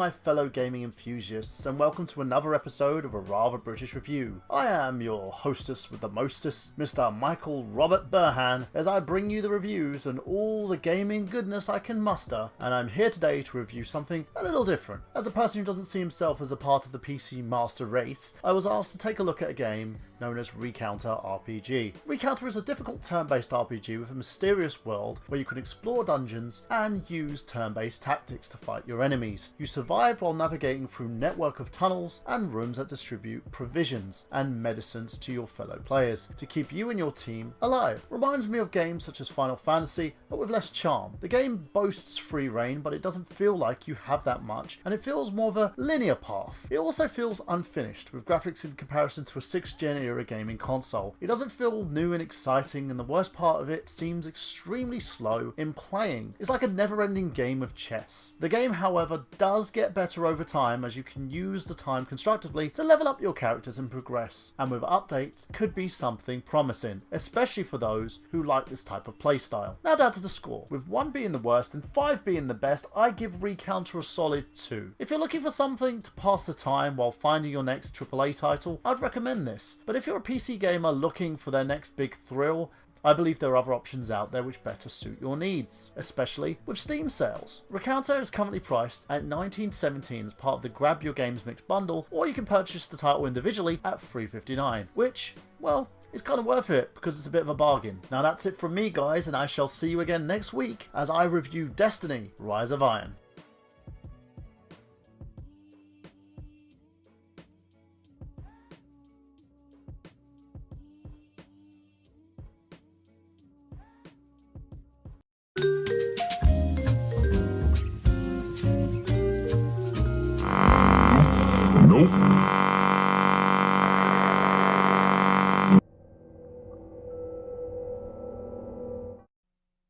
Resident Evil.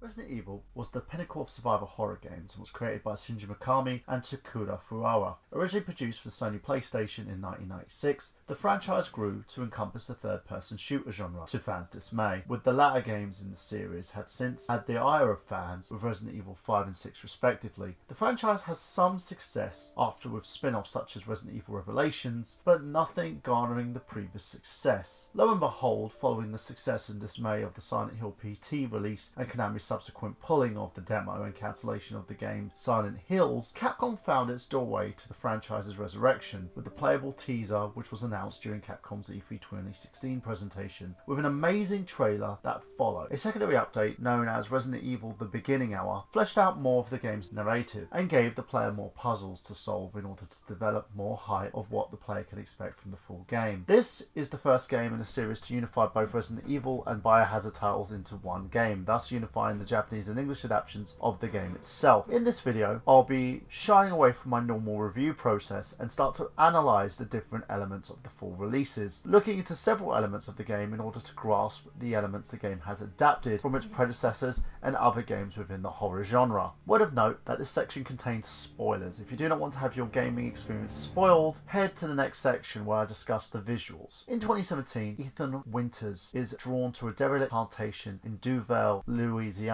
by a message from his wife Mia, who has been missing for 3 years. Exploring a seemingly abandoned house, Ethan finds Mia imprisoned in the basement, and during the escape, Mia is possessed by an unknown force and attacks Ethan, forcing him to kill her. After receiving a call from a woman named Zoe offering assistance, Ethan is attacked by a revived Mia and then subdued by Jack Baker, patriarch of the Baker family. Ethan is held captive by Jack, his wife Marguerite, and their son Lucas, and an elderly wheelchair-bound woman. Although Ethan escapes escapes his captors, he is respectively confronted by Jack, who demonstrates the ability to regenerate from fatal wounds and dismemberment. Zoe again contacts Ethan, revealing that she's the baker's daughter. Zoe informs Ethan that she and her family and Mia are all infected with the same ailment, but can be cured with a special serum. Ethan makes his way to an old house to retrieve the serum ingredients, where he is forced to kill Marguerite. After recovering the ingredients, Ethan begins experiencing visions of an unknown young girl. Lucas captures Zoe and Mia before Ethan's return and forces him to navigate a booby-trapped barn to find them. Ethan outwits Lucas, causing him to flee, freeing Zoe and Mia at the same time. Zoe then develops 2 serum doses, but Jack, now heavily mutated,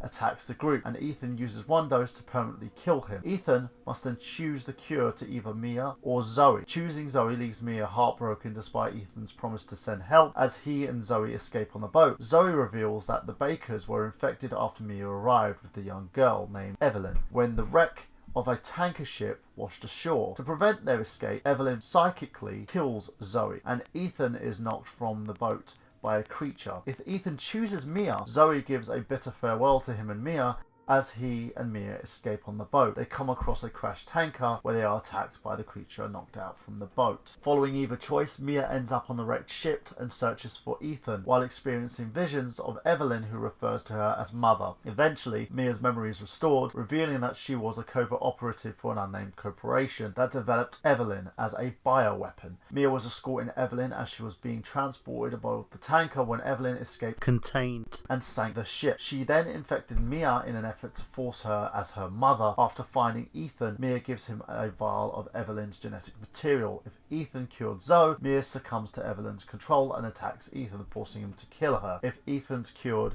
Mia, she resists her control long enough to steal Ethan out of the ship to save him. After leaving the shipwreck, Ethan discovers a hidden laboratory inside an abandoned salt mine. There, he learns that Evelyn is an E-series bioweapon capable of infecting people with a psychotropic mold that gives her control over her victims' minds, resulting to their insanity, a superhuman regenerative abilities, and a various mutations. Evelyn grew up obsessed with having a family, influencing her to infect Mia and the Bakers and lure Ethan to the Bakers' home. Lucas is also revealed to have been immunized against Evelyn's control by the organization in exchange for providing observations of her. Using the lab equipment and Evelyn's genetic material, Ethan synthesizes a toxin to kill her and then proceeds through a series of tunnels that leads back to the Baker house. Evelyn assaults Ethan with hallucinations, but overcomes them and injects Evelyn with a toxin, ending her facade and revealing her as an elderly woman in a wheelchair who has been rapidly aging since her escape. Evelyn mutates into a large monster, but aided by the arrival of the military squad, Ethan is able to defeat her. With the threat over, the squad and their leader, who identifies himself as Redfield, extracts Ethan by a helicopter. If Ethan did not kill Mia, he throws his phone containing her last message to him from the helicopter saying goodbye. If Mia was cured, she is found alive aboard Redfield's helicopter. As the helicopter flies away, it is shown branded with the Umbrella Corporation logo. Evelyn, the character in general, reminds me a lot of Silent Hill's Alessa, a character who has the ability to control the surroundings with her psychic abilities. So it does draw similarities between the two, and the end story of Evelyn and Ethan have a similar confrontation while Evelyn evolves into a monster in order to eliminate Ethan. In several cutscenes, Evelyn feels the need to unite Mia with Ethan to complete her family, similar to Alessa's need to have a childhood and a family in Silent Hill. Now, Capcom could have used Alessa as a stereotype, or may have drawn similar strengths via the movie used by Team Silent, the inspiration which is the 1976 movie Carrie. The element of Ethan being drawn to the plantation where he finds his missing wife Mia draws a lot from Silent Hill 2, the 2001 sequel to the Silent Hill franchise, in which James Sutherland receives a letter from his wife Mary, who died of an illness 3 years before, similar to the message Ethan had received from his wife Mia. The mediums were changed, but both protagonists have been chasing individuals considered ghosts, so I believe the team behind this drew inspiration in order to give the everyman protagonist a purpose, so to speak. After the initial failure that was Resident Evil 6, Jun Tokachi requested the series be stripped down to its core. The developers figured that stripping the case down to a single location using the first person perspective would allow the user to change and immerse themselves in an environment, especially with the PlayStation VR, which scares the living bejesus out of those who played via the peripheral, giving the full horror experience. The engine used was built from the ground up. It's known as the RE engine and included the VR tools used to provide the game with the new experience. The demo debuted at E3 2015, initially titled Kitchen, which ran using the same engine and gave gamers a chance to experience the VR demo and give Capcom an idea on how they would respond to the survival horror VR experience in general. Gamers were ecstatic at the initial concept, not knowing that the game was a test for what was yet to come. Koshi Nakanishi, the game's developer and the developer for the praised Resident Evil Revelations, Nakashi played all first-person horrors out there and specifically named Outlast as one of the games that stood out for him. The game's Western narrative designer was focused on the story was Richard Peasy. He was the writer of 2 expansions of Fear and also Spec Ops: The Line. With the combination of the 2 individuals and the idea Nakashi played most survival horrors, we can see how he drew his strengths from each game that truly scared him. The game's main designer was Jordan Amaro, a designer who previously worked on Metal Gear Solid 5 and PT with Kojima Productions, and Nakashi seems to have wanted to make sure that the game held the same survival horror charm as its predecessors, and thus wanted to use as many Western elements as possible, and those who drew inspirations from other cult horror classics that inspired their careers, and also to make RE7 different from its predecessors. Now let's go with the proverbial elephant in the room, as the first person perspective from the demos and the game drawn comparisons with fans of Silent Hill PT, the playable teaser that was pulled from Konami, but that's as far as the comparison goes.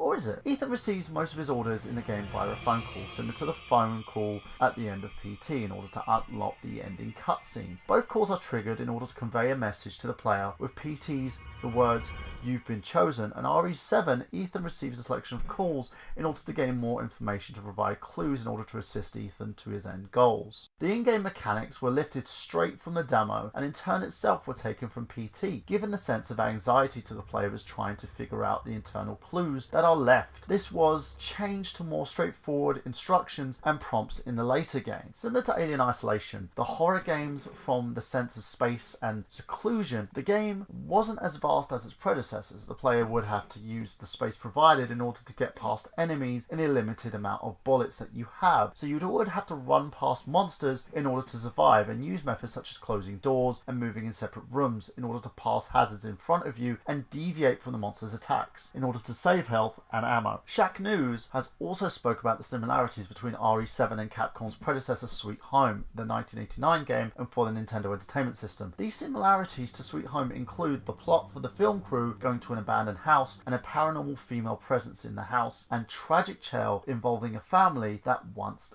lived there. The puzzle mechanics are similar to Resident Evil 2. They are not definitive key combination puzzles, but they are achieved by using objects in the room and also objects around you and levers in order to obtain items that get through dark rooms. The newest use of the feature includes Lucas's birthday puzzle that you can solve using a video cassette for the previous individuals who solved it and died. The use of clues are drawn from the original RE games, allowing players to use their problem-solving skills in order to progress through the game itself. This made the game a lot slower in a sense, but it allows you to think on your feet and makes the game more rewarding upon completion. The videotape style found footage draws similarities to movies such as the Blair Witch Project, giving the player the ability to understand the backstory and background as you piece together the game's prologue. The game's antagonist, the Bakers, draws similarity to movies such as The Hills Have Eyes. Has Tom Phillips from Eurogamer states, the rural southern US setting, meanwhile, is Texas Chainsaw Massacre crossed with The Hills Have Eyes. The woman's wild gabbling and wanting to feed you to her babies are about as how she wants to spit it on you for what you did is generally unsettling. The pacing of the game has changed drastically and has thrown the player into a slow build and slow pacing. This mechanic has been taken directly from the old style RE games, which use tank controls in order to slow the game down drastically and give the player time to migrate through the immerse themselves in the creepy surroundings. The game quickens up when instigating boss fights, with the less run and gun style but more the avoiding attacks and hitting them when they are weak, which is the main aspect of the initial games.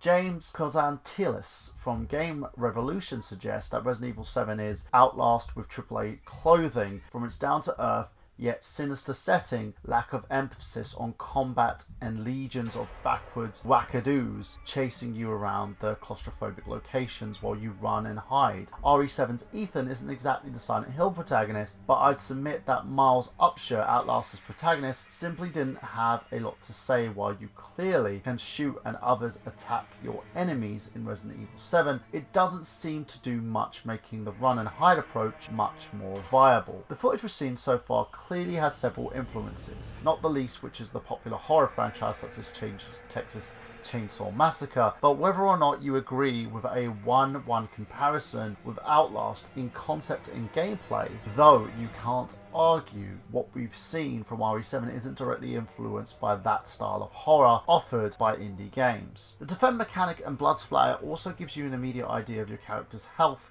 and ways to deter enemies to get them away from you. Characters seem very similar and less organic from enemies' lack of variety, but still are formidable. You can see stuff like this in games like Dead Space, where you had a different type of meter. You wouldn't have a meter on the screen itself, but you would have it in the accessories that you have, such as the watch that Ethan carries with him. The visuals are muddy, using a contrast of dark tones and monotone colours with a combination of dark and dingy surroundings. They are eye-catching and they expose the game's horror itself. It's the reason why it stays dark, to give the illusion of desperation. A lot of visuals such as the monsters, the nasty food or enclosed surroundings also give that kind of emphasis. Now Down Phoenix suggests that in a recent video that the visuals are stuff of awe and that you can look at and take the surroundings in. And I have to agree, there are a lot more emphasis on textures as they really add to the tension of the game. The objects, the puzzles, the puzzle pieces, everything has a purpose and everything looks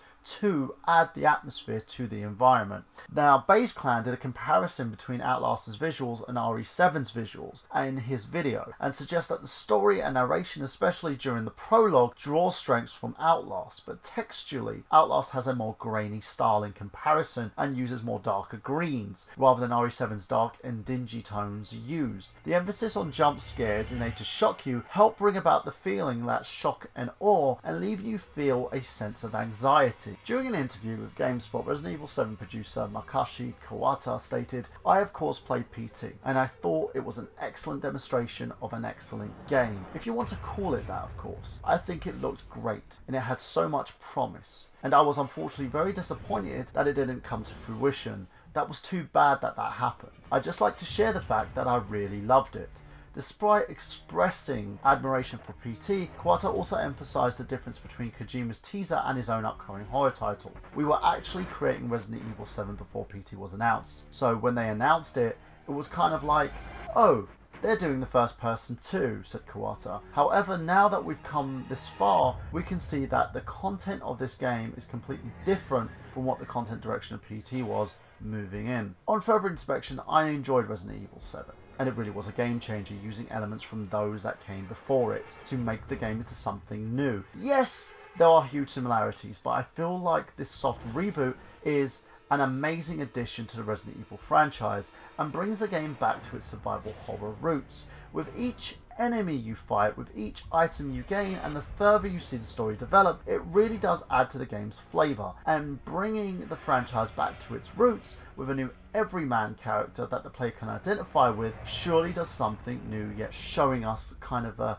familiarity to it as well. Now, as usual with a rather British review, I give a game a score between a 1 and a 5, 1 being the worst and 5 being the best. So this game I give an awesome 4.5 out of 5. No way near perfect, with a cliffhanger that left me scratching my head. It still left me wanting more. RE7 is best played on VR for total immersion. Oh god, it's like Blair Witch!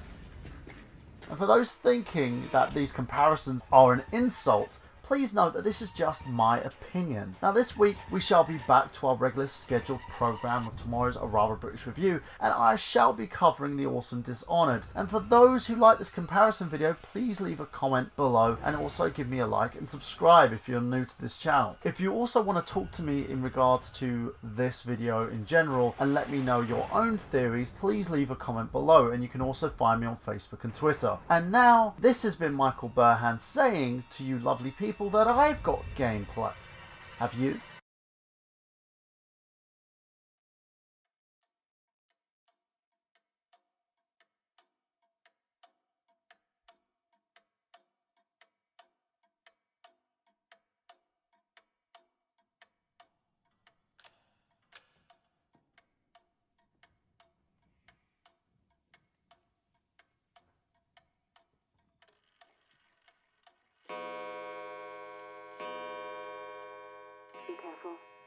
I'll be looking for you.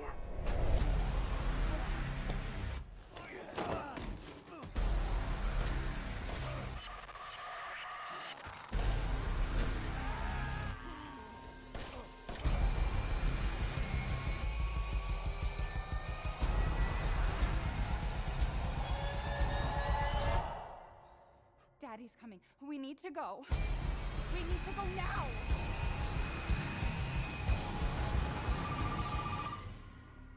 What the fuck are you? Shut up and listen if you want to stay alive. Ethan, you gotta get out of that house.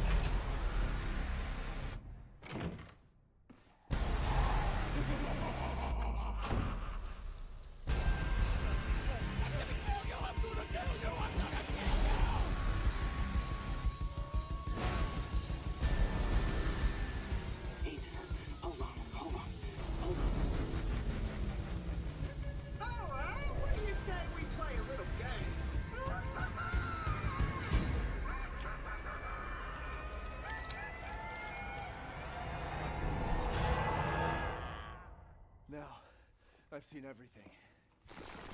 What the fuck? What is that?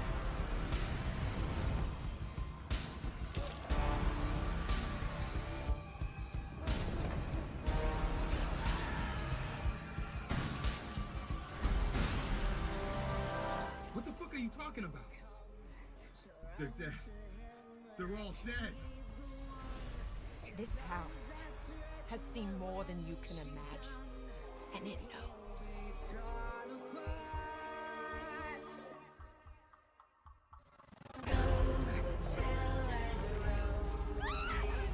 No, leave me alone!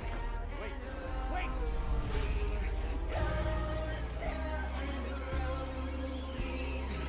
Ethan, don't lose it. It's important.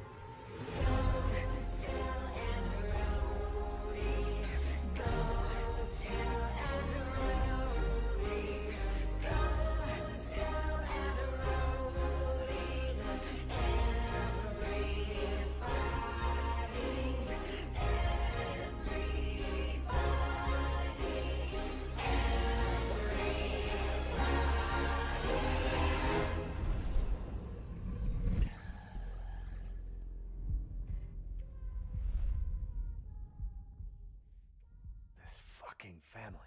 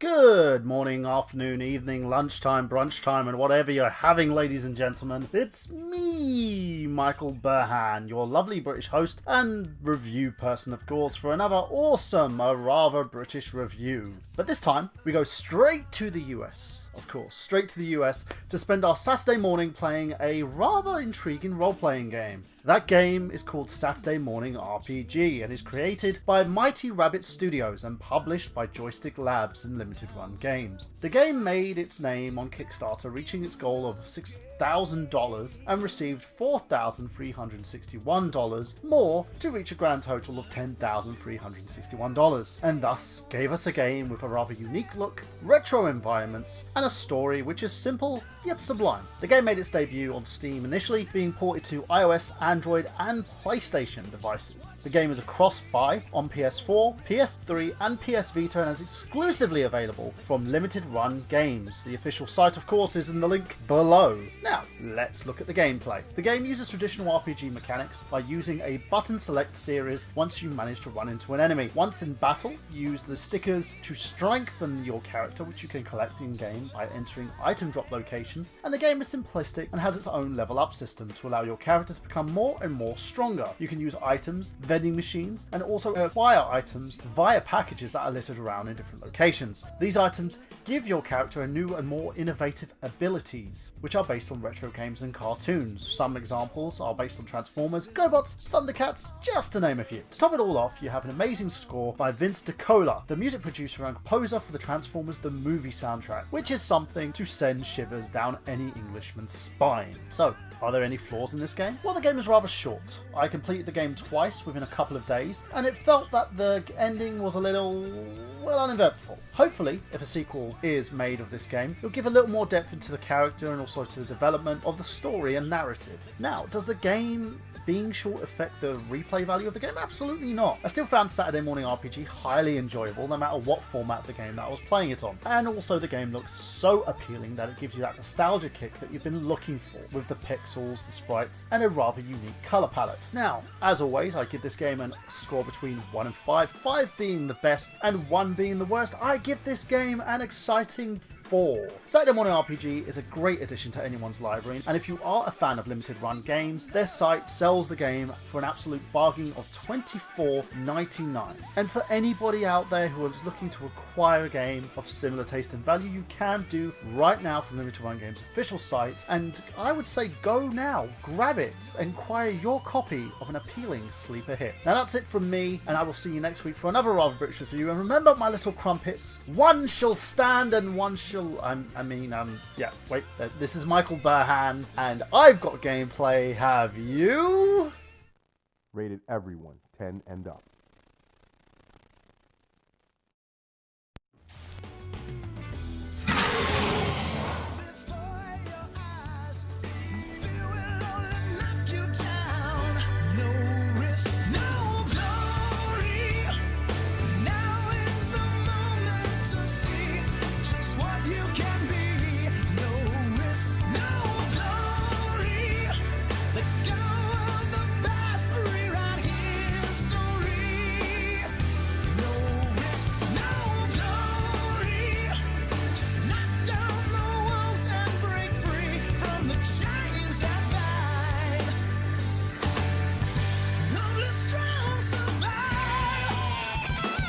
Marty Hall is an average high school student who has just been granted an incredible power. He is able to channel magic through everyday objects. This power was gifted to him on behalf of a mysterious benefactor known only as the Wizard.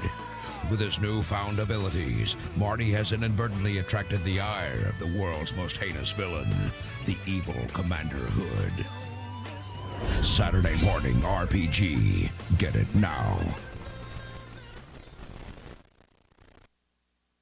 Hey guys, it's Michael here. Just thought I'd give you a little bit of an outro to let you know that we are doing 5 videos a day currently. The reason why I haven't posted my movie file review as of yet, and also my promotion Wednesdays, is, well, 1, I haven't been very healthy in terms of my health recently.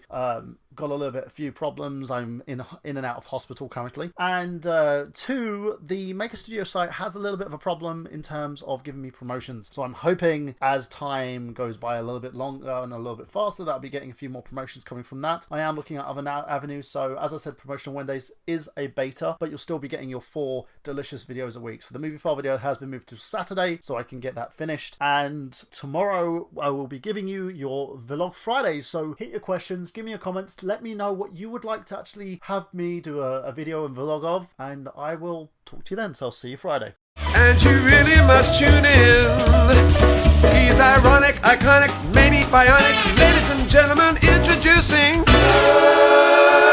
a genius. He's a genius. Hello ladies and gentlemen, this is Michael Burhan and this is Oliver Hughes, and well, basically this is our review of SteamWorld Dig.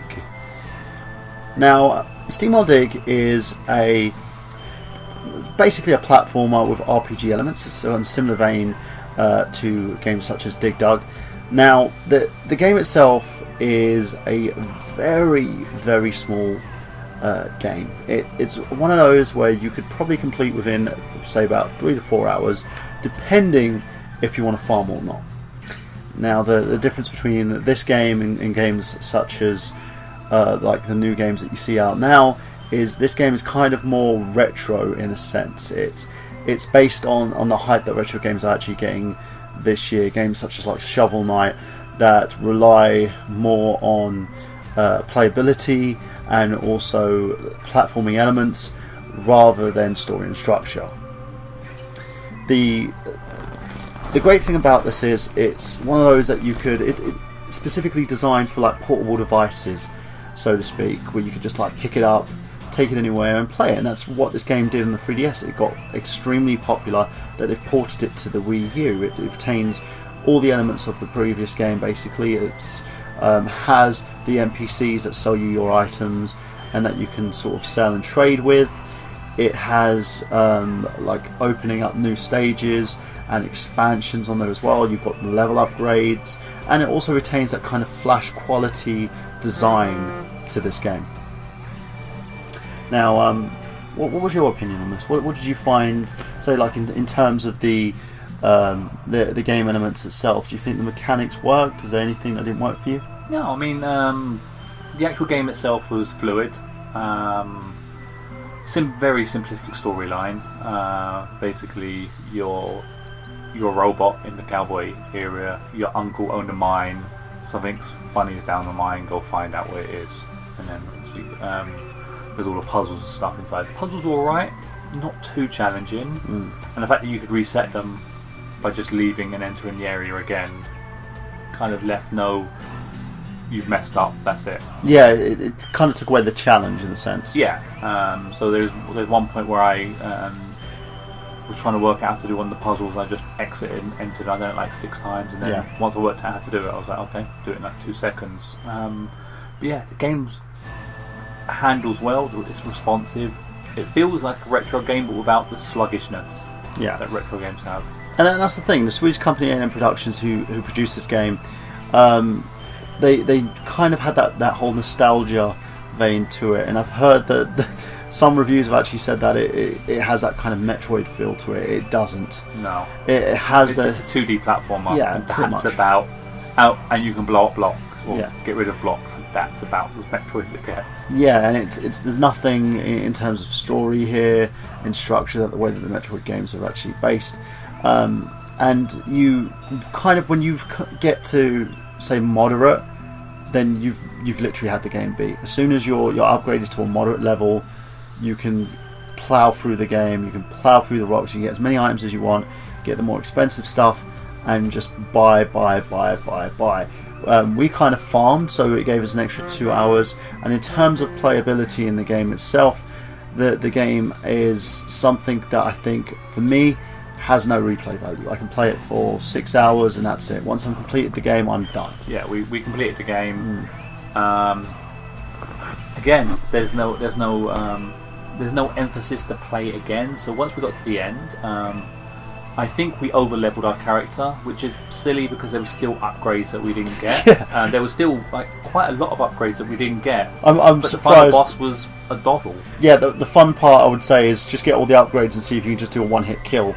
It's one of those good things. If you're a completionist, you probably want to do that, and also plow through the game and see what your record times are. Even if you're a completionist, you'd probably add another, because it got to a point where we get an item finder, so we could have gone out and found all of the gems and stuff. So it's easily doable. Adding about an hour onto what we did. Yeah, and that's the thing. The game is not a bad game per se, but it's of moderate quality. It's probably the same type of game that you would get if you wanted to complete, say, an NES game or a Super Nintendo game. Yeah. The one thing that I think it lacked was the co-op play. There was no co-op play for this at all, so you can't play 2 players on this. And it's sad because it could have taken advantage of the Wii tablet, so that you could actually one person play on the Wii U tablet, the other person play using the TV screen, and that way you both could basically chop and change, and you could see who gets to like certain areas the fastest, Collect or the you most money. Yeah. They could be actual co-ops against certain make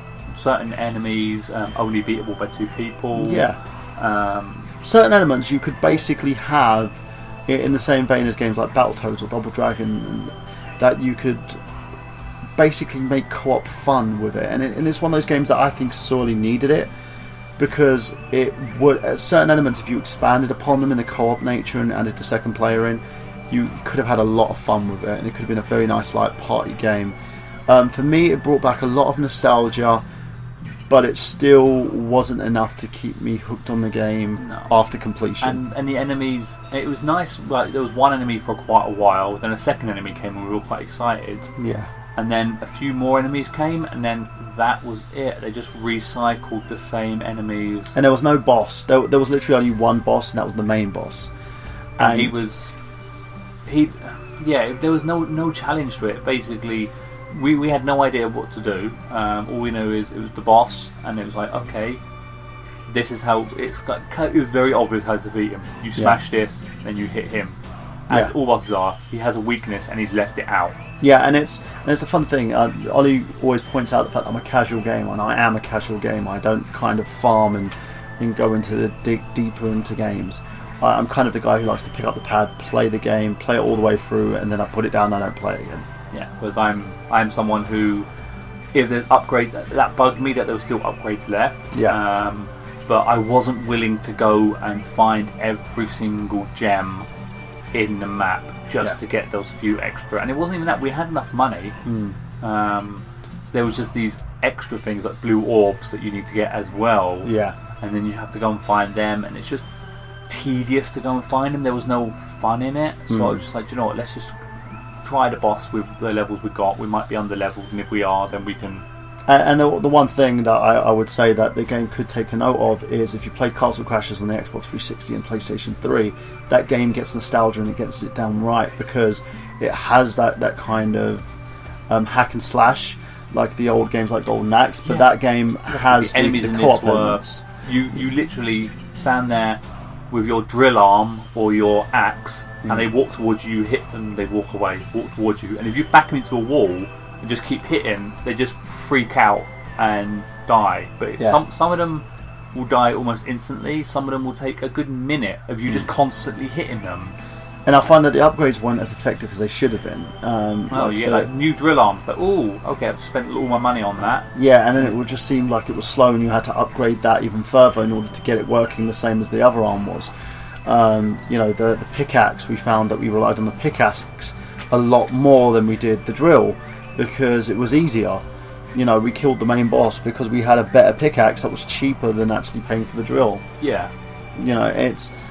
It's stuff like that I find, if you have the ability for co-op, if you have the ability to do something great with games like this, you need to look at the multiplayer functions. You've got to look at things that could keep your game and give it a bit more game time, because I could find myself not picking it back up if we had a multiplayer function. This is one game that I've played through, I fairly enjoyed, but will never ever touch again, because I could literally breeze through this game in an hour. Yeah. Now I know what to do, what to look for, how to upgrade. And it was literally, as we went through the first of the short play, I played the game before he did, so I could take him through those first few stages, and he breezed it because I knew where we were going. Yeah, it feels like a kid's game. Yeah. But not for the attention span of a kid. Yeah, my children would not basically sit there and focus on this game because of the fact that it's monotonous. Yeah, so kids get bored very easily. So it's monotonous, so you need to have an adult's concentration, but it's easy, so you need to have the kids. And it holds your hand through the entire game, which is a kind of a bit of a negative on it. But in terms of quality, in terms of look, it's got that very nice Flash animation type look to it, so it looks like a Flash game. In terms of character design and story, it's a fairly good story, but nothing that draws my attention. Yeah, I mean, to be honest, the story, like I said, the story was you're for some reason you're in this town. Your uncle's got a mine. Something happened down the mine. You have to go down it.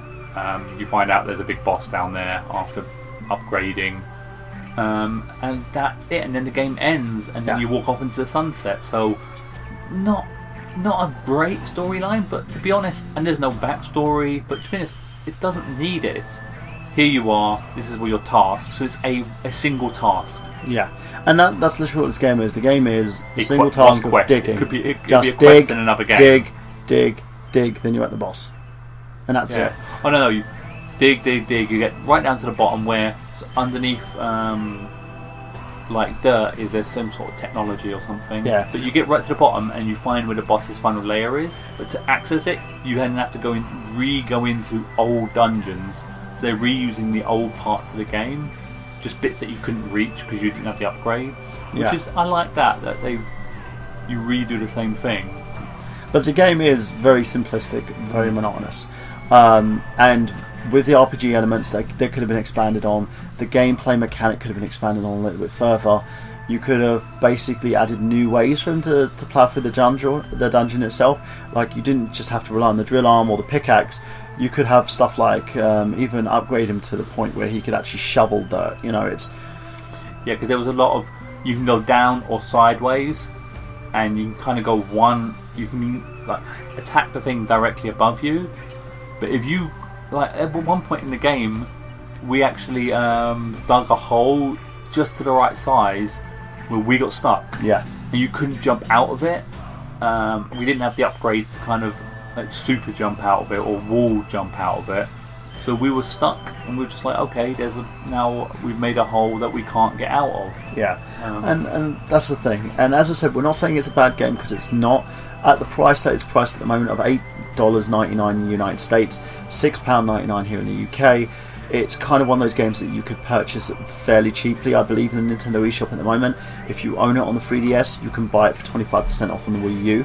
I don't know if that's gone or not, but you can actually get it for that price. In terms of expansions, if they have those, it'd be great, but this just seems like one of those games that feels like an expansion will be just the game again. A new boss, a new level. Yeah, in my opinion, there was a lot they could have done with this game, which they didn't, and it's a shame. But in terms of, in general, with the upgrade features, with the way that the game aesthetically looked, and also with the gameplay, the fact that it's actually one of those quick games that you can do on the go, I would, I was say there's a lot of the game that slowed you down. Like for instance, when you go back to town, there's a person that you can sell your stuff to, but that's all you can do. You can sell, and she gives you money for your gems. So then you have to go to a separate shop to buy upgrades, but you only get the basic upgrades, and a new shop opens, and then you get better upgrades from the new shop for some reason, rather than just the same guy. You get a new stock, and then a third shop opens with the best stuff, and it's just like it would have been easier if you just used one NPC. One NPC with because it didn't even bring character to the. They were just like, okay, so now there's a just added extra NPCs for the point of it. Yeah, but but no story behind them. No, they were just a different. It was just a different model. Yeah, it could have been anything. It could have been a three-legged donkey selling to you, and it wouldn't have mattered. Yeah, but the thing is, one shop where you could sell and buy. I love the Western theme, the sounds, the audio from the game, visually stimulating. Yeah. The mechanics worked really well. There was no errors on this game whatsoever, and a little bit learning the whole when you start getting certain powers like super jumping and double jumping from a super jump. You had to learn it, but it wouldn't. There was certain once you learning get to the point curve. of it, was and that's it. And in terms of the game itself, we'll go now to basically how long we rate the game. I rate this as a 7 out of 10. Reason being, good game, very pleasing. If you want that bit of retro nostalgia, obviously purchase it, and it's at a reasonable price. So it's something that you could use to kind of take away some of that spare time before playing any of the bigger games that you want to get your hands on. What about you, Ollie? What would you rate it? Well, before on our quick play, I rated it 6 out of 10, just because it's an average game and the RPG elements kind of pushed it up a little bit. But rethinking now, as a Wii U game, I'd have to give it a 4. It's not as a handheld game, or even on a phone. On a phone, it will get a 7, an 8 maybe. On a handheld console, 6, 7. Yeah. On a console that has to be plugged into the TV, you're talking 4 to 5. It's a below average console game. So. And again, it's one of those you can play quickly if you're looking to basically spend some extra points at the Wii U shop, and also like use some of that premium money that you usually get from Nintendo for purchasing downloads. This would be a great game. Doesn't take up too much space.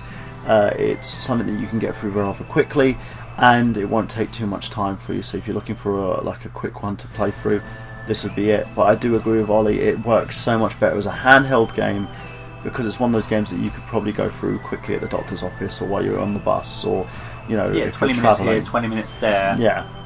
It's kind of like one of those games like Candy Crush, or like playing Tetris. Yeah, you could. If you had Candy Crush on a full-size screen, you get bored of it very quickly. Yeah, I think the extended, the way this game could have been extended for console platforms, if you added that co-op, if you added the ability to sort of like play against one another and some extra features on it as well. Because again, there are games similar to this that has that retro kind of style to it, and I will name drop Castle Crashers. That was done right because you have these extra elements to offset the fact that the game's just one big, like from A to B.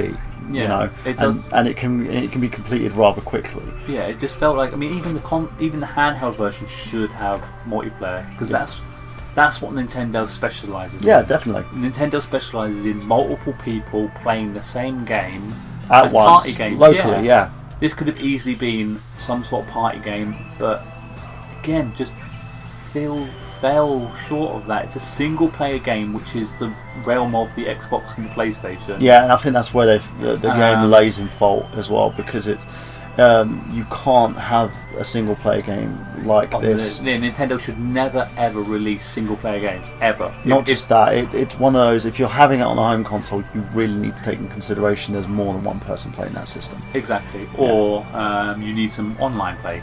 Yeah. Because again, the other consoles, unless you're talking like JRPGs, you're not ever playing by yourself. Everything has an online feature.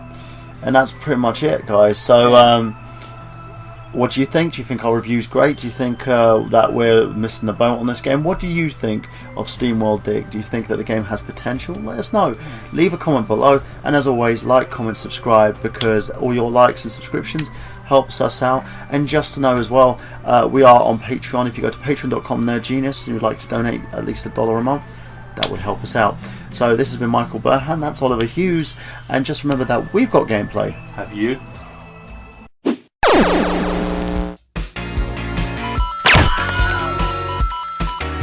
If you only knew the power of the dark side. 2, 1, 0.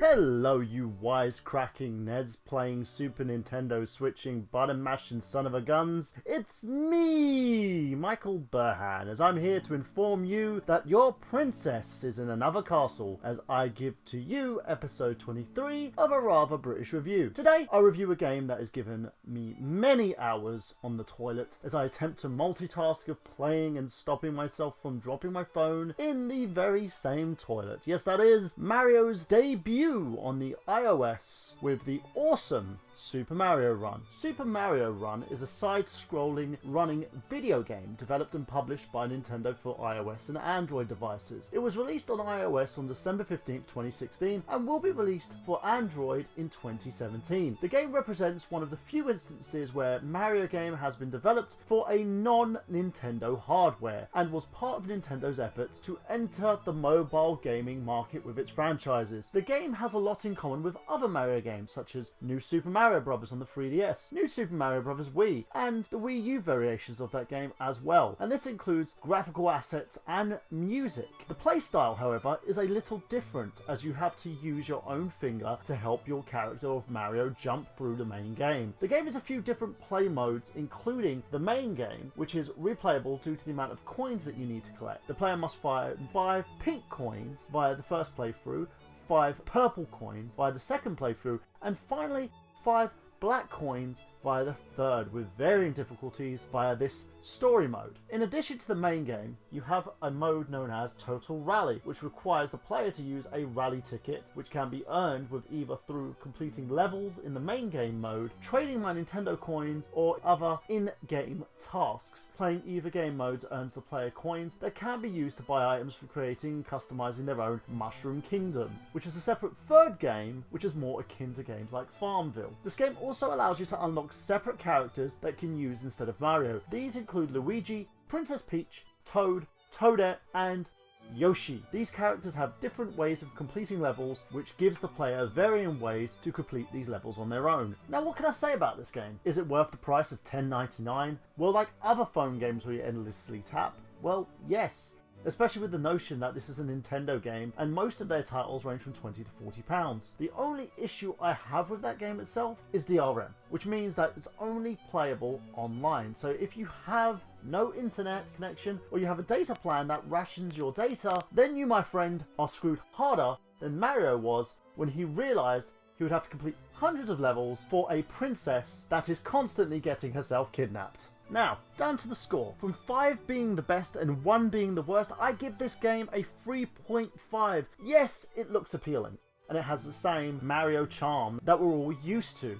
But the DRM lock really turns me off, and I'm not the only one. Countless players are frustrated with Nintendo's constant lack of support for their users, and their stranglehold on IPs, to the point I wouldn't really recommend this game if you're not a Nintendo fan. If you're looking for something to pass the time, there are loads of free games available that do just the same thing as this game does. And for most who really are Nintendo fans, you have to really look past the varying issues, and as for me, I think I'm going to stick to playing my New Super Mario Bros. On my 3DS. It does the same thing and doesn't leave me taking a cold, hard look at myself like a plumber with a hallucinating drug problem. It's time that I quit this franchise cold turkey. So that's it from me, folks, and I'll flush away my cares, as this has been Michael Burhan, as I will see you next week for another Rather British review as I become a little trigger happy and review another online only shoot 'em up, that is Overwatch. So my friends, I shall see you then.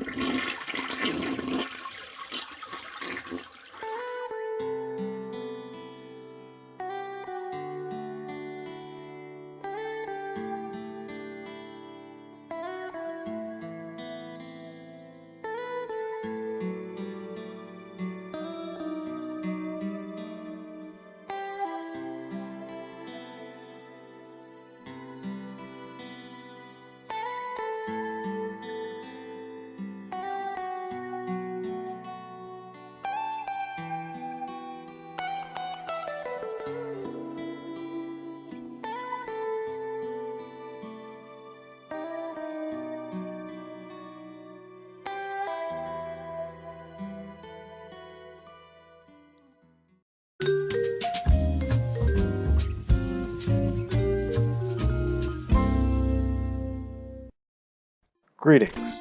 I'm Cardinal Nemo Ignatus II.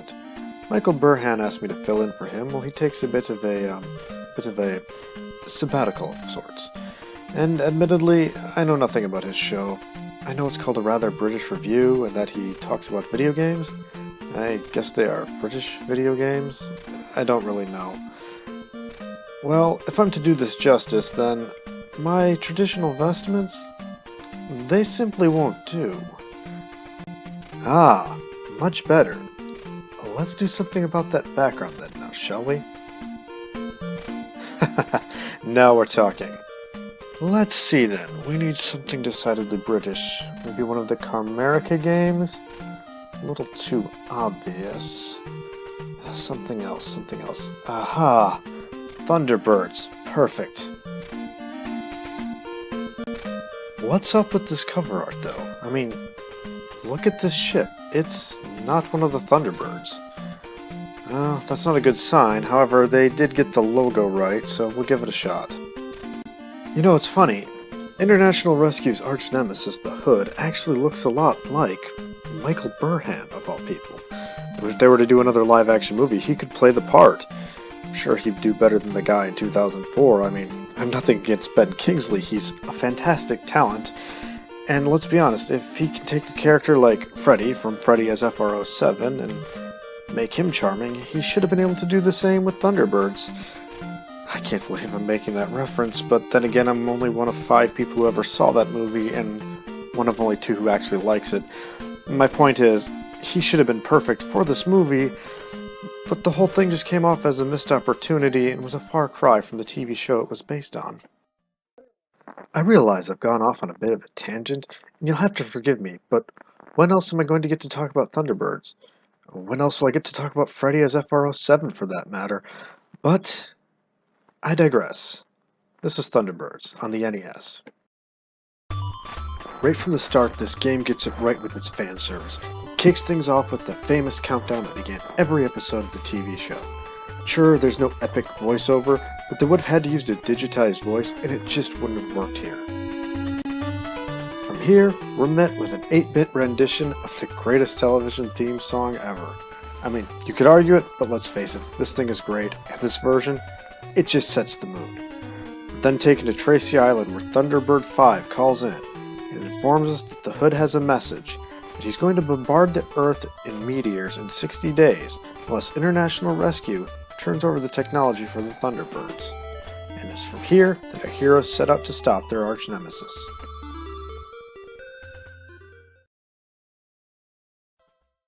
In a sort of Mega Man fashion, we're taken to a map screen where we're allowed to choose our mission. When you start the game, you only have 3 to pick from. 2 of them involve Thunderbird 1, 1 involves Thunderbird 2.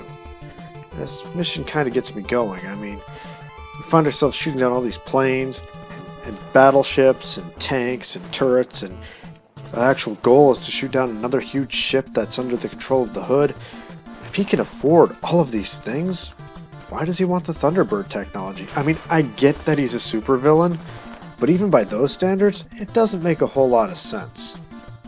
Now, the gameplay is, well, a shooter, as you can see, and when I first played this, I thought this was strange. I mean, Thunderbirds, they're an elite team of first responders, and they made a shooter out of this, but it kind of makes sense when you think about it. I mean, you're going to make a game about Thunderbirds, what do you want to do? You want to pilot the vehicles, and at the time, this was probably the best way to go about it. Gameplay is fast but simple. You fly around, you shoot down your enemies. Now this game does offer you power-ups, and the way to find these? Occasionally, a red enemy will appear. Shoot them down and you'll get an icon. It could be an extra life, it could be an upgrade to your weapons, it could even be these orbit guns that'll fly around the ship and help you shoot things down. And one of the best things is if you beat a level, all of these power-ups carry on to the next level, even if you're using a different vehicle. This is a nice touch. It would have been easy for the designers to take the stance of, well, Thunderbird 1 got these power-ups. The next level's Thunderbird 2. They shouldn't carry over, but they didn't do that, and I appreciate this. The fantastic thing about using a franchise like Thunderbirds is all the different vehicles at your disposal. And you get things like Firefly and the Mole showing up. And it's still just a standard shooter, but it's a nice little distraction. For example, when you're in the Mole, in order to tunnel deeper and deeper into the Earth's core, you have to shoot away pieces of dirt and debris. I'm not actually a fan of these levels, because if you don't set yourself up just right, you can actually kill yourself very quickly. But it's a great idea, I'm just not very good at it, and that's my fault more than it is the game's.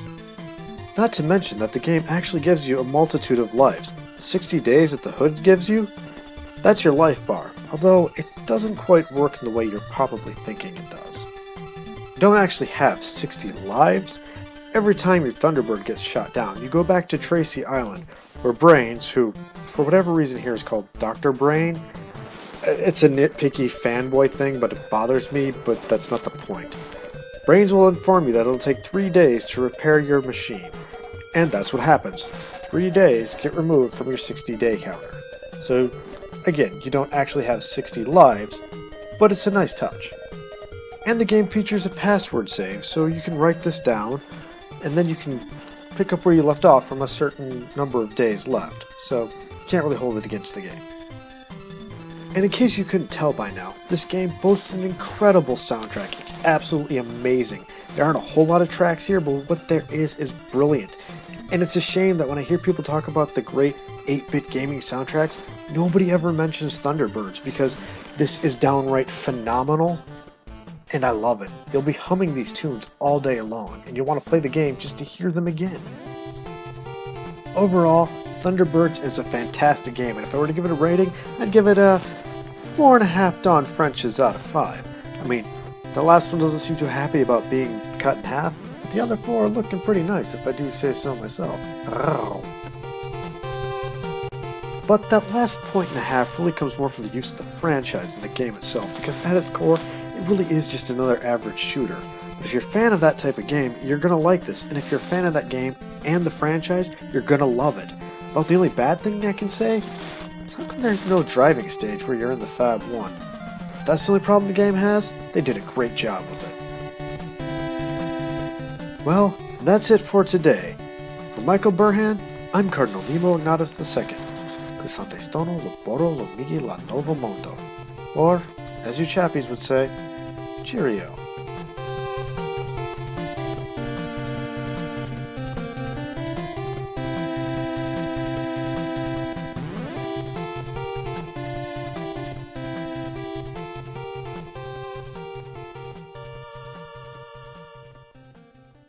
And you really must tune in. He's ironic, iconic, maybe bionic. Ladies and gentlemen, introducing Genius. He's a genius. Hello ladies and gentlemen, my name is Michael Burhan, he's Oliver Hughes. How you doing? And this is our review of Watch Dogs. Now we're basically reviewing this game because we've done a huge Let's Play of it. Ollie actually brought the game down to me quite recently from a shop called For Your Eyes Only. It's basically a rental place down in London, South East region, from Forest Hill. The shop itself, basically we rented the game for, I believe it was £8 for 2 weeks. Yeah, it was about that. Yeah, about £8 for 2 weeks. So we wanted to give the game a good try because we honestly didn't want to play the game, didn't want to buy the game. Otherwise, we didn't want to do a quick play because we've heard good things about it. Yeah, so it was kind of had a mixed bag. We've had good and positive and negative from it. A lot of people, most of the complaints is that the game isn't truly next gen. We've done a playthrough of it, so we're going to give you our opinions. Now, first let's talk about the story. Story is basically Aiden Pierce ends up getting himself involved in a situation where he ends up hacking a large, it's like casino, wasn't it? Like a sort of a casino. No, it's like a big hotel chain, and ends up getting away with a bit of data. And like I think it's like £180,000 worth or dollars worth of cash. Yeah, and what happens is the individual responsible ends up putting a hit on him. He ends up getting his car shot down, and his daughter ends up / niece ends up getting killed in the accident. So he goes on this whole sort of revenge thing. He ends up getting his sister and his nephew involved in the situation. They get kidnapped. He ends up getting friends, loved ones kidnapped and killed, and he ends up like going around tying up loose ends. Now, there's a lot of things that we can say about this game in terms of the story and structure. It didn't make sense. It seemed like a complete and utter clusterfuck. The reason being is that his character and the sister Nikki, she seemed more like his wife.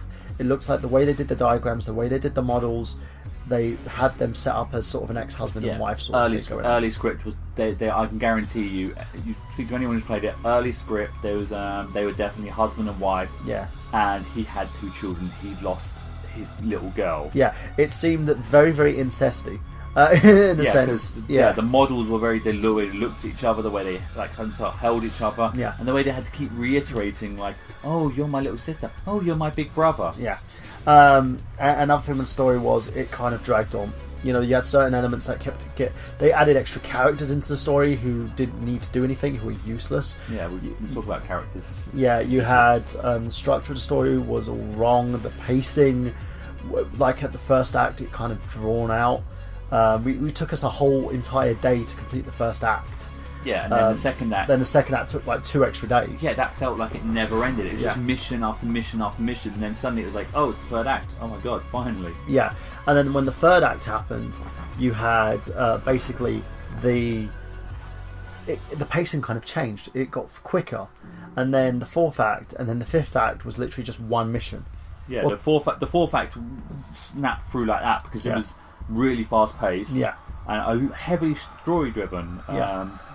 Again, story wasn't great, but it was story driven. Yeah, it was supposed to be story driven, but the story itself just seemed way off pace. Now let's go on to the characters a little bit. Talk about Aiden Pearce. They try to make him an anti-hero. They try to make him Batman. Yeah, very, very much Batman. They give him the voice of Batman sometimes. Yeah, he got the. He was talking like this half the time. Yeah, and when he come across bad guys, he'd be like, "You're going to be scared of me." Yeah, I got information. Yeah, they tried to make him an anti-hero. Well, he's called the Vigilante in it. He's meant to be this. Well, they called him the Fox Vigilante or something like that. Yeah, they call him the Fox at the end, but he's like he's the Vigilante. He's obviously meant to be a Batman character. He's meant to be. I don't know, because the Batman is what he does what the police can't, whereas this guy isn't. He steals. He steals. Yeah, you can check people's money out, and then go to the ATM. All your money in the game comes from other people. Yeah, you steal money off targets. Then he like takes money off bad guys that he kills. Then he takes money like from bad guys who he ends up stealing data from. He steals cash from them as well. He takes money out of cars. He's not a good guy. No, I mean, not even just the... He has no morals. Yeah, I mean, throughout the game, they keep trying to... oh, look, all the characters are like, oh, you've got such a strong moral compass. Oh, you're all this. And nothing he does says he has a moral compass. There is a point in the game where you basically have to infiltrate a sex slave auction. So you have to kind of take the identity of one of the VIPs. So my logical thought would be, okay, you've got the hacking ability, take as a bit kind of identity, and then Aiden Pearce goes, oh, but what if he comes along? It's like, oh, fair enough, tie him up, hand him over to the police, do whatever you need to. And Aiden Pearce goes, no, we have to kill him because he might expose us. It's like, well, okay, yes, the guy's a scumbag. He's in sex trafficking. There's certain questionable moments. Yeah, who are you to say you can kill him? And this is another thing about this game. It's supposed to be a moral compass. It has a good and bad element to it. It tries to do what Dishonored does really well. It doesn't do that. There's no good and bad. It's just all bad. Yeah, and it's not even gives you the choice to be good and bad. Yeah. He is just an asshole. He kills people. He steals from people. He gets his family involved because people openly know who his sister and his son and his nephew is. Yeah, and he punishes people far too vigorously. Yeah. For really minor slights on him. Yeah. He even lets people go who are very, very questionable. Like the one of the guys who he uses as an informant, Bedbug. The guy ends up nearly getting killed because he's going to do a mission for him, and the guy does it badly, and he has to go back in there and do the mission to get the data that he needs. Yeah, and that Bedbug guy, he literally, to get him to kind of turn on his boss, you have to find blackmail information, which is and blackmail him. Yeah, and blackmail him. So he's doing this against his will. Yeah. It's extremely. There's no grey area. It's black. This guy is an ass. Yeah, and you actually say to yourself in internal monologue, "Oh, I hope I don't get him killed." He monologues. Like, you know that you're risking this guy. You're blackmailing him to risk his life. And the monologues in this game, oh my god, too many fucking monologues. He does more monologues than Shakespeare. Yeah, and you can't do anything in the game. Like it's not like it will be a video monologue. You will be able to control your character, so you'll be able to drive around, run around, whatever you need to. But until the monologue is over, there will be no marker on the map to where to go. So you literally are running around in circles Yeah. until. And there's a lot of too much questionable behaviour going on from him and from everybody else in the game. There are certain people that he treats like shit. He's sexually aggressive. Yeah, he's unnecessarily sexually Aggressive. And aggressive. flirtatious. He's You've got his like former partner in there as well, Damien, who treats him like he's his jilted boyfriend. I mean, Damien basically was the guy at the beginning when the job went We bad. did such good things together. And then he calls up and goes, "I need your help," and then Pierce goes, "No, you gave me." Like Damien goes, "Oh, here's some information that you might need. Can you help me?" He's like, "No, I'll take the information, but I'm going to go do it myself." It's like, Yeah. What? He's a dick. He's a He's a complete proper dick. But then yeah. you find out Damien is just as much as a dick because But Damien ends up like a jilted girlfriend. He kidnaps his sister. He kidnaps his sister, and he keeps saying like, "Oh, we were so good together." He kills the girl that Aiden looks like he's sexually molesting half the time. Who's like one of the hackers? Is it Clara? Clara, yeah. So this Damien character, he becomes the main enemy when he's not even the main. But he's not the main. He had nothing to do.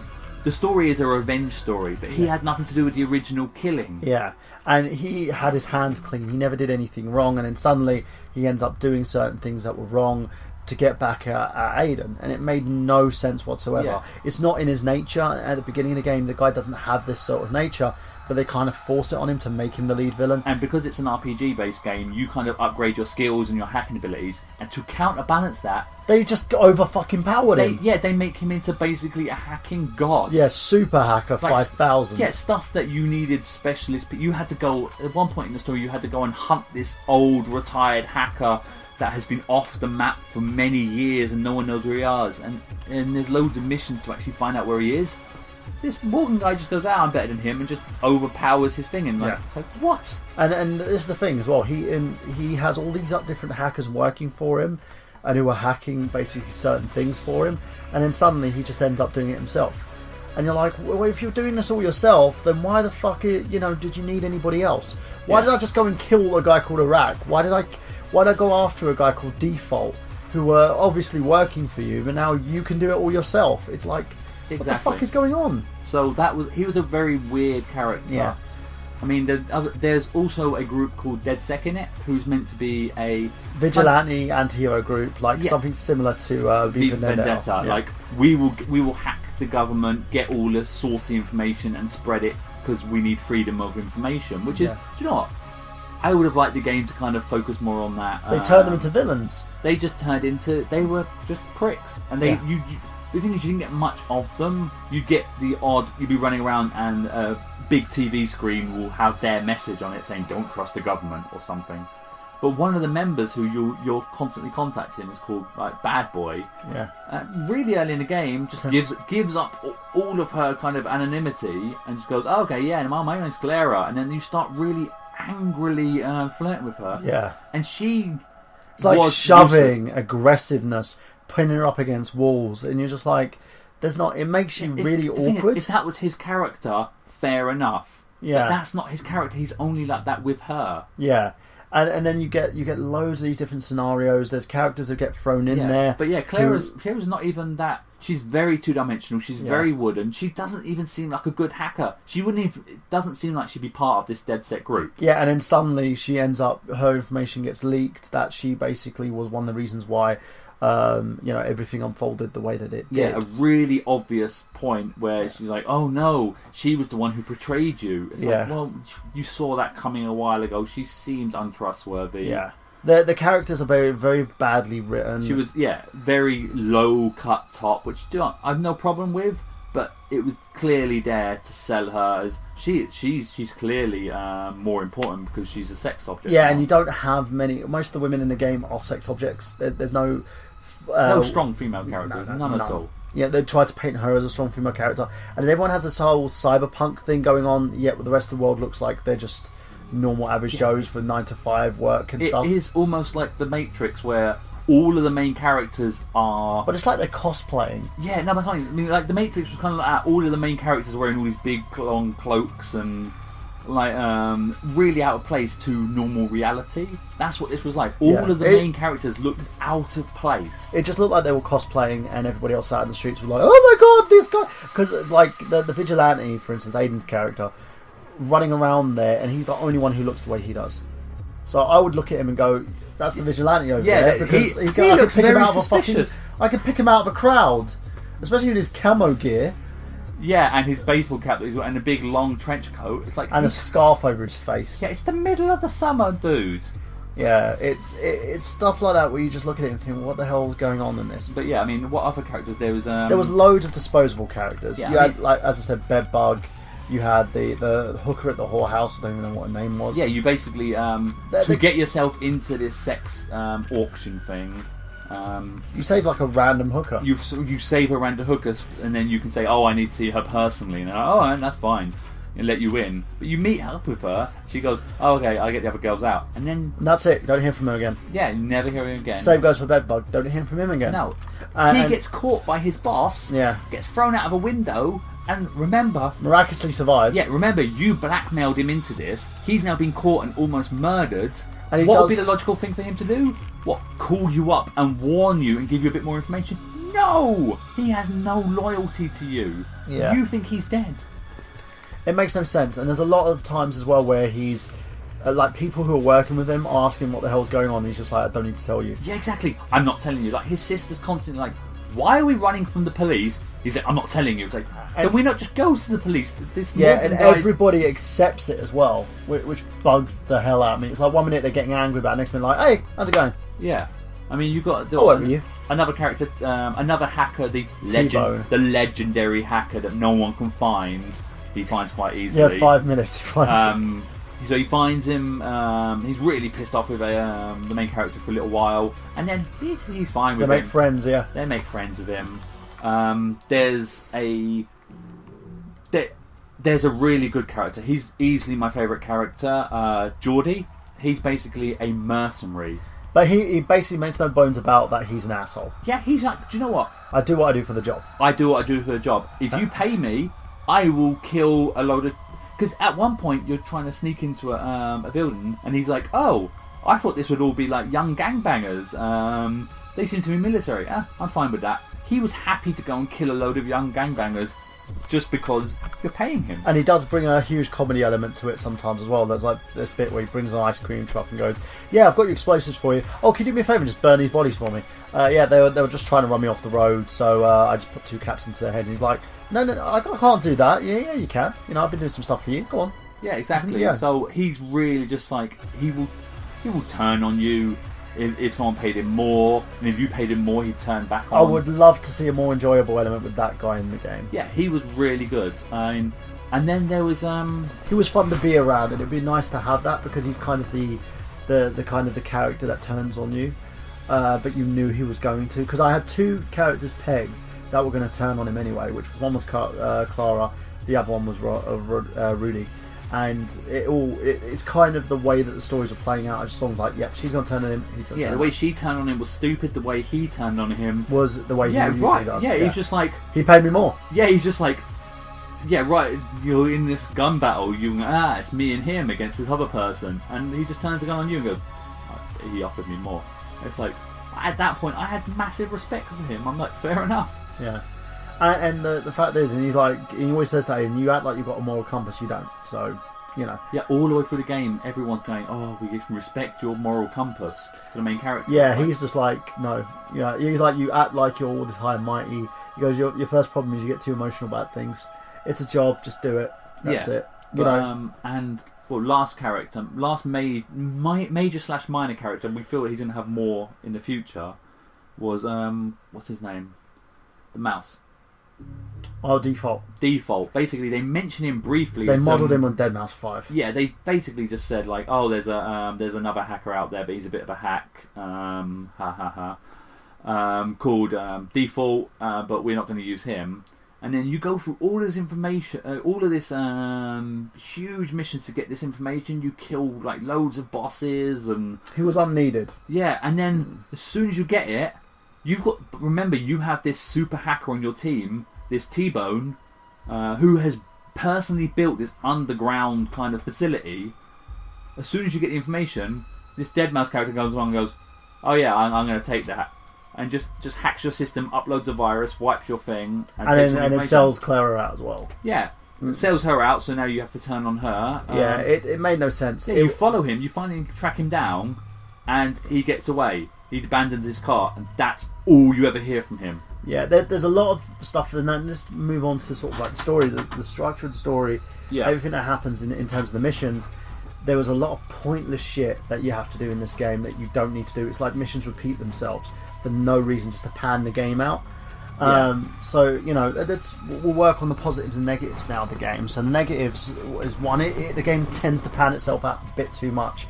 In terms of the mechanics of the game, there's a lot of very dodgy mechanics that this game has. The hacking tools are great. The gun tools are great once you start adapting them. In terms of the car mechanics are very shoddy. You know, they're very slow, the cars are clunky. And the game itself is glitchy.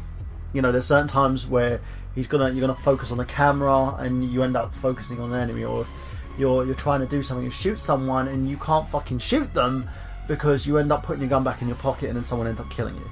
Yeah. Or where you're going to use the combat mechanic and I'm stuck and I'm hitting the B button, getting ready to hit someone, and the guy blows my brains out. Yeah, there are a load of kind of. I mean, but you're bound to come across small things. Yeah. It's just that there were certain things like it had the Gears of War kind of stick to walls. Yeah. And you can run along walls and hide around things. But I love the way they said always- that they're trying to sell parkour in this game. Oh, you can do parkour. No, you can't. You can run across things, but not everything. Yeah. And the parkour is very shoddy. Yeah, but I mean, like I was saying, the sticking to things is very much you stick, but every now and again, your character will just unstick and stand up, even if you're in a firefight, Bang. and then you just get shot, and it will restart. All the way, like back. Sometimes it restarts right at the back of the level. Yeah. And you're right at the end. You're like, that stupid mechanic just made me lose 20 minutes. One of the worst things about the game as well is its loading times. The loading times, literally, we played 21 hours in terms of the game itself. Yeah, 21 hours, 22 hours worth of game, Yeah. just straight story. We didn't do any side. 5 hours of that was loading times. Easy. Yeah. And this was like the story mode, and the reason why it was so long for us is because we tried to do it more of the espionage style, sort of sleuthing type of, getting the grips with it. We weren't going in there killing everybody and just getting through the level. Yeah, because we're doing our playthroughs. We'd like to. We like to look at everything. I'm kind of the shoot guy. Ollie's more kind of the guy who likes to do things at a slow pace. Yeah, I mean, we've gone to sort of the positives. Because we've slagged it off a little bit. Negatives. The positives, what do you think? The fight mechanic is one of the big positives. Ollie was actually saying about it. It's one thing that I actually kind of got turned around on. Because at first I was kind of like, oh, this is shit. It's kind of something similar to what you see in Arkham City and Arkham Origins. But it's very easy. It's like you can use the B button and you'll end up taking someone down very easily. You've got like the guns. You could do things with certain guns where if you go press the B button to take someone down, you could put the gun on the back of their head and shoot them and stuff. It's really well done. There's really nice little animations. It's not all the same. You attack, you snap their neck. You attack, you hit them. It's you attack. If you're carrying different weapons, you do different execution styles. You do different baton attacks. Yeah, and that's the great thing about that. And then you've also got you've got a huge selection of guns as well to use. It's very innovative in the way that you can take enemies out. You don't have to use a gun. You can use an IED. You can use a bomb.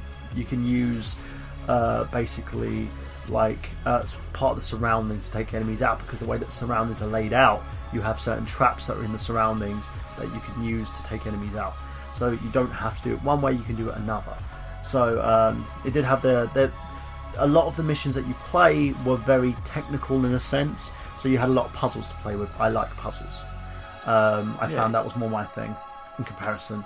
I wasn't a fan of more of the kind of you've got to go in here and you've got to shoot this guy and you've got to hack into the system. I like the hacking puzzles. I was a fan of the leading one person from A to B, where you're using the camera and you can lead someone in and out of a building to try and get them to safety. I liked the animations of the characters. I did actually like the graphics. It was great for this gen, not an next gen thing. Sorry, but it was good for this gen. There was a few issues that I had where you would have animations where they weren't even moving their mouths. They'll be like that. And it's which you can accept happen now and again, but it happened quite a few times, and it's through it wasn't just minor animations; it was major plot point animations, which they should. The game seemed really rushed in terms of that. Yeah. I liked the fact that you could manipulate certain elements like bridges, blast up potholes, and burst pipes and stuff like that in order to get enemies in cars to sort of side off the road. I liked elements where you could outrun the police, apart from the fact then I found out that all you need to do was jump in a lake. Yeah, jump in water, swim away, and the police give up on you. Yeah. So that's the easiest way you can get through the game. But there, it had some promising elements. Also, the online hacking system they had as well gives you some extra time. The game has a lot of gameplay, including side missions, but it does get repetitive because when you play through one mission, you have to play through that same mission again probably about 2 or 3 times. But yeah, it's again, it's got a lot of positive features, some negatives. In terms of the negatives and positives, the negatives kind of outweigh the positives in a sense, but there is still a lot of good stuff here for those people who want to plow through it and give the game a good go. So what about you? Again, the redeeming factor on this game is the combat. I really, really like the combat because my style of combat is straight up sneaking. I will stay even out of because there's certain red areas on the map that if you go into it says you are entering a restricted area. Yeah. At that point the enemies start if they see you they'll attack you. If you're outside that, if they see you they just tell you to go away. Yeah. So you can sit outside and as long as you can see a camera you can hack it and you can see what the camera sees and then move it around, and if you can see another camera you can then hack that, so you can basically move around the level via cameras. Yeah. You can then look at a car and set the car alarm off to draw some enemies that way and sneak around, or sometimes you don't even have to get into a building to basically... Yeah, you can clear an entire building out. You can lure people by lifting a forklift up and they go, oh, what's that? They wander over and they walk over like something that has explosive panel in the floor or an explosive panel on the wall, and then you just blow it up and you kill them. But even with this though, it does get a bit glitchy because we've had times where we've tried to lure someone away from, say, like when we were doing a lead-along mission with his sister, and they wouldn't. And then as soon as she goes over to one side, everyone migrates over and starts fucking shooting at her and killing her. It's a little bit. I would say the combat AI is very good. The enemies work as a team. They try and flank you. They've called more enemies in. Yeah, if they feel that they're getting overpowered, certain enemies have the ability to call reinforcements in, which is a hacking ability that you can stop later on. You can disable that. But I do like the upgrading the mechanics as well. The RPG elements where you can actually craft, you can upgrade certain elements, including weapons, hacking skills and stuff. That's like what I mean. that. Like, for instance, you like to use explosives, bombs. You would throw a bomb, blow someone up, pop up, shoot them in the head. Whereas what I would do is I create a lure, which basically you throw and then you hack it and it makes a little noise. People go and investigate and I'll sneak up and take the person down silently. Yeah. So I would take an entire area out silently, whereas you would take them out as loud as you can. Yeah, as long as I got the job done. But then both have really positive and really negative. My way takes forever. Another reason why the gameplay is a bit long for us. Yeah, you avoid... Yeah, because I did. You avoid... normally avoid the reinforcements. And you normally avoid them calling in like heavily armoured enemies, which are a bitch to take out. Yeah. Whereas your way, you will get reinforcements straight away. But the thing is, once you get reinforcements, they won't call anymore. Yeah, and that's the big thing here. In terms of the game, it's got a lot of wealth. It's got a lot of good things that you can do with it as well. In terms of game time, you've got there's probably about say 20 to even 40 hours of gameplay, and that's just straight story. And not just story. Story you're looking at probably about 10 to 15 hours. But in terms of like side quests, in terms of like the fun missions, like the spider missions and other side stuff that we did, in terms of hacking missions and stopping criminals and stuff like that. Yeah. You can do it. If you're a completionist, you'll have a lot to do. The problem about this game as well, though, it's once that game's done, you want to pick it back up again. Yeah. There's no replay value at all. Do you know what? Honestly, it felt like a prologue for the second game. Yeah, it like they wrapped everything up at the end after the game was finished in a neat little package, so they can lead it up to the second game. It didn't fit. It felt forced. They brought DedSec in as a major character, saying how pissed off they warned the world and That how they're they're going gonna to punish retaliate. everyone. Yeah. And then obviously the Deadmau5 character. He's going to be probably. He's probably going to be in because obviously unless they just brought him in for no reason. Yeah. There's a few characters in there that you look at and you probably think you're going to probably see them again. But in terms of the gameplay, in terms of the way that the game worked at the moment, we were kind of disappointed. I was. I've been waiting since the PlayStation 4's release to get this game. I was never really that. I was excited about the game, but I thought, do you know what? I'm going to rent it. I'm not going to pay like 40 quid. I was excited since E3 2013. And it, when you're, as I said in 2013, Ubisoft was one of the best game companies in that conference. Out of them and EA and like all the other press I conferences. think a lot of people are hating EA at the moment. But hating Ubisoft. At the moment they are, because they made some very questionable decisions. But we're not laying this review on that. No, we're laying the review based on the game itself. But I think, Watch Dogs itself has got a few negative reviews because people just biased opinion. Yeah. In our terms of our opinion, we're trying to look at it from we don't care who it's made by. Yeah, we just for me, it seemed like a very promising game. It was hyped up because of the hacking mechanic, and because you were this vigilante and you're going after people because they've done something wrong, and you're basically acquiring data on them so you could shop it to the police, sort of thing. So you could open it and it leak it ended to the up world. being you were going after people for It was a very totally petty different game. things. Yeah, it was a totally different game. And the majority of the game is based on pettiness. And you could still, and your own follies, man. He fucking stole money from a fucking mafia boss. Fuck's sake. And you know what? And the thing what really kind of made me feel bad is you could hack nearly anyone, and basically after you find out how much they got in their bank account, you can go to the ATM and withdraw all their money. Some people are like unemployed mother of three with like £500 in their account. You could go to the bank and just take that out, and I'm just like, I feel bad for this NPC. Yeah, and the fact is the character himself, Aiden, there was no layers to him. He has no remorse. He just seemed like a bad guy. Until right at the end. No, not even at the end. At the end, he tries to redeem him. Oh yeah, right at the end, we were sitting there going, we were expected to have a big boss battle payoff. There's no boss battle payoff at the end. It's kind of like 1, 2, 3, done. Yeah, you meet up, you have another monologue. Yeah, there's a battle at this lighthouse that literally seems like the ending for Dishonored. And you're like, a lighthouse battle where there's going to be a boss, there's going to be... With Dishonored, though, in order to actually complete that segment, you had to think. You had this sort of power that you could use, and you sort of teleport your essence into this rat who had a bomb attached to it. Yeah. And the rat goes onto the lever and then blows him up, and then he falls off the tower. I give right? That's got credit for that. This is not even that. It's just like you see it, push one button, it's over. Yeah, but no, I do give the credit. You can run and gun, which makes the game quite hard, or you can think.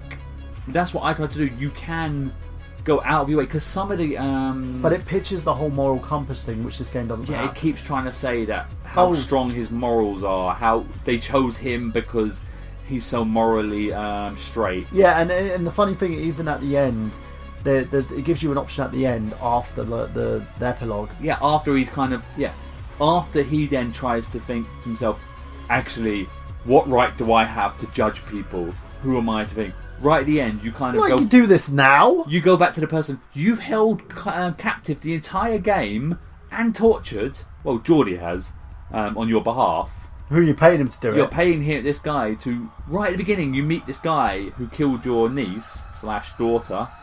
So you're holding him for the entire game, torturing him. Right at the end, he's petrified of you, and then you have the choice to walk away or execute him because. Who am I to have the right? It's like, that's so out of character. You would straight up execute him. So we did. Yeah. We're not going to break character. It was like walk away or shoot him. Like shoot him. There's no point. There was no knock him out and hand him over to the police. There was no objectiveness in this, and that's the big thing about the game. There's no objectiveness at all. There's even a moral bit at the end where you're fighting with the main boss, and you could either choose to shoot him in the head or shoot him in the leg. I shot him in the head. I was like, I don't want to listen to you. Yeah, and there's another point where the main, like the big mafia boss guy, a bit of a spoiler here, he's behind bulletproof glass. He's like, you can't get me. You look at him, it says recent heart surgery, and then you it conclude brings up a little button, that he has a pacemaker. So you go, I'm going to give you a heart attack. You just give this old man a heart attack. Yes, he's a mafia boss, but you just killed this old man, and you're like, you actually say, you monologue afterwards, I know I should feel empty and hurt by this, but I don't. Yeah, and it's one of those things. It's like they're trying to pad this character out, and they've just got there is no padding whatsoever. And thus, let's go straight to basically our scores for this, because again, graphically it looked great. For this generation, for an Xbox 360, PlayStation 3 type game. Mechanic wise, it had some good mechanics, had some bad mechanics. Story and structure were terrible. The pacing was god awful. Yeah, they massively rushed through certain parts, and then they dragged other parts. Yeah, and then they had to freaking make up for the story at the end in the epilogue. Where they were like, oh, by the way, this is going on, and by the way, this is going on, and by the way, this has happened. Yeah, they introduced like DedSec, and they introduced the main kind of government organisation that kind of runs all the technology that you actually hack into. At the end, it introduces them as like they could have thrown that at the beginning of the game to introduce who this kind of Uber corporation is. Yeah, they basically, there's no ifs or buts about it. No backstory to anything. So you get all the stuff, it's all sort of piled in under a neat little package. Again, as I said, you've got a lot of playtime going on there. There's a lot to play with. You've got a great hacking tool on there. You've got a lovely, sort of fighting mechanic on there. In terms of the rest of the game, though, I'm not pleased with it. I think it's a big letdown for me, and no replay value. I give it a 6 out of 10. Ollie, what about yourself? I would give it no replay value. Bad driving mechanics. There are even like boss battles where you're a. There weren't even boss battles. Yeah, there was basically you were a truck, or you were a car, or any vehicle you could find, and you were trying to take down a fire engine. It's like, what? Yeah, and you couldn't even take it down because the thing was like a Sherman tank. Yeah, it would just barge through everything because of the thing. So the driving was awful. And the police harassing you. The police were harassing you rather than the big fire truck massacring innocent people. Yeah, there was a lot of things that just seemed very hypocritical about the game. It seemed very rushed. It just didn't seem like the game that it was just being sold as, in a sense. So the combat was good. I mean, I like the fact that there were different variations of enemy. There were different levels and difficulties of enemies. The enemies were quite smart. Yeah. You were able to do each mission multiple ways, which was nice. Apart from the driving, which was exactly... If you look at our playthroughs, there are some missions we take 20 or 25 times to do because it's such a linear... Go here, chase this guy. Oh, he's called him back up. They get in the way. That's all it is. They get slightly in the way and he drives off. We literally had to end some Let's Play videos because... we were basically had to go from point A to point B, and that was the majority of the mission. Yeah. So I would, and the fact that they tried to, they had good storytelling at the end, which annoyed me because it felt like they could have had good storytelling. It's just like they were just doing it just so they could set up the sequel. Exactly. So it felt like they were lazy in their story. The driving wasn't great. The combat was awesome. I really did like the combat. So overall, I'd give it a meh. So about a 5 out of 10. 4.5, 5. No replay value. The online wasn't great. So, again, what would you say? Buy brand new, buy pre-owned after a couple of months, or rent? My opinion, rent first, and if you really want to buy it, buy pre-owned. The reason being, the £40 price tag that this game is worth at the moment, I wouldn't buy it for. Because it just doesn't seem... Yeah, you've got 40 hours of gameplay, but then afterwards you can't pick the game back up. When I buy games, I buy from Longevity. Like GTA 5 I purchased for £50 special edition, and I've got a ton of replay value. I'm still not halfway through this game. We're not at all comparing the two games, because they are. GTA 5 has had multiple sequels to polish. It's a brilliant game. It's but polished. It gives you a lot more in a sense, where this game kind of doesn't. The only thing that can probably draw you to it is the hacking mechanic, and it does get old quickly. The missions get very, very repetitive. Yes. Even the side missions, even the fun things. There's like you control a giant mechanical spider with the ability to blow up whatever you like. You're like, cool. And it's like you level up your spider faster the more you destroy. You're like, oh my god, this sounds like an absolute massacre. There's other missions where you just have to run people over. There's other ones where you just have to sneak up and kill everyone. There's like these like little kind of side missions where it's just like, oh my god, these are like this part of the game amplified into a whole mini game. It's awesome. It gets very, very tedious. I was watching him play through a couple of them when I was doing a Slamcast yesterday. And I love the whole sneak, takedown, sneak, takedown, sneak, takedown, never fire a shot. I finished most of the game without firing shots. Yeah, he enjoyed it, but then I got to the point where I was like, enter, quit. They didn't even let you end the thing. I had to physically quit it because I was that annoyed with it. Yeah. But that's it, guys, and that's our score on that. If you agree with us, let us know. Leave a comment. If you don't, as always, guys, just basically let me and Ollie know what you're thinking. And this has been Michael Burham, this is Oliver Hughes. Hello. And you can also see us on I Got Gameplay, of course, with our co-host. And this is us just saying that we've got gameplay. Have you?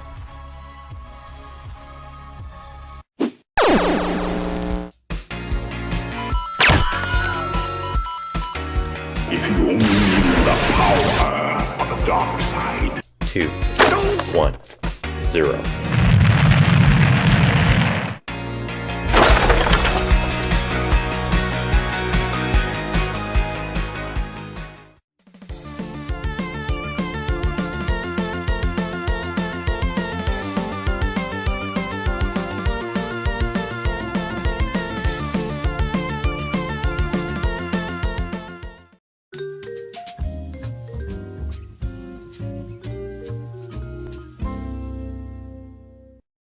Good day to you all. It's the original Brit with that suave and charm of a British stereotype. I may not carry an umbrella, but I also can't necessarily hit a red arrow from the top rope. But I do consider myself, and my reviews, a knockdown, drag down classic. So today I lay the smackdown on this raw concept as I take you back to the days of THQ with the game WWE All-Stars, a fantasy warfare WWE concept game that allows you to play outlandish versions of characters from the past and present. This idea was rather unique, but died an uncertain death once THQ closed its doors and lost the WWE license to 2K. But the character designs lived on in the game that I will be reviewing today, and that has given me many a time on the toilet. The game known as WWE Champions. Like most mobile games before it, WWE Champions is best played on the pooper. Similar to Bill Goldberg's career choices, of course. No, we do not need to go into his title win because that title is as worthless as the beef stew that's now running through my esophagus. WWE Champions is produced by Kung Fu Factory and is more akin to games like Bejeweled, Tetris, and other puzzle type games where you match gems in order to advance your character through matches. You play a general manager who earns characters via special chests you can purchase using items you earn as you continue to play the game. Yes, you can access more superstars and content using microtransactions as an aspect of the game, but for someone like myself, I tend to lean towards a more freemium approach. A way to grind to earn my characters and also level them up. In order to win matches, you have to take down another player's life bar by combining gems in order to pull off special moves and increase your character's color bar. In order to finish matches quickly, you can also combine special WWE boxes in order to earn extra rewards that you can use to level up characters, stats, and moves. WWE Champions features a mission system, a list of missions that is available with varying degrees of difficulty. These missions inside include such as using specific items, defeating a set number of oppositions, and leveling a superstar more and more. Once these missions are completed, the player can collect a cash reward of varying amounts. The more difficult the missions are, the more the cash it is worth. If 5 missions are completed, players will receive a mission bag. The mission bag contains a group of items that you can also use to help further your agenda. Now, from all retrospects, is this game a good one, or is it a waste of time like watching a Goldberg match on pay-per-view? Well, the answer is no. Contrary to Goldberg rather's hefty asking price just to walk in and squash people, WWE Champions is worth your time, allowing you to solve puzzles and watch awesome visuals. If you love your favourite WWE themes, you can play the game with little to no hassle whilst listening to your favourite superstar's entrance theme. As for playability, the game does have a great deal of replay value and is very responsive. Levels do get difficult, however, as you progress, but if you play smart with your characters, you can get past the more advanced characters and earn extra abilities and points. Now, down to the score. Unlike the main event of last night's shitty pay-per-view, I give this game a Owens-tastic 4 out of 5. Like a Kevin Owens promo, WWE Champions does pack a punch and gives any wrestling fan a good shot in the arm. And as if you're as cheap as I am, this game will certainly help you pass the time, especially if you're on the John like myself. Well, saying that, I think I've been here for over an hour, so I'm probably going to have to pull my pants up and leave this as is, as I can't feel my legs. So, I shall see you all tomorrow for a top 5. In this top 5 will be my top 5 reasons why I hate Bill Goldberg. So with that, I bid you adieu, and remember that this is Michael Burhan saying that I've got gameplay. Have you? Oh, my legs. I can't feel my legs. They feel as bad as Bill Goldberg should feel over the fact that he can't wrestle. Oh, he says he's a superhero, but Superman has more wind in his body than Goldberg has in his entire career. Oh, he must feel ashamed over the fact that he's only worked 5 minutes of wrestling matches in when he's supposed to be the WWE Universal Champion. Oh, my feels more pain than the writer's room when Vince McMahon goes on a tirade about storylines. Oh, I felt like I've ate more shit than CM Punk. Oh, I must flush the toilet.